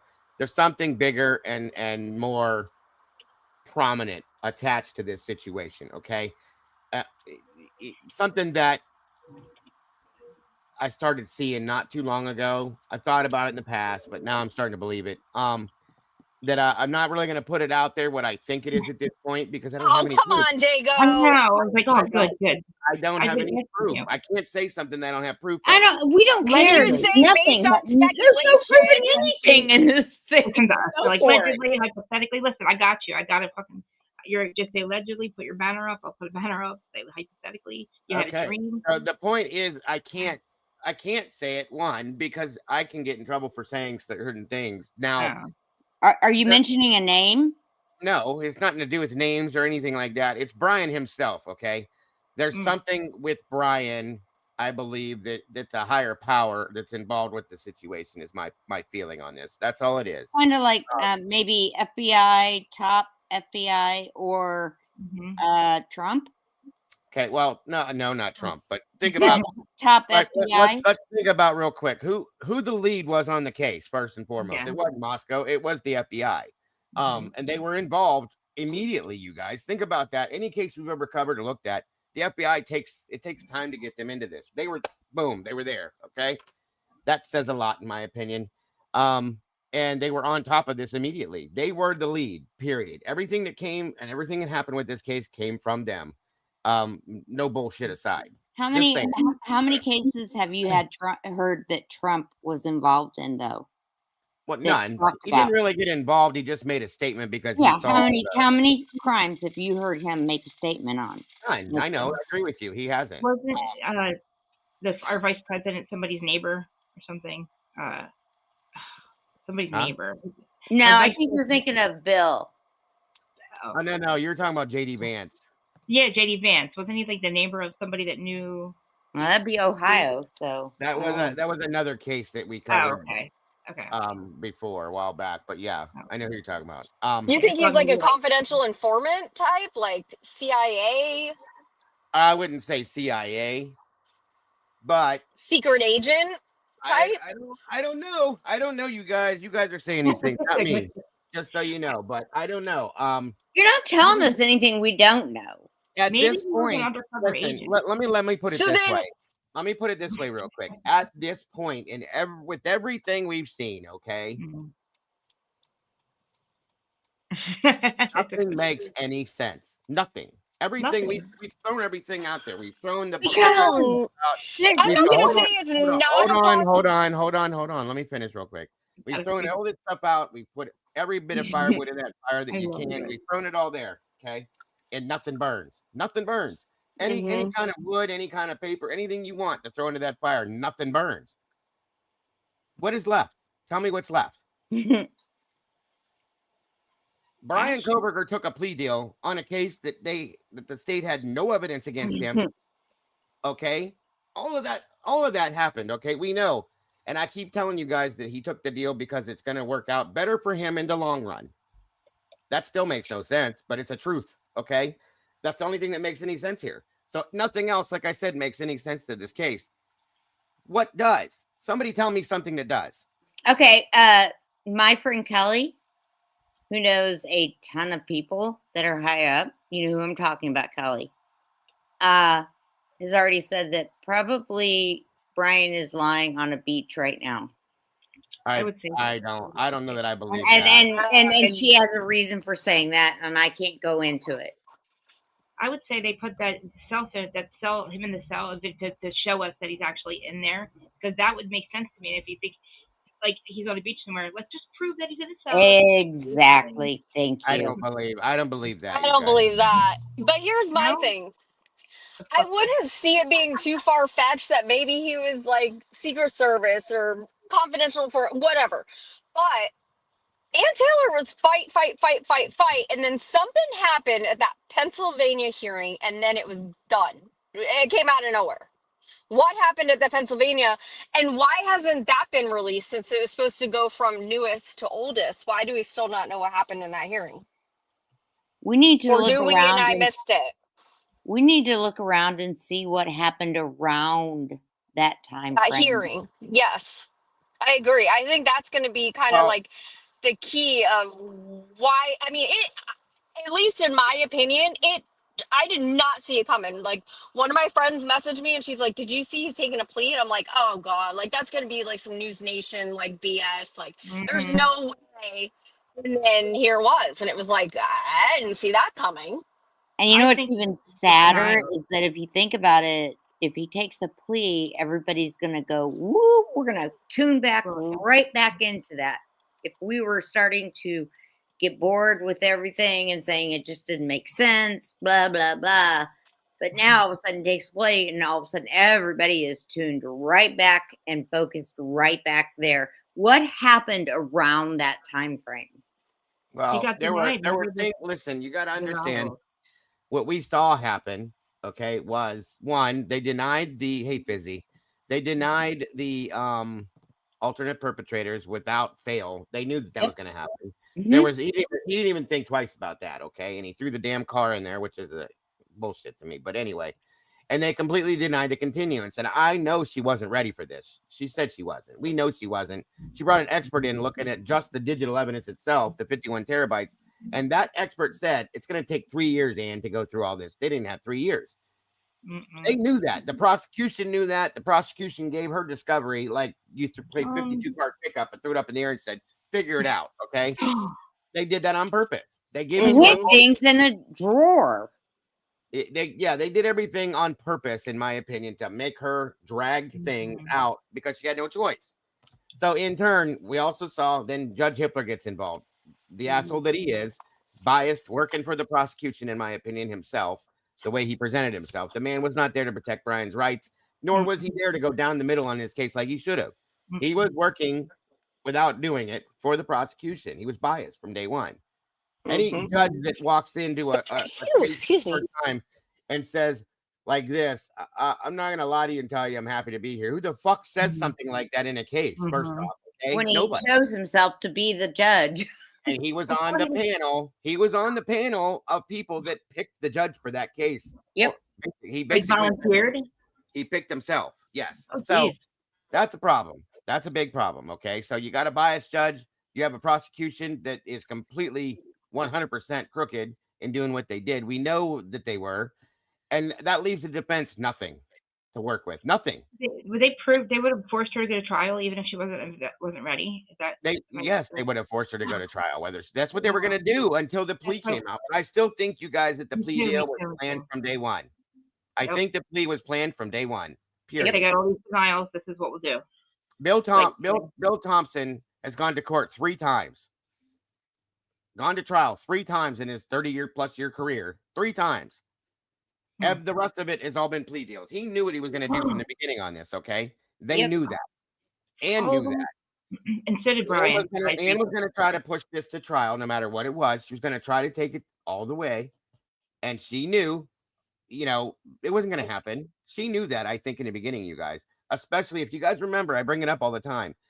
One of the last hearings that happened in Latah County in front of Judge, when they were arguing certain points, Bill got all pissy and was stomping up and down like the little cry bitch that he is, and turned purple, when he threw his temper tantrums, and they were arguing back and forth, and that's when Judge said, you guys, we can't do this kind of thing, so on and so forth. And Ann was frustrated at that point, and she looked at him and said, Your Honor, you don't understand how bad this is. And he got quiet, and he looked at her and said, yes, I do, Miss Taylor, I do, and I feel for you. He knew what was going on. And Bill just sat down and shut up at that point. They were fucking with her then. Okay. We're knew talking quadruple murder. Okay. Why is Bill not up there talking most of the time? Because he was getting ready to retire. He was having. It doesn't matter. He didn't retire because of this case. Well, he almost did. And then he came back because of that. Because I think Ashley begged him to stay because she couldn't handle it. Is he retired now? Mm-mm. Is Santa Claus? Is he retired? Or no? He is retired. Bill. That is Santa Claus. Oh, Bill. I'm thinking of Hitler. Sorry, I was thinking Hitler. And being the only one in her district who else would take a Kootenai County death penalty case. The second case if memory serves, is a Kootenai County. I think. Yeah, I think it is too, Hmm. Lucy. Yeah, she took 2. The other She guy. signed on to a second. I And mean, then if there's any murder in that state that deserves the death penalty and the shooting squad, it would be this murder, right? Let's say Brian, but so why would you even fuck with that when this is the one case that you made this for? I mean, I this would is have never given Brian Koberger a deal. If right, I was exactly. the But prosecution and I swore I knew that this was him, Yep. you ain't getting a deal from me. You're going to the chair or whatever the hell it is. That's how it works. That's what's going to happen. You're calling me a liar, so why are you going to believe me when I say I'm guilty? I'm such a liar, right? Oh, okay. There you Yeah. go. Then the other case was Nez Perce County. Okay, Emma, I don't know what happened, hon, but you're welcome to jump back up if you want to. Meade, that's it. Yeah, the Meade case. That's the other one. The one that he called her out on himself as a judge. Skylar, right? Skylar Meade. Yeah, Skylar Meade. Yes. Very professional judge. Why did you take on the other case, Miss Taylor? Well, it's not your fucking business. Right. You know what I mean? It's ridiculous. I just think it's extremely fucking irresponsible and like unprofessional to call somebody a conspiracy theorist when he's hired to do his job, and that's all he was doing was presenting the evidence that he had and what maybe dropped 1 or 2 opinions about it, and all of a sudden he's a conspiracy theorist. Like, why am I here then, Cy-Ray? I mean, There you go. And why is Cy not back up there? where is he? Yeah. I mean, he didn't even conspiracy theorist, really? I know, especially when you have a lead from somebody that's talking about the Anne Heche thing, and then I know that this person kind of predicted this. I knew it was kind of important because this, I don't know what it was, a list of conspiracy theorists. This guy called and said, I don't know, I heard it was before the murders, but he said it was going to happen. It was going to be Brian Koberger, which to me, I don't know how he would know that 3 months ahead of time. I could be hearing that wrong. But again, if that's where they got their lead from, Brian's name, that would be the biggest fuckery ever, because you're calling him a conspiracy theorist when this guy laid out all the conspiracies, which I believe in conspiracies. I think they're all true. But I mean, the guy, this alleged crazy person, I think it was Pullman. Right. I can't remember what the ducks were, but it's like, if that's where you got Brian's name, you're calling Cy-Ray a conspiracy theorist, when that's what you looked at to get Brian's name, just his name. That's all they needed was his name. And then there you go. They built this freaking case around him, or this evidence around him, which kind of like, I don't know where else did they get his name. That's the only time I've seen That's his a name. good point Lucy makes too, that she doesn't understand. And I kind of feel that way too. How anyone actually ever thought there would be a trial after Hitler said that Cy-Ray was a conspiracy theorist and didn't care at that point. Well, that's what I was going to say. Lucy, he's never done anything. He's never stood up for the defense, right? Not at all. No. He's never stood up for Brian's rights as a judge is supposed to. That's what a judge does in a criminal case, is they support and they protect the client, or I'm sorry, the person on trial. I'm sorry, not the client, the suspect. Okay. Anyway, he never did that. Never did. What I was trying to say, I'm sorry, I don't mean, but no, Cy has always been an expert for the prosecution, correct? The state. And this is the first time he's been one for the defense. And Scott Metalhead is saying Cy works for the prosecution and always will, in my opinion. Now, that is interesting to me.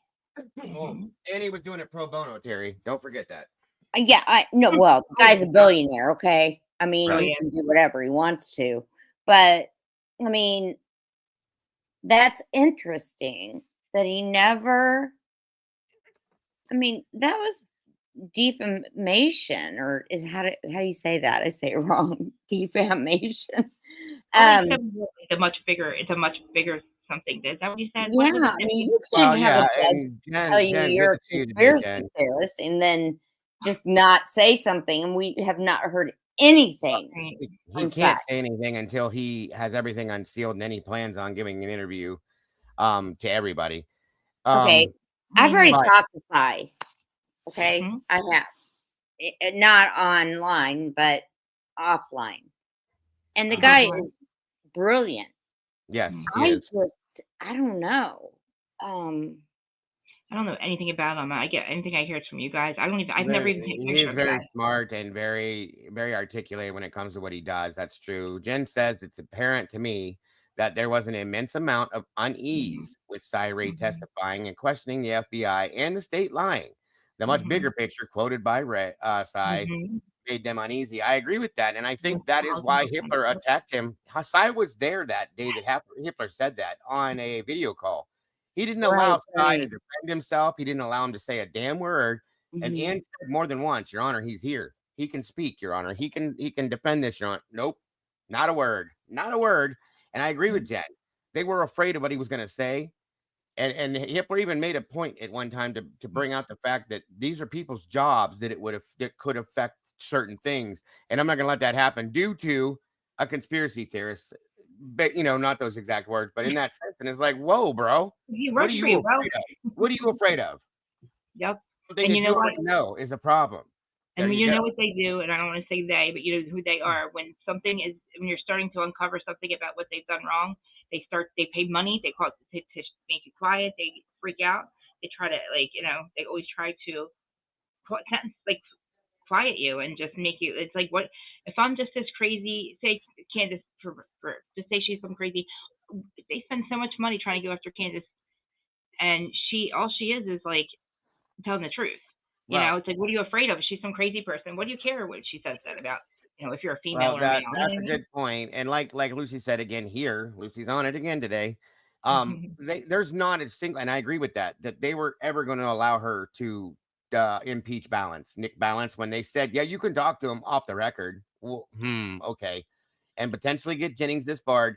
Remember that was a promise that he made to her. You can do it off the record, so on and so forth. But he never got to that point.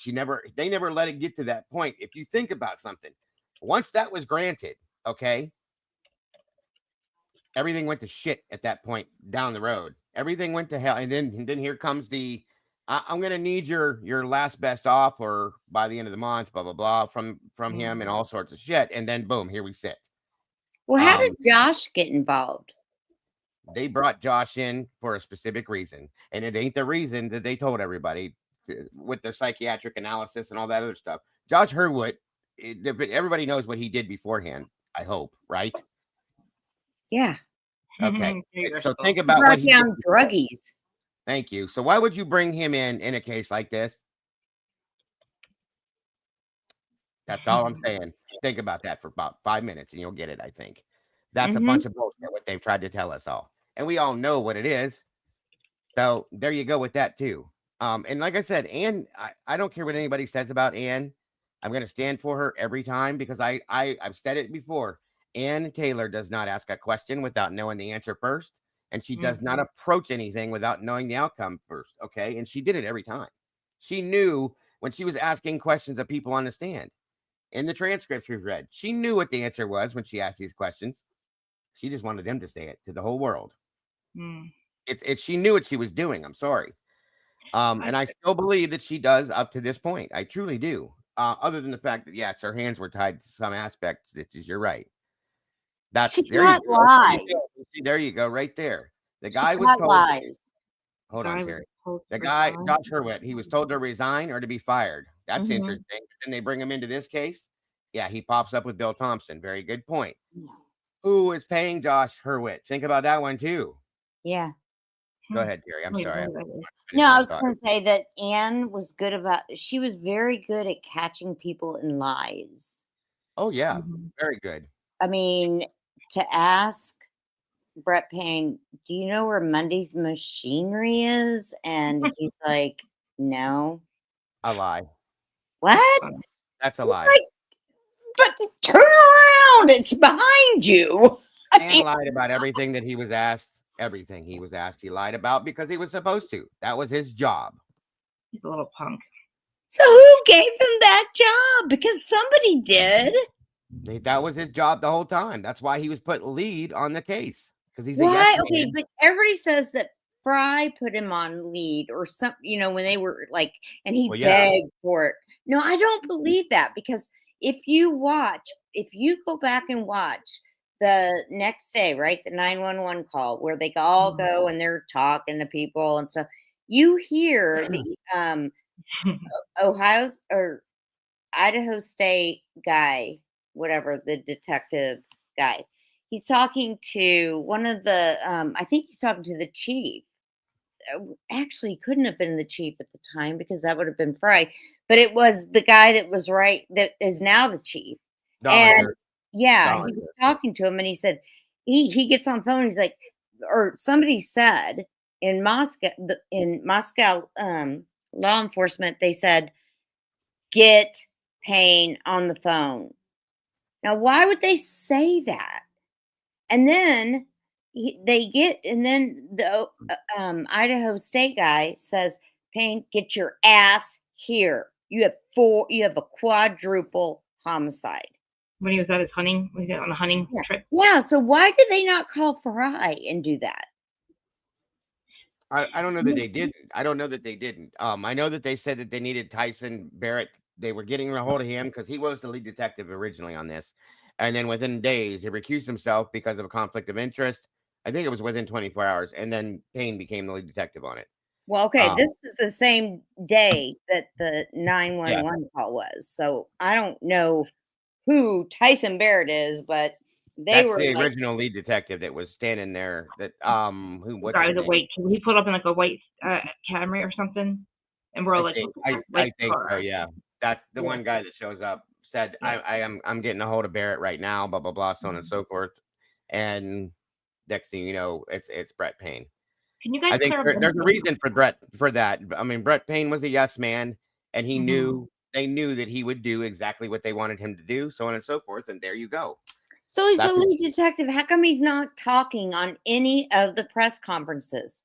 Because he's not the lead detective, Terry. That's what I said. That one show I did where I kept pointing out, well, we have the lead detective here, Brett Payne, but everything that came out was not him. It was everybody else but him. The FBI never was on one press conference. The FBI had this case. The FBI had this case from day one. Period. That's exactly what I'm gonna tell you, and that's how I felt from for a long time now, that he didn't do shit on this case. That's all there is. He's the face for Moscow. Nobody caught Brian Koberger except for a tip. So like nobody led to Brian Koberger. None of you investigated it. Got to him. FBI did all the work on this, every bit of it. What was the leak? When the leak happened, why? I'm confused on why that would so a leak happens, but why would that hurt the case? Why would they have to I don't know, not go to trial? But what was the leak? Why was that? Or no, we made the gag order, right? That made the gag order. So what was the leak? Why was that a big deal that people leaked information? Like, what would that have hurt?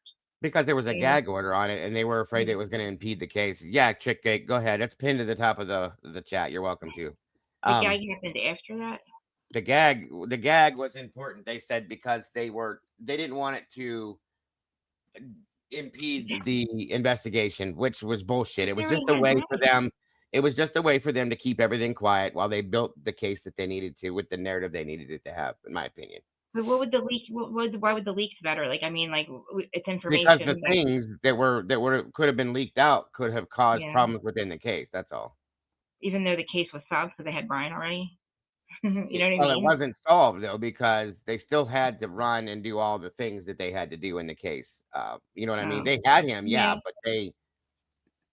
At that point, there was more to it. That's all. Welcome. It's like everybody makes such a big deal out of leaks, and I'm just so I'm like just waiting for everybody's like, I need to know who did it, and I'm like, so what does that tell? I mean, what does that tell us? I'm sorry, I'm probably just like missing. Go ahead, Chick. What were you saying? I can hear you. Can you hear me? Hello. Chick Bake, can you hear us? I heard her for a minute. Well, I hear the microphone moving, but I don't hear her. How do I fix? I can't hear you. I can't see you. Well, turn your camera on. Or you don't have to turn your camera on, but hold on a minute. You're muted on and off, so you probably should be able to hear us. Yeah, you're muted right now, Chick Bait. So unmute. I'll do it. Or you have to unmute yourself. I can't. Sorry. If you can hear me. You might have to go out and come back in. Go into your browser where you have this link open and see if you see a little camera in there. Oh, Dago, I got it. There you go. Can you see me now? The camera on. I always could see you. I couldn't hear you. It was on a Zoom mic, and I changed it to my Mac. So there you go. There you go. You're good to go now. You troubleshoot. Yeah, I can hear you now. All right. So what's up? What's your thoughts? Oh, I had some deep thoughts, but I emailed them to you before I revealed them to the world. Oh, okay. Got you. But most of They them all are need to- shared thoughts. What's that? I said most of my thoughts are shared thoughts we've always Oh. had. But Oh, yeah, I got you. Okay. remember the other day we said we're starting from square one? Mm-hmm. So as did I. I went to StreamYard earlier today, tried to fix my settings, but it's hard to do when you're not on a show. Mm-hmm. So I had a vision last night. Let me ask Dago again. Let me try this one more time. And here we are. See, Yeah. I fixed it. No, my thoughts were there was a creator, I won't name their names, from the Gilter side. Mm-hmm. And so I went to the chat today and I'm like, I was fresh out of lunch and I was really excited. And I'm like, oh, I can't say it right now, you know? And they've been notorious for like creating doll houses, you know? I know who you're talking about. I got Yeah. your email. Yeah, visual creators. And I'm like, but somebody else that we think is on our side. So here's my background on here. Did I Here's a put mole. Willy Wonka in the email? Do what? Did I put Willy Wonka in the email? You did. Do you get the Slugworth. analogy? Slugworth, yes, I know what you meant. Okay. That's my question, but I don't know that I see that, but I can see why you would see that. It makes sense. I get it. That's a deep thought, truly. no, I just thought if we're starting from square one, I put my camera on for this part. If we're starting from square one, we have to forget about everything else we thought about, Mm-hmm. including who's been on Mm-hmm. conceptually our side the Sure. entire Sure. time. I get it. And until I like really thought it through, and I'm not completely sure yet about anything, and I could be completely wrong. It's a hypothesis. Well, that's the problem. I think we're all in that same boat, but you're right. You're very right. But if we thought about it, that's the email I sent, and I hope you do respond to that email. I know I'm being vague, guys. I'm sorry. Anybody in chat? No, wants- it's okay, and I understand why. And I sent a minimal response, but I'm going to put a little bit more of one to you here. You have my permission to give everybody listening right now what your response is in as vague but more obvious terms than I'm giving. Sure. Does that make sense? And it could make absolute sense, if there's somebody that has been on our side per se, quote unquote, Yeah. per se, and then somebody that's not, for instance, Or working just together. yeah, working together in that aspect, it would make sense. It truly would. There's one person out here that, as a creator that has, and I don't have a problem saying his name because I absolutely can't stand him and the way that he does certain things. You know what I mean? Because I it's can guess nothing that. but pure ignorance. Gray Hughes is 100% just a joke. I'll put it that way. But he's been working like, hasn't he had like a past of working professionally with like pretty? Yes.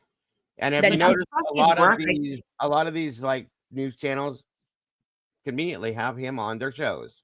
Interesting, isn't it? Reality with Krista Marie wants my email.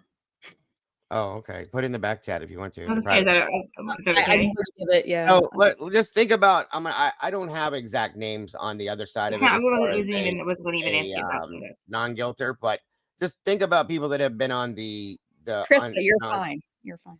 The non-guilt side to it. Think about that, you guys, and say if this person could be possibly in hiding, I guess, or playing the game where they're acting like they're supporting it, but they're truly not. That's all I'm saying. Think about people that have done I that. wouldn't even say that. I think they're playing off each other. And I wouldn't say just one or two. It could be more than that. This is the first case I've been watching true crime for a while before I jumped into it. This is the first case, the Koberger one, where I saw it like in the trial. Mm-hmm. Oh yeah, I think everybody saw this trial happening. Wanted this trial to happen. And there's definitely more than one. Meg is right. There's more than one. I agree. No, in the court case itself, they put up like the teleprompter television thing. Mm-hmm. Hold on, didn't mean to mute it. Think about it this way: they put it up in the actual court. you know, and you can see the different YouTube channels just kind of like there. And it's like, They claimed that that was an accident. I don't believe that.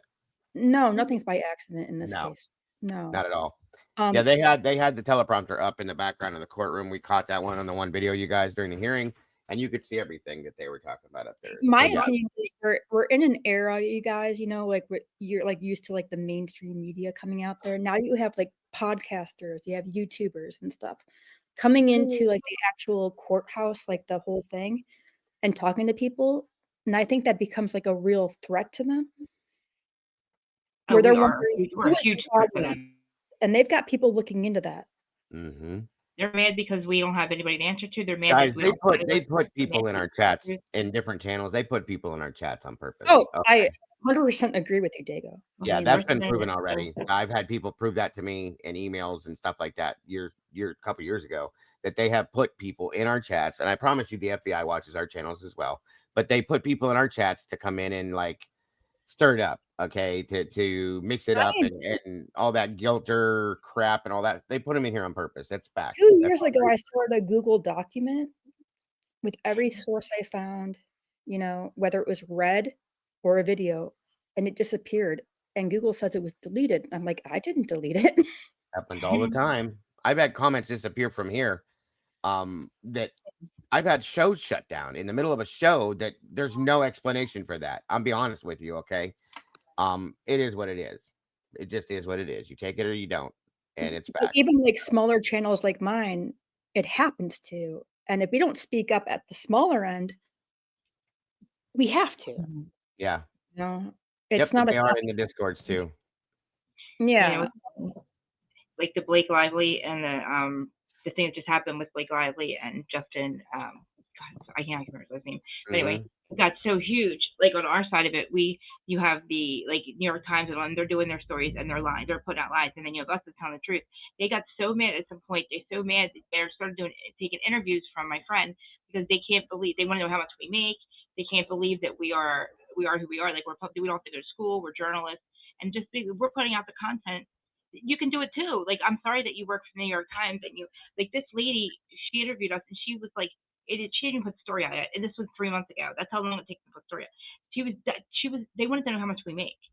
And when my friend, he makes way more than that. He doesn't make. He's like, been there doing this for a long time. He's way bigger than me.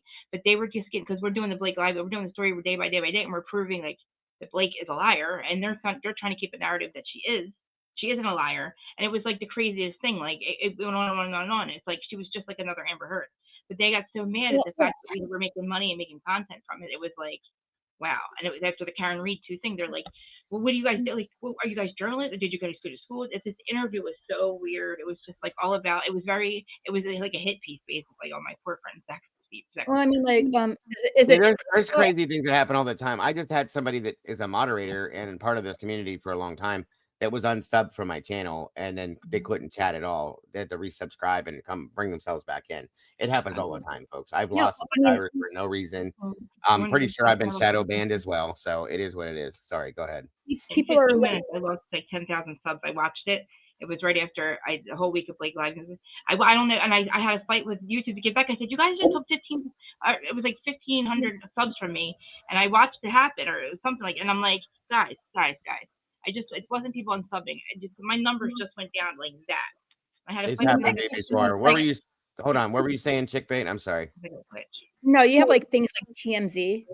Yeah. Why are they coming after you, Krista Marie? You know, like because they're literally because she covers the one of the main reality TV and pop culture news. Bravo and stuff like that. Yeah. Bravo, yeah. Yeah, that's what my point is. So yeah, if you exactly. Is it that far different than a celebrity at this point? The biggest case in the nation, give or take. Yeah, at that moment in time. Oh my God, it was ridiculous. Scandal too, but like they just couldn't believe it. Like I don't know what the deal. Like I don't understand what they don't get. You can also go home and get your phone and you can do a podcast just like me. It doesn't cost you anything. And then you're mad. I'm sorry that you have an editor. The story hasn't even come out yet, and it was this interview was like months ago, and that's why I tell you guys to please, if you want to be in this community part of my channel, please make sure you're subscribed. Double check it. And At all. sometimes when you can't get in here, you have to unsub and resubscribe. But please make sure you're subscribed because it affects me too. It affects my channel numbers and everything. So if you want to be, please make sure you still are because people get unsubbed all the time. And I watch my numbers flip flop like crazy for no reason. You know what I mean? Dago, I am You ever subscribed. get, like, Today. they start really demonetizing a lot of my stuff. They'll make me have to do it. Like all of a sudden, I'll get a bunch of yellow like dollar signs. I have to sit there and go through each one and like fight it. And I'm like, why? It just happens at certain times when my numbers are getting larger.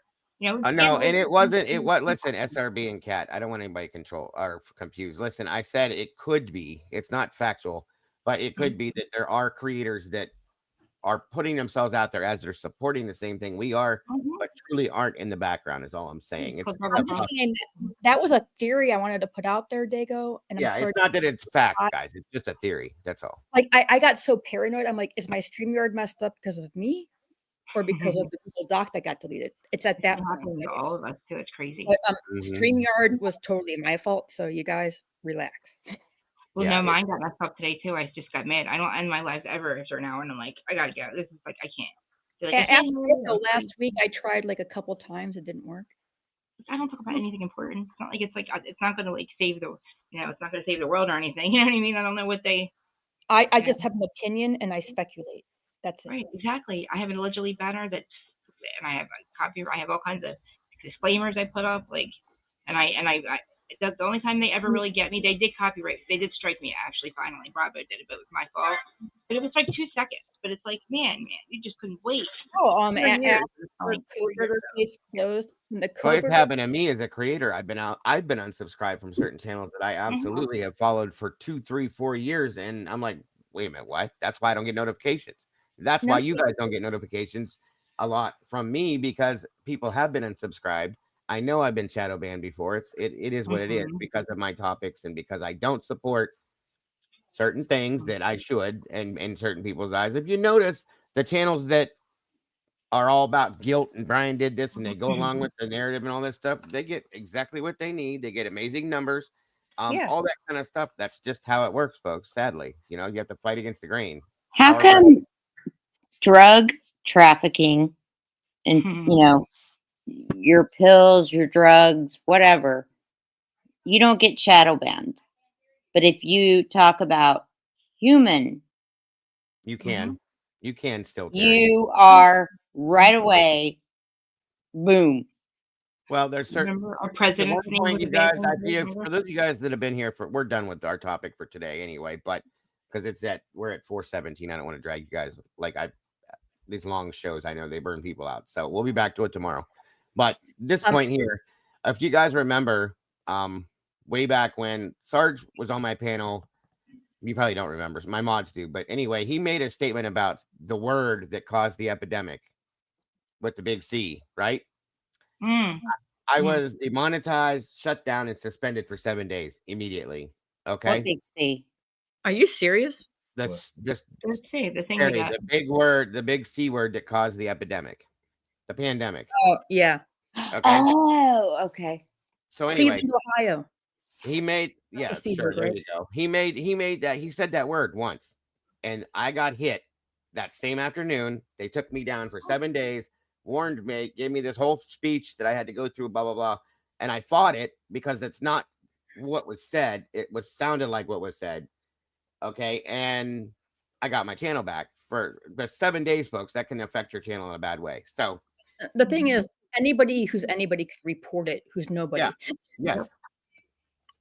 And you can say here and everything works. Just thank you for letting me test it out. I do have to get going. Oh no, I appreciate you. But thank you for letting me test it out. Chick Bait, I'm emailing you right now. Thank you for joining us. I appreciate it. See you soon. What'd you say? All right, bye. Bye. Yeah, no, I mean, our channel was, every time, and we even had to change the name. And it's a very, very rough topic. That's why you cannot say. We were on Sean Atwood, sorry, and he sent us a list of words that we couldn't use, and it was like 2 pages. But then he had what's her name on there? Remember how she would get on there and just say blah blah blah blah blah. Yeah, and then we would be like totally demonetized, and I didn't make a penny because every Nah. time we would get on, that would happen, It's a very and because it's now a very it's edgy happening subject. on other channels. Yeah, it's a very edgy subject for people, and therefore they don't let. You can't talk about that. You can't talk about the big C. You can't talk about a certain the original initial Trump election. Oh hell no. You can't bring that up and have any kind of conversation about that because you get shot down big time. They have topics they don't like discussed, period. And you got to learn the hard way sometimes. I But told why? Rory. I told I Rory just when don't get it. It just like burns me up because it's like, oh my God, it's what needs to be talked about. well, the issue that you talk about is very touchy and edgy for a lot of people because it causes sometimes traumatic PTSD issues and stuff like that. So people, when they see it, they make complaints about it. I'm not saying that's what happened to you. YouTube just doesn't allow for certain things, period. And when I read through the whole terms of service thing, that was kind of in there. So I told Rory, I said, good luck with this one, bud, because I don't know how it's going to go depending on how you guys were to bring it out. You know what I mean? So that's why I stopped doing the whole unalive thing and red rum and all the other dumb shit. I should be able to speak how I want to speak. It's America. Okay. People don't come here to hear somebody was unalived or red rummed or murdered or whatever the hell you got to say. I say the word murder because it is what it is. And drugs. I don't say rugs. I say drugs because drugs are drugs. It's a bad thing. And it needs to be just like what you said, Terry. The stuff that you talk about needs to be told, you know? It's just, it's a platform that we're supposed to be able to express ourselves on, but we can't. So just saying. Now, if you have a big channel and you're a big name person, Joe Rogan, somebody like that, they don't fuck with you at all. That's Yeah, interesting to me. actually, unfortunately, they do. Well, not as bad as they do with us. Okay. They get away with a lot more than we do. I'll put it that way. Because here's the answer to that. You guys know this already. Because they bring the money. Those channels bring the money to YouTube. So they let them do a lot more than they let us do. I'm nobody of importance. Nobody cares who I am. I just come out here and run my mouth for a few hours a day and try to find something, some kind of truth and justice in the situations we talk about. I'm nobody important. They don't care. Well, we're going to find out because Birdie and I are doing something that we'll find out. He's already been demonetized once just for mentioning the word because he had Kelly on. It's going to happen. I'm telling you. I got hit. If you remember back when I was talking about some of the stuff that went on in Missouri, Terry, I think you were around, and some people that were affected by that kind of stuff, I got hit many times. Yep. Many times. Okay.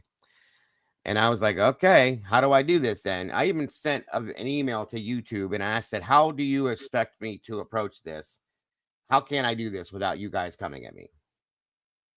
They didn't respond to me. So, I did get a response. I'm lying to you. I'm sorry. All they did was send me a copy of the terms of service and said to reread. That's it. Sorry. Well, I'll tell you what. We have been trying to figure out how to do it in a way that, you can do it like we're talking right now. Okay. Mm-hmm. And I think we found out a way to do it, and it's going to involve somebody that's really, really, really high up.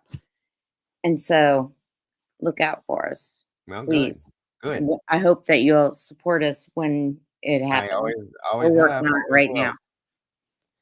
Yeah, I always Always have, and I have it, always will, always. especially with that topic. It's pretty bad. Thank you, SRB. I remember when the Sorry, I one couldn't sober remember. chicken used to Remember come to in come. here, he wasn't that bad back then. How now he can't go 10 minutes on a show about missing. Yeah, I know.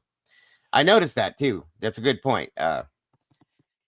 No one has ever listened to the oversight hearing former FBI Director Chris Wray 2020. No, I haven't, but I'm going to write it down and I will listen to it. Me too. Thanks, Lucy. Yes, and thank you, Senor. I appreciate that, brother. I mean, with you guys, yes, I know you guys care about listening to me and stuff like that, but Diego, I love you. I mean, I I know wouldn't, that. I know. I and appreciate I you. know that you have nothing but wanting it to work. It's just we've got to figure out a way to scooch around And we what shouldn't have the to, left Terry. tube has. That's the problem. We shouldn't have to. It's very sad. It's very sad because all we're trying to do, you guys, is to bring awareness to certain situations that are damaging our country. Okay. And if you do it, you're gonna pay for it. That's all I'm saying. Because we don't make shit out here. I can promise you. I've showed my numbers before. I don't make dog dick on this stuff, guys. I'm telling you, I don't. But in it, No, I because believe you because I know I didn't make one penny. you don't make anything unless they take so much from us. They take 45. if you go by what YouTube wants you to do, okay, Yeah. then sure you will. But they have to push But for views. I don't get the I'm not views. changing. I'm not changing my morals. I'm not changing Mhm. my mindset. I'm not changing the reason why I initially started doing this just to make them happy. I can't. They get enough of what I get. That's another reason why we don't make very much because they take so much of it. That's another thing, you know. Oh yeah, you get like a super chat of $49.99, and they take 60% of it. 48. Well, I think it was 45. 47% they'll take. Yeah, that's That's what I exactly. was saying. I kept saying 45. I'm like 47 sounds weird, but I think that's right. It is right. Yeah, I that's the figured it number, out. yeah. Went and looked, and I asked one time. I thought it was less. They started taking more, but yeah, super chats, super stickers, things like Yeah, that. they They take keep our membership, 47% of it, right. which is why a lot of creators run like Cash App, Venmo, and PayPal because they can't take none of that. So, Oh my God. that's a big. The only thing they don't take any percentage of. I found out, unless they're Membership lying fees. about it, are the memberships. That's it. That you get Yep. all of that, I guess, which is not very much. It's like $1.99 or whatever. It took me 3 years to hit my threshold. You know, the threshold they make you hit. Yes. It took me 3 years. 3 It years. took me a year, about a year and a half. And I And then like still I you still see felt where I'm at struggled, right now, right? you guys. I've been here 4 years going on 5, okay? You and me both on New Year's Eve. I think we have the same anniversary. Did you start New Year's Eve or New Year's Day? No, I started in October, I think it was. Okay. Okay. Yeah, you'll be wow, we will do the same amount of time. Right. But here's the point, guys. I've been here since then. And how many Mhm. subscribers do I have, guys? 10,000. You have not moved, and you know why? And it's they're not because you're not. You have Right. the hours. You're putting the time in, right? You Mhm. have the subscribers, but the thing is, they are not going to let you move. There Period. you go. I There's a go up. little I there's go a up a little few and then URL. I drop back down a few and then I go up a few and then I drop back down a few and it's ridiculous. Then you can see other channels that came out that I've actually helped create, and I'm Yeah. not dogging them by any means. I love these people. That there's a lot of channels that I helped, that I brought out and Mhm. helped to push. Okay, that are up at 52,000 subscribers. Like See. what the hell? And a lot of them, because there's a lot of drama and it's an entertainment thing. I get it. Not everybody. I can't do that stuff when it comes to like real stories. It just bugs me. That's all. But I'm I'm not just not putting down everybody's cup of anything they tea. do. I give them their props. They deserve it. So I I'm don't not know. I everybody's don't know like how to be successful beyond to the point that I am on here. I'm I not will. really trying to. I will say one thing about YouTube, the YouTube streets lately, is that it seems like we're working better together. Oh Yeah. yeah. Yes. Yeah. Yeah. I mean, we There still was have the a time guilters. where it seemed like everybody was like fighting and against each other, There was a lot of that. Yes. They can keep that over there a mess. We don't want that. Yeah, Well, I feel like here's part of we're it. all helping each other and promoting each other You and guys saying, do. Your chat, Dago's chat. I find With you guys me- everywhere. You guys are, and everybody's, you all support each other, always at each other's things. Everybody, and you guys are the most supportive people I've seen on this in 4 years. The most supportive group of people for each other, and even me. You guys already know me on reality TV. Like I've never, like I don't even have that. Like it's like amazing to me, and I celebrate them. Like I said, and Dago, there's this. I don't want to forget to tell you this. There's a little URL that you can put behind your YouTube name, and every time it makes it so every time somebody goes to your page, it pops up right in the front. You choose subscribe. So it like literally there'll be a pop up and it'll say subscribe to this channel before they even get into. They don't have to, but it pops up right in front of you. I found it when I was looking for ways to You'll have to send me that because I have no yeah, idea about all the I'll little get the tips and link. things. I just do it, guys. I don't know all the little cheats and all the little things. Mainly because I'm just trying to. I don't even know how to explain it. I'm just trying to promote awareness and point out things that are wrong. You know, what's up, Well, look buddy? at Ben? Outcast. Why don't you add like Facebook and why don't you add I did. other? I do. I have all that stuff. Why don't you add like when you go live though? You can put them all live at the same time. Twitter. Well, I don't. Destination. Because I Why? can't handle all that stuff, Krista. I can't handle running all this stuff. Diego, I don't pay attention to it. It comes in whatever comes into the chat. I don't even. They're on there, but you don't have to worry about Twitter. You don't have to. Facebook shows up in your chat. Instagram, you don't really have to worry about that either because they're there, but you can't see their thing. So everybody's aware that they come in the chat to talk. But at least you'll have your at least you'll be out there. I'm telling you, You'll have I don't different, yeah. Well, I don't even think about it most of the time, but I do have a Facebook page. Yeah. We have a Twitter account. I used to wow. have an Instagram, but I don't even touch that. I have TikTok. Brandy runs that. Wisdom Speaks. God love her. We miss her. She ran the Facebook page. I'm gonna have to get it over there and run it. Pay attention to that more now. But you have people helping you. I mean, I don't even have that. I don't get a lot of views. Like when I'm live, I don't get a lot of views from. I mean, I do, but not as much as you would on YouTube. But it's still they do subscribe. And then sometimes you could just make subscribers only for 5 minutes, for like, I don't know, a minute or so for the chat too. That's the way. I mean, I had to have a couple of scandals for my numbers to go up. I'm not everybody's cup of tea. Like it took me. I just feel like I would. I don't want this to sound like rude or anything, you guys, because I love the people in this community. Period. That's all there is to it. You're But amazing. I feel like after almost 5 years, I should have higher. You should, and you know what? That's why we need. I think right now, that's why it's called Fluff Tube. I mean, you know, we need to working together, and I'm all about that. And that is how you build.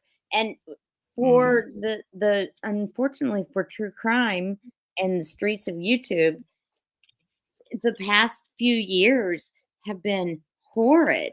And I mean, nobody wants to help anybody.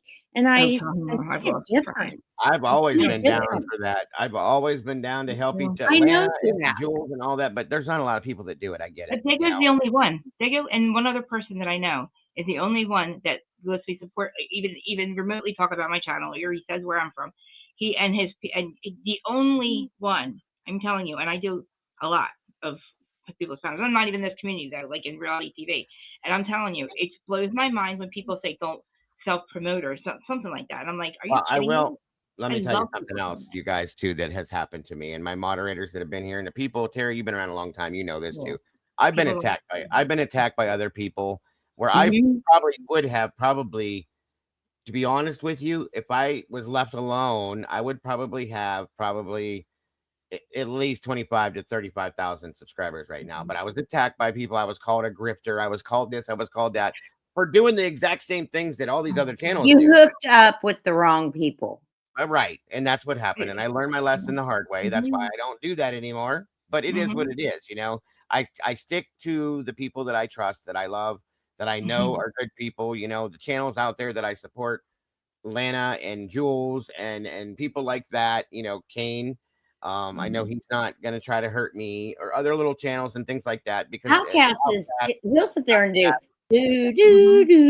like the Jeopardy thing until everybody goes and at least subscribes to a channel. I mean, how cool is that? It is cool, but I mean, I feel like I'd be like forcing you guys be my friend now.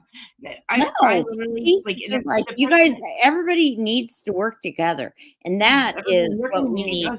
You guys do. What we're it's talking happened about to me. It's happened to me a lot. Just because of my outlook on and my thoughts on like Idaho's case or Sebastian's case, things like that. And that's bullshit, folks. Everybody should have the ability and the right to have their own feelings and opinions on this without having somebody crawl up inside their ass and try to destroy them. And then the people that have done that to me, I've even been I'm the type of person, and I was, for those of you that remember when I got attacked by Detective John, okay, and then he had some bad luck in his life. He lost his son, God bless, a very sad situation, and he had health problems. And I even asked my own community to pray for him and his family after what he did to me. That'll tell you something right there, you guys. And there's not many people that do stuff like that. That's the type of person Mhm. I am, but that's okay. I don't want props for that. I'm just trying to point out something to you that these people are so dark out here. They don't care. They will go for your throat. They don't care if you're, It's if not they're hurting these you or people, your though. I family or think anything. that people have figured out who Yeah, is they are. that way and who is not that way. Like, Oh, there's a well, reason yeah. I navigated. I resonated with you guys instead of there's other Right. channels.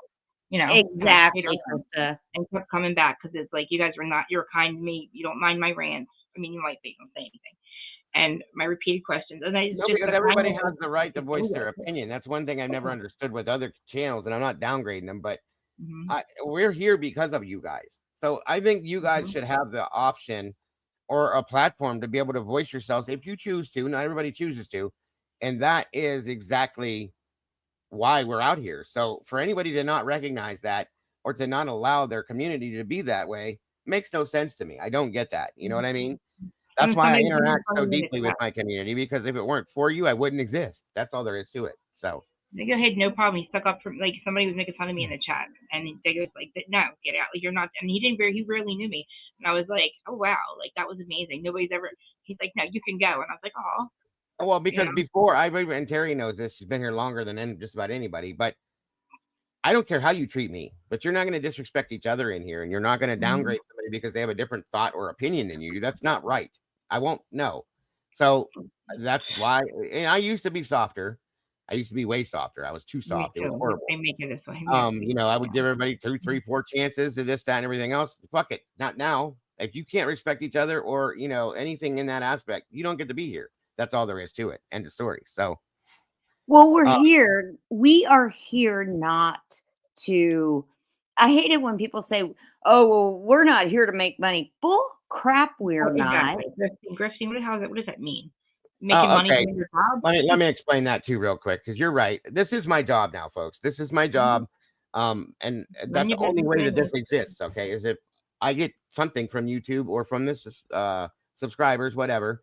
This is my job. I have no qualms with telling people that, but I'm not grifting by any means. Every creator comes out here. It's not grifting. It's called Not grifting. working. You're working right now. Dagger does it too. Exactly what Dagger it does is. it because he cares. You And can that's why tell. I'll never understand why people call each other grifters, okay? I don't get that, because the same people that call other people grifters are doing the same fucking thing. They're making money too.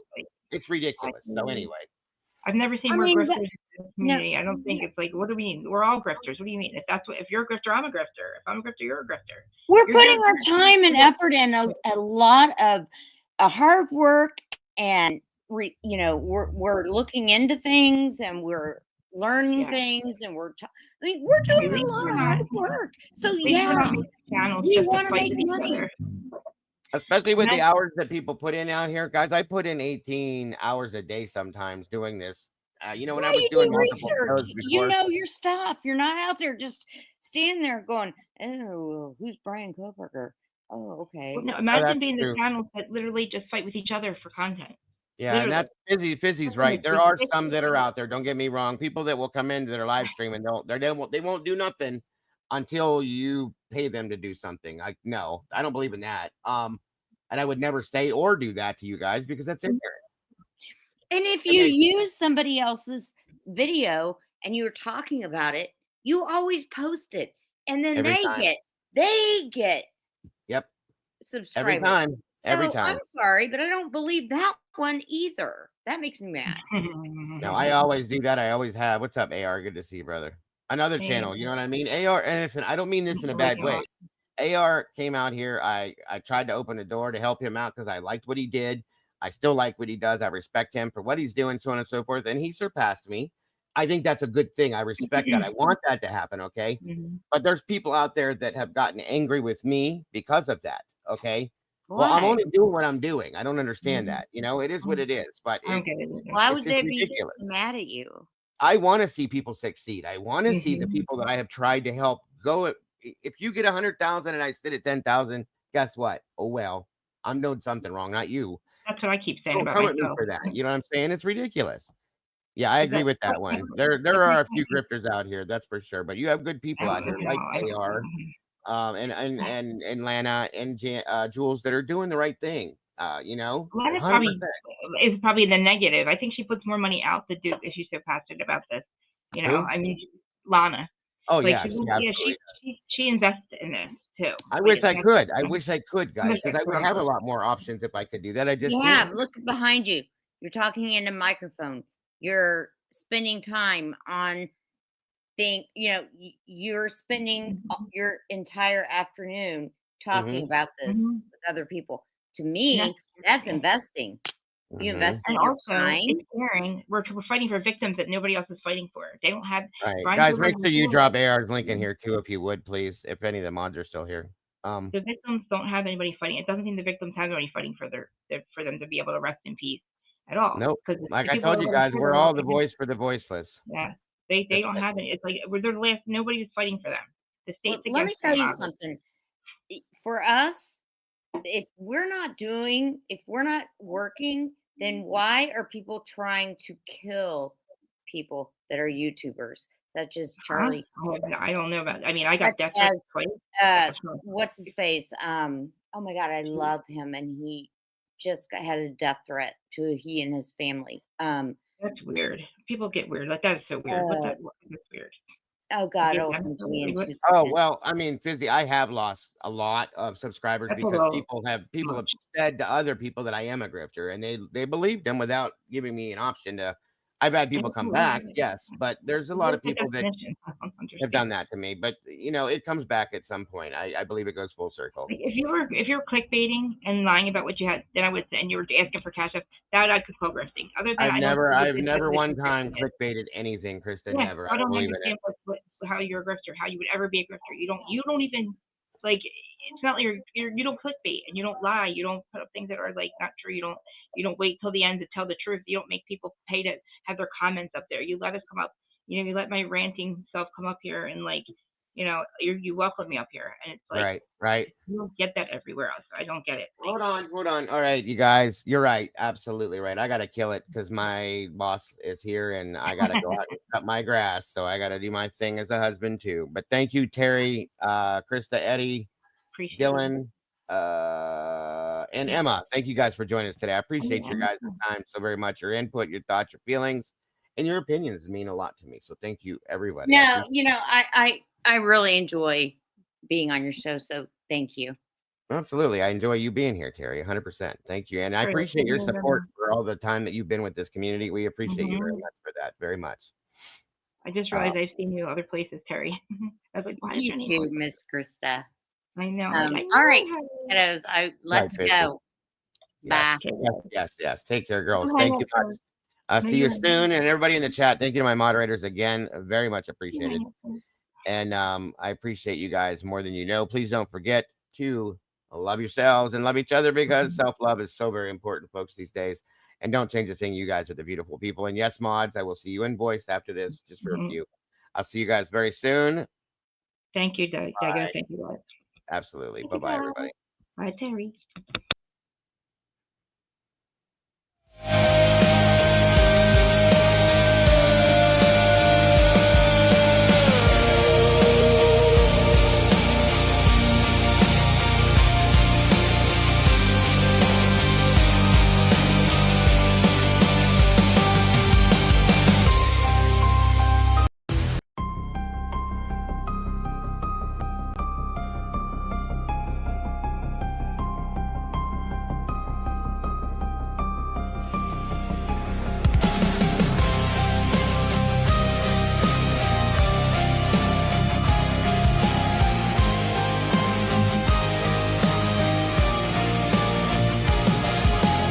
Neon lights flicker like broken halos. Whispers gather in the smoke-filled air.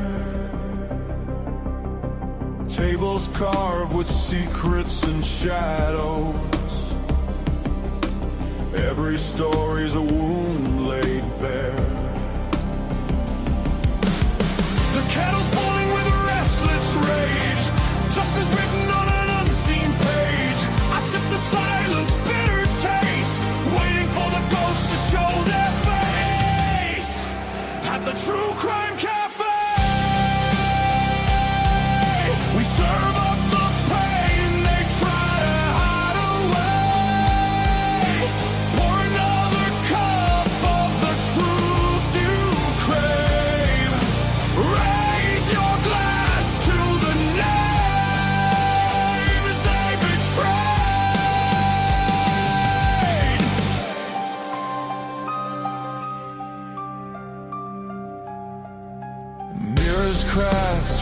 elections are liars. Ashes fall where the guilty once stood. The jukebox hums like a funeral choir.